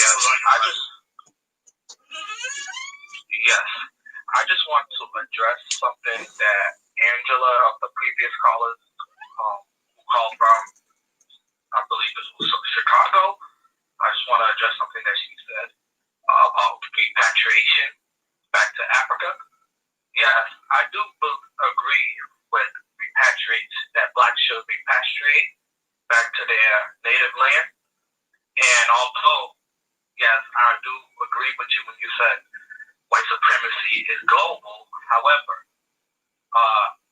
if blacks all over the diaspora could come together and repatriate back to Africa and actually own the land and create a government there, we could reverse the system that oppress us.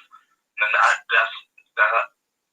that's pretty much what I wanted to say. Well, let me find out a couple of things here.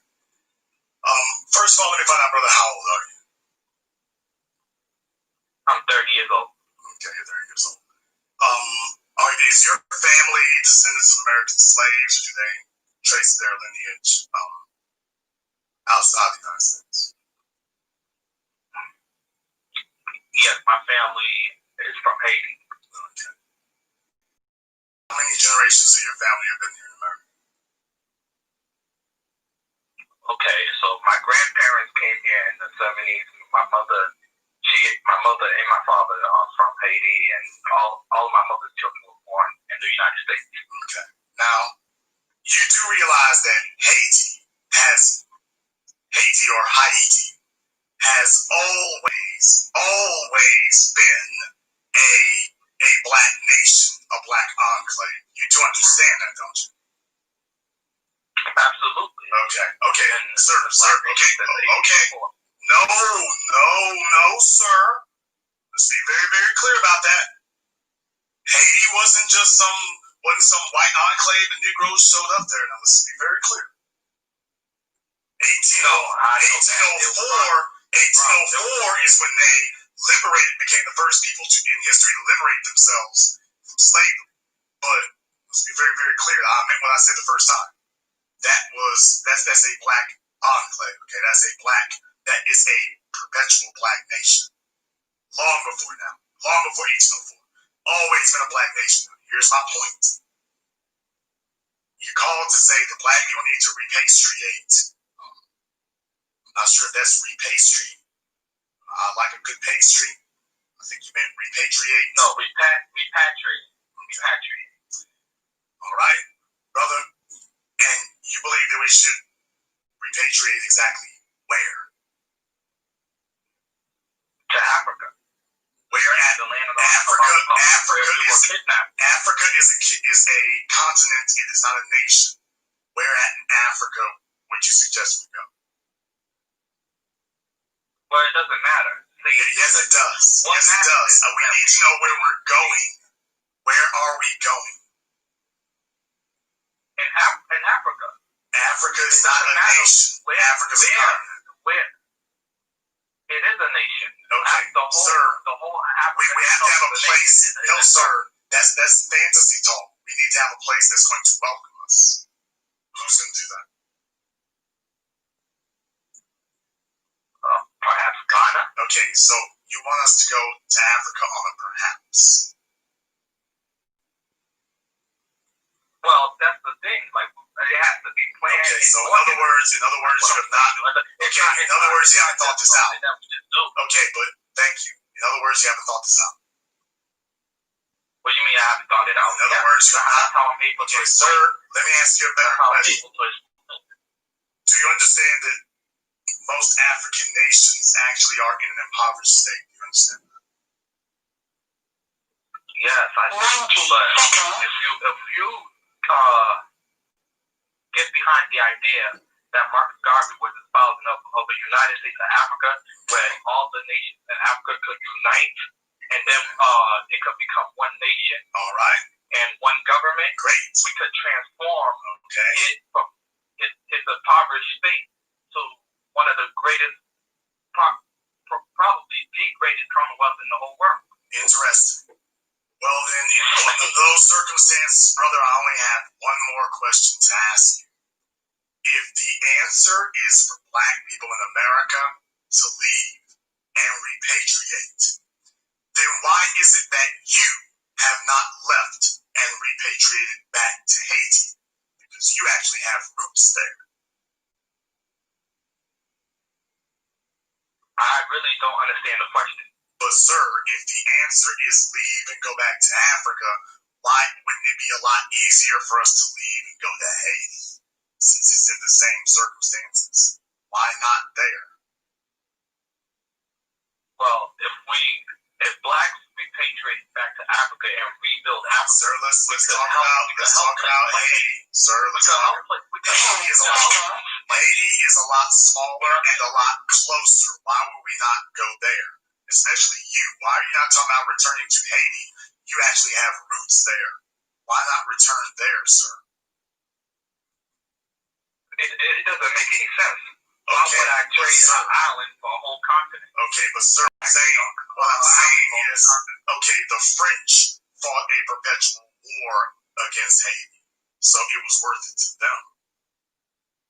Maybe you just don't see the value. Yeah. Maybe you just don't see the value of Haiti. How is it that they were willing to fight against this war? Actually, 3 governments were willing to fight wars in Haiti. Why is it that they saw the value in it and you don't? Well, you have to understand that the French had like an international ally called France. You understand? Like they had a nation outside of the French. They had a nation outside of Haiti. The French had an international ally called France. Interesting. Yeah. Interesting. Yeah, they were using the slave labor to help rebuild The French had an international ally called France. Yeah. Yeah. Tell me more. Are you offended with something with that comment? That statement? I'm offended at the illogical nature of it, but tell me more. Maybe I just don't understand. What I'm pretty much saying is that if we, as a diaspora, organize and repatriate to Africa and help and rebuild Africa, we could help rebuild Haiti, places like Haiti, and other places where we are the dominant population. That's pretty much what I'm saying. Okay, brother, if you can't pick up a small place like Haiti, what the hell makes you think you're going to be able to take a bigger place like Ethiopia or Nigeria?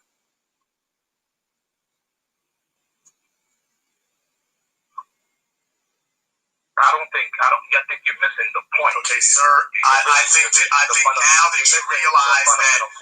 now you realize you never thought this through. Haiti is a lot smaller and a lot closer. Wouldn't it be a lot easier to get I back? really don't understand your logic, though. Sir, wouldn't it be a lot easier to just get a smaller? Because your people came from Haiti. So if you're going to repatriate somewhere, why aren't you repatriating somewhere that you actually got roots and connections? So you're saying I'm not connected with Africa? What I'm saying is that you aren't even trying to repatriate to a place you have roots and connections, but you have the ridiculous idea that you're going to grab a place that you've got no connections and no help or support in? Really? Well, I do have connections. The connection is in my blood. I'm an African. Okay, but you actually have connections to Haiti. You actually got connections there, and it's a lot smaller place. Why are you not asking to do that? Why? I really don't understand what you. Brother, there's a lot. There's so much. Take attention off the focus of the stuff. Sir, your folks actually come from Haiti. They actually come from the soil of Haiti. They've got people they know there. They've got resources. They have a language. They have a connection to the land. And when you talk about repatriation, you're coming up with some fantasy of us repatriating to a place we've never been, as opposed to and you won't even try to go to a place that you have been. But you got the gall to think you're going to lecture us and mentor us to go to a place you haven't been? Why don't you try showing us you can do it in a place you have been? But you're not trying to do it there either, because the truth of the matter is you're just talking for entertainment. You're not serious. No, I'm not. I believe what I'm saying. This is not entertainment at all. Hang up the phone. Let me ask you a question. Are you against repatriating? Are you against repatriating? I am against repatriating in such a ridiculous, stupid, sloppy way. Yes, I am. Hang up the phone. And what makes it stupid? You don't plan to fail, you only fail to plan. His people come from Haiti.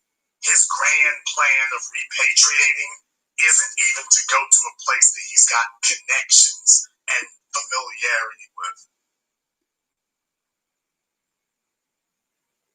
He's not even suggesting or advocating that his people go back to Haiti, and that place is far smaller, far less equipped. He's instead pipe dreaming about some utopia in Africa that's going to welcome him with open arms. He can't even get Haiti to welcome him with open arms, and yet he's fantasizing that there's a place in Africa that's chomping at the bit to do it. Let him speak, Jason. Let him speak now. Let him talk, Jason. Let's call us talk, Jason. Now you kidding away? They gonna make some good boy. Don't be rude now. Let him talk. Caller from area code 224. You're on live with the Black Channel. What's your name? Where you calling from?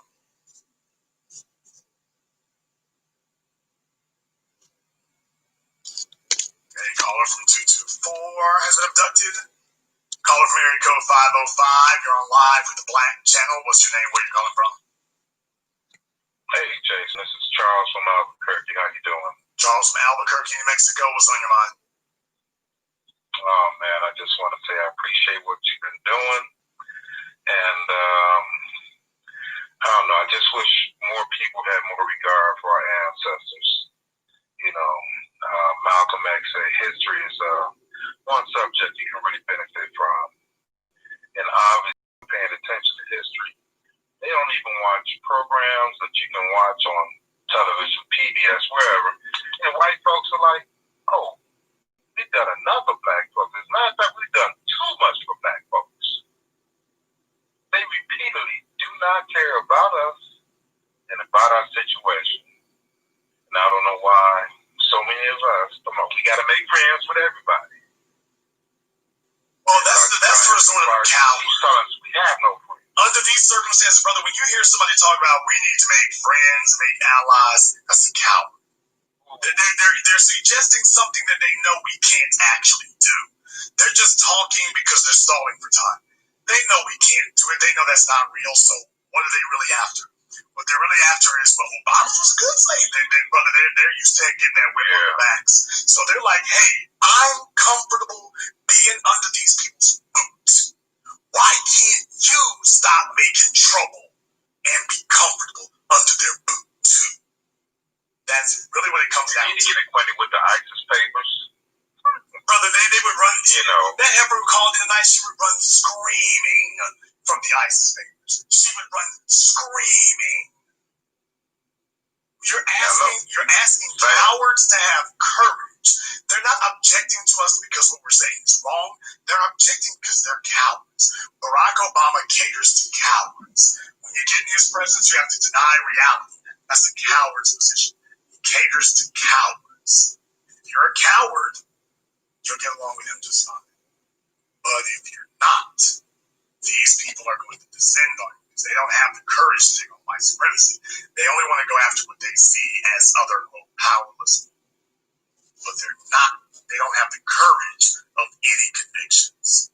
None whatsoever. So when we start talking about conviction, this is a foreign subject. Thank you very much for giving us a call tonight. Let me get caller from area code 703. You're on live with the Black Channel. What's your name? Where are you calling from? Caller from 703 has been abducted. Caller from area code 850. You're on live with the Black Channel. What's your name? Where are you calling from? Yeah, I think they were just listening for fun. Caller from area code 313. You're on live with the Black Channel. What's your name? Where are you calling from?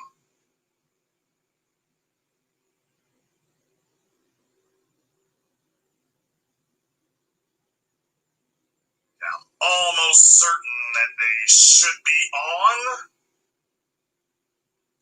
If they are not, that'll be a different problem.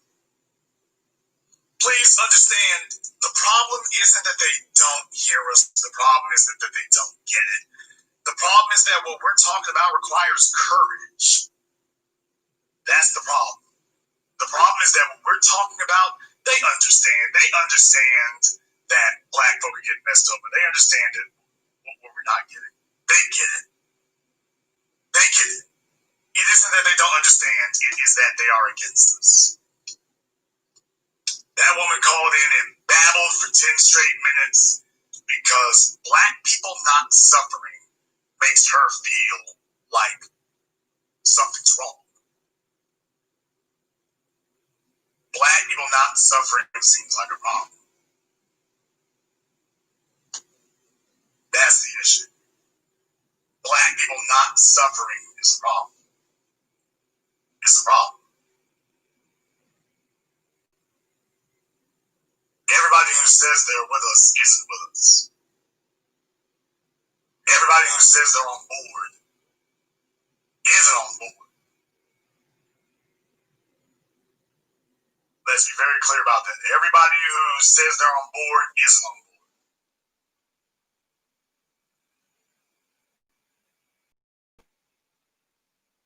We had the No Thanksgiving broadcast here tonight because I wanted to reiterate to you all that this is the severity of the situation that we find ourselves in. The old liars and the old demons like Barack Obama, the old monsters are still out there. They're still out there and they're still working. You know why? Because they realize that they barely got by this election by the skin of their damn teeth. He's written a whole book to galvanize the geriatric babblers. He's written a whole book to try to galvanize them. Why? Because it worked in 2008. The audacity of hope. It worked with Oprah. He doesn't have Oprah there anymore to make it look good. Now he's being asked questions he doesn't really want to answer. It ain't working. It ain't working. We're going to go ahead and wrap things up here right now, but please, people, understand. They get it that it's not working.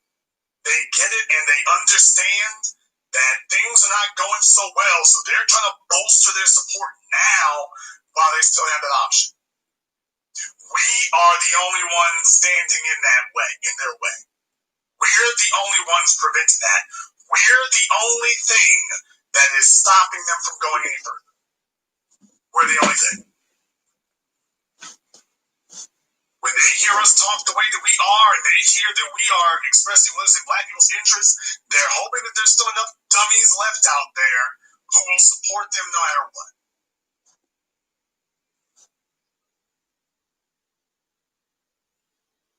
They're hoping that no matter what, there's still enough Black folk who just do not care. Our job is to make sure that we galvanize those who do. And we're going to have to focus on the young. We are going to have to focus on the young. The young people are where it's at. The young people are the future. The young people who are not going to bow down. Obama didn't write that book for the young. The young folk ain't trying to hear no more Obama babble. The young folk understand what government can do. They've been victimized by it their entire lives. They know what the Department of Justice can do. They've been victimized by it their entire lives. You're not going to sit here and convince Black folk of what it cannot do. You're not going to fool us into what it can't do. We know what it can do. They've seen what it can do. Not going to pretend like we don't know it anymore.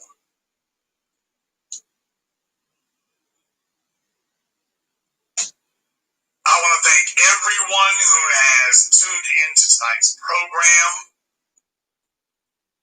I want to thank everyone who has contributed to tonight's program. It's very much appreciated. I know we've been on for a while, but it was important that we break this down and dissect this at this critical time, at this critical juncture. It was important that we do that. So I want to thank you all for your support. I want to thank everyone who has contributed to tonight's program, either by Cash App or PayPal. Thank you very much for doing so. It is your support that makes that possible. Once again, thank you to Pookie Jenkins and everybody else who has contributed to that. We very much appreciate that. If you have not seen our groundbreaking documentary work, 7 a.m., Gentrified Ethnic Cleansing American Style, our newest documentary, Race War, you need to go to our website, blackchannelfilms.com. That is blackchannelfilms.com. Check those out on Amazon, on DVD, streaming, for rental. Definitely check that out and get up to date. And if you haven't subscribed to this channel, it is very important that you do so. YouTube, actually, for those of you who didn't know, YouTube has been age-restricting videos all day on my channel today. They've been age-restricting them. Now, I'm going to have to dispute those, but they've been age-restricting videos all day. The white supremacists have gone nuts. YouTube has age-restricted my video, The Professional Negro Wake-Up Call. That video has been up for 2 years, going on 3 years. They've restricted that one. They've age-restricted Who Killed Nipsey Hussle. They've age-restricted Where Credit Is Due. They've age-restricted The Silent White Extremist Revolution Explained. They have age-restricted Amber Geiger and the Killer Cop Cult. They've been age-restricting videos on my channel here all day. White supremacists are angry as hell. This is why I need for you to sign up. This is why I need for you to subscribe, because those numbers are able to overturn that. haven't subscribed to this channel, click that red subscribe button and then click that yellow notification bell. Yes, YouTube does have us under a shadow ban, but having those subscription numbers helps to quantify what we are. And this concludes tonight's broadcast of the Black Channel. I am your host, your brother, your humble servant, Mr. Jason Black. And until next time, my brothers and my sisters around the world, remember, Black is the future, and the future is uncompromising.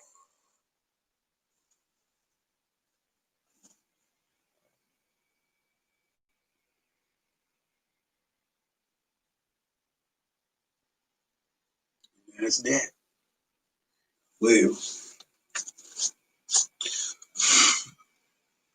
damn. I don't even know where to start at right there.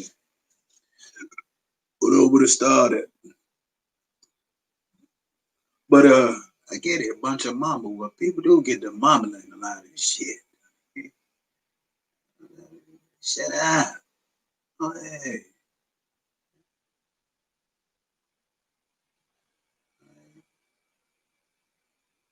After a while, my violin say, hang up.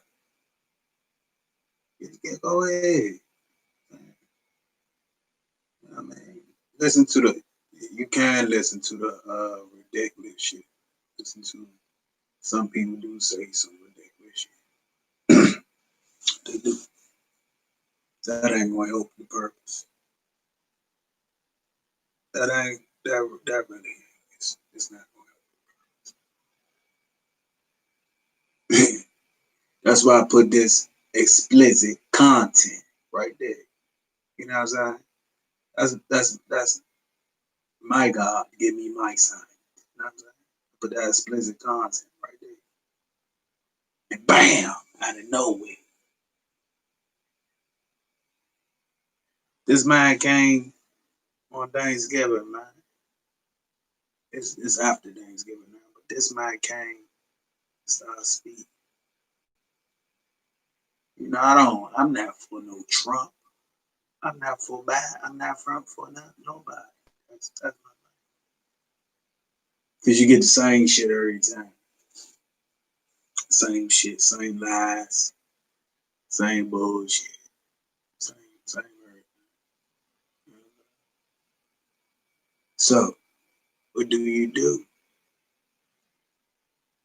What do you do? Somebody say, go back to Africa. Go back to Africa. Go to Africa. I mean, go to Africa. Nah, I ain't from Africa. Africans don't even like us. You can go back to Africa. Made sense, dude. Made much sense.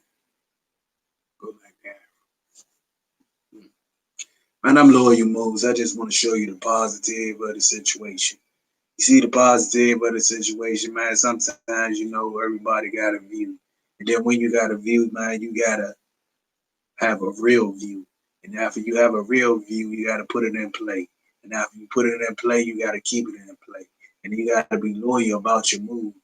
That's basically what it is. You can't come with no mumble. And when you come up with whatever you're talking about, please have facts behind it. Because if you don't have facts behind it, it ain't going to do nothing for you. Like, I can say anything. So please have your facts behind it. That's the common sense I've been talking about.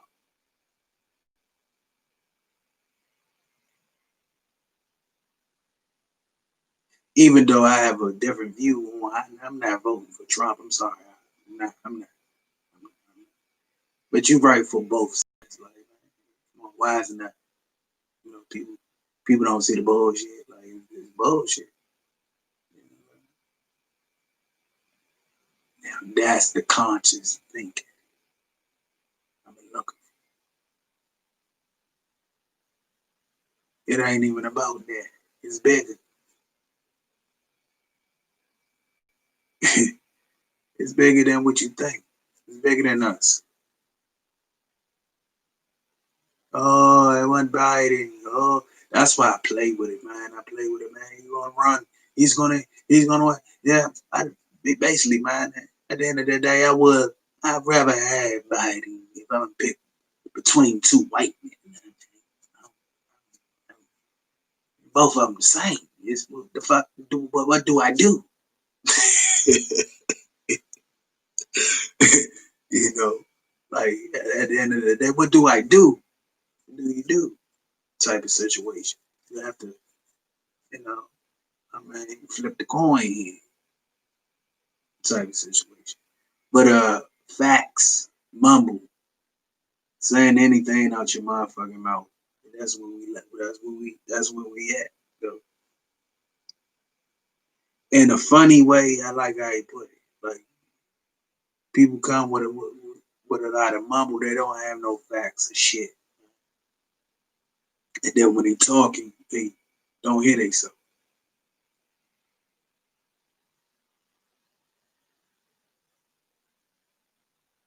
I just wanted, it just came out of nowhere. Like I said, we're the positive people. I wasn't even following this man. It just came out of nowhere.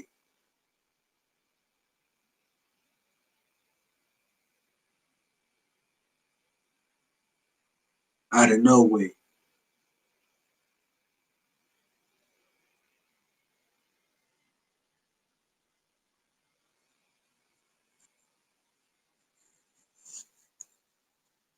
You know, give you something to think about. Right, mumble. Motherfuckers mumble all day. You got facts on top of that. You know, you had the facts. You had the facts, man. The facts, man. At the end of the day, you saying we doomed. Thanksgiving. It ain't no Thanksgiving. That's what he said. Ain't no Thanksgiving. Ain't no Thanksgiving, man. And it really actually wasn't the same as Thanksgiving. I eat. That's all. So I eat. I'll eat, but it ain't no Thanksgiving. Happy Thanksgiving. I'm not happy. This not making me happy. This shit making me sick. Make sure y'all subscribe to Loyalmoves, y'all, man. I'll come with something different. Put y'all on to some of the different people with their views, man. I just sit back and listen to it. Some of them make sense.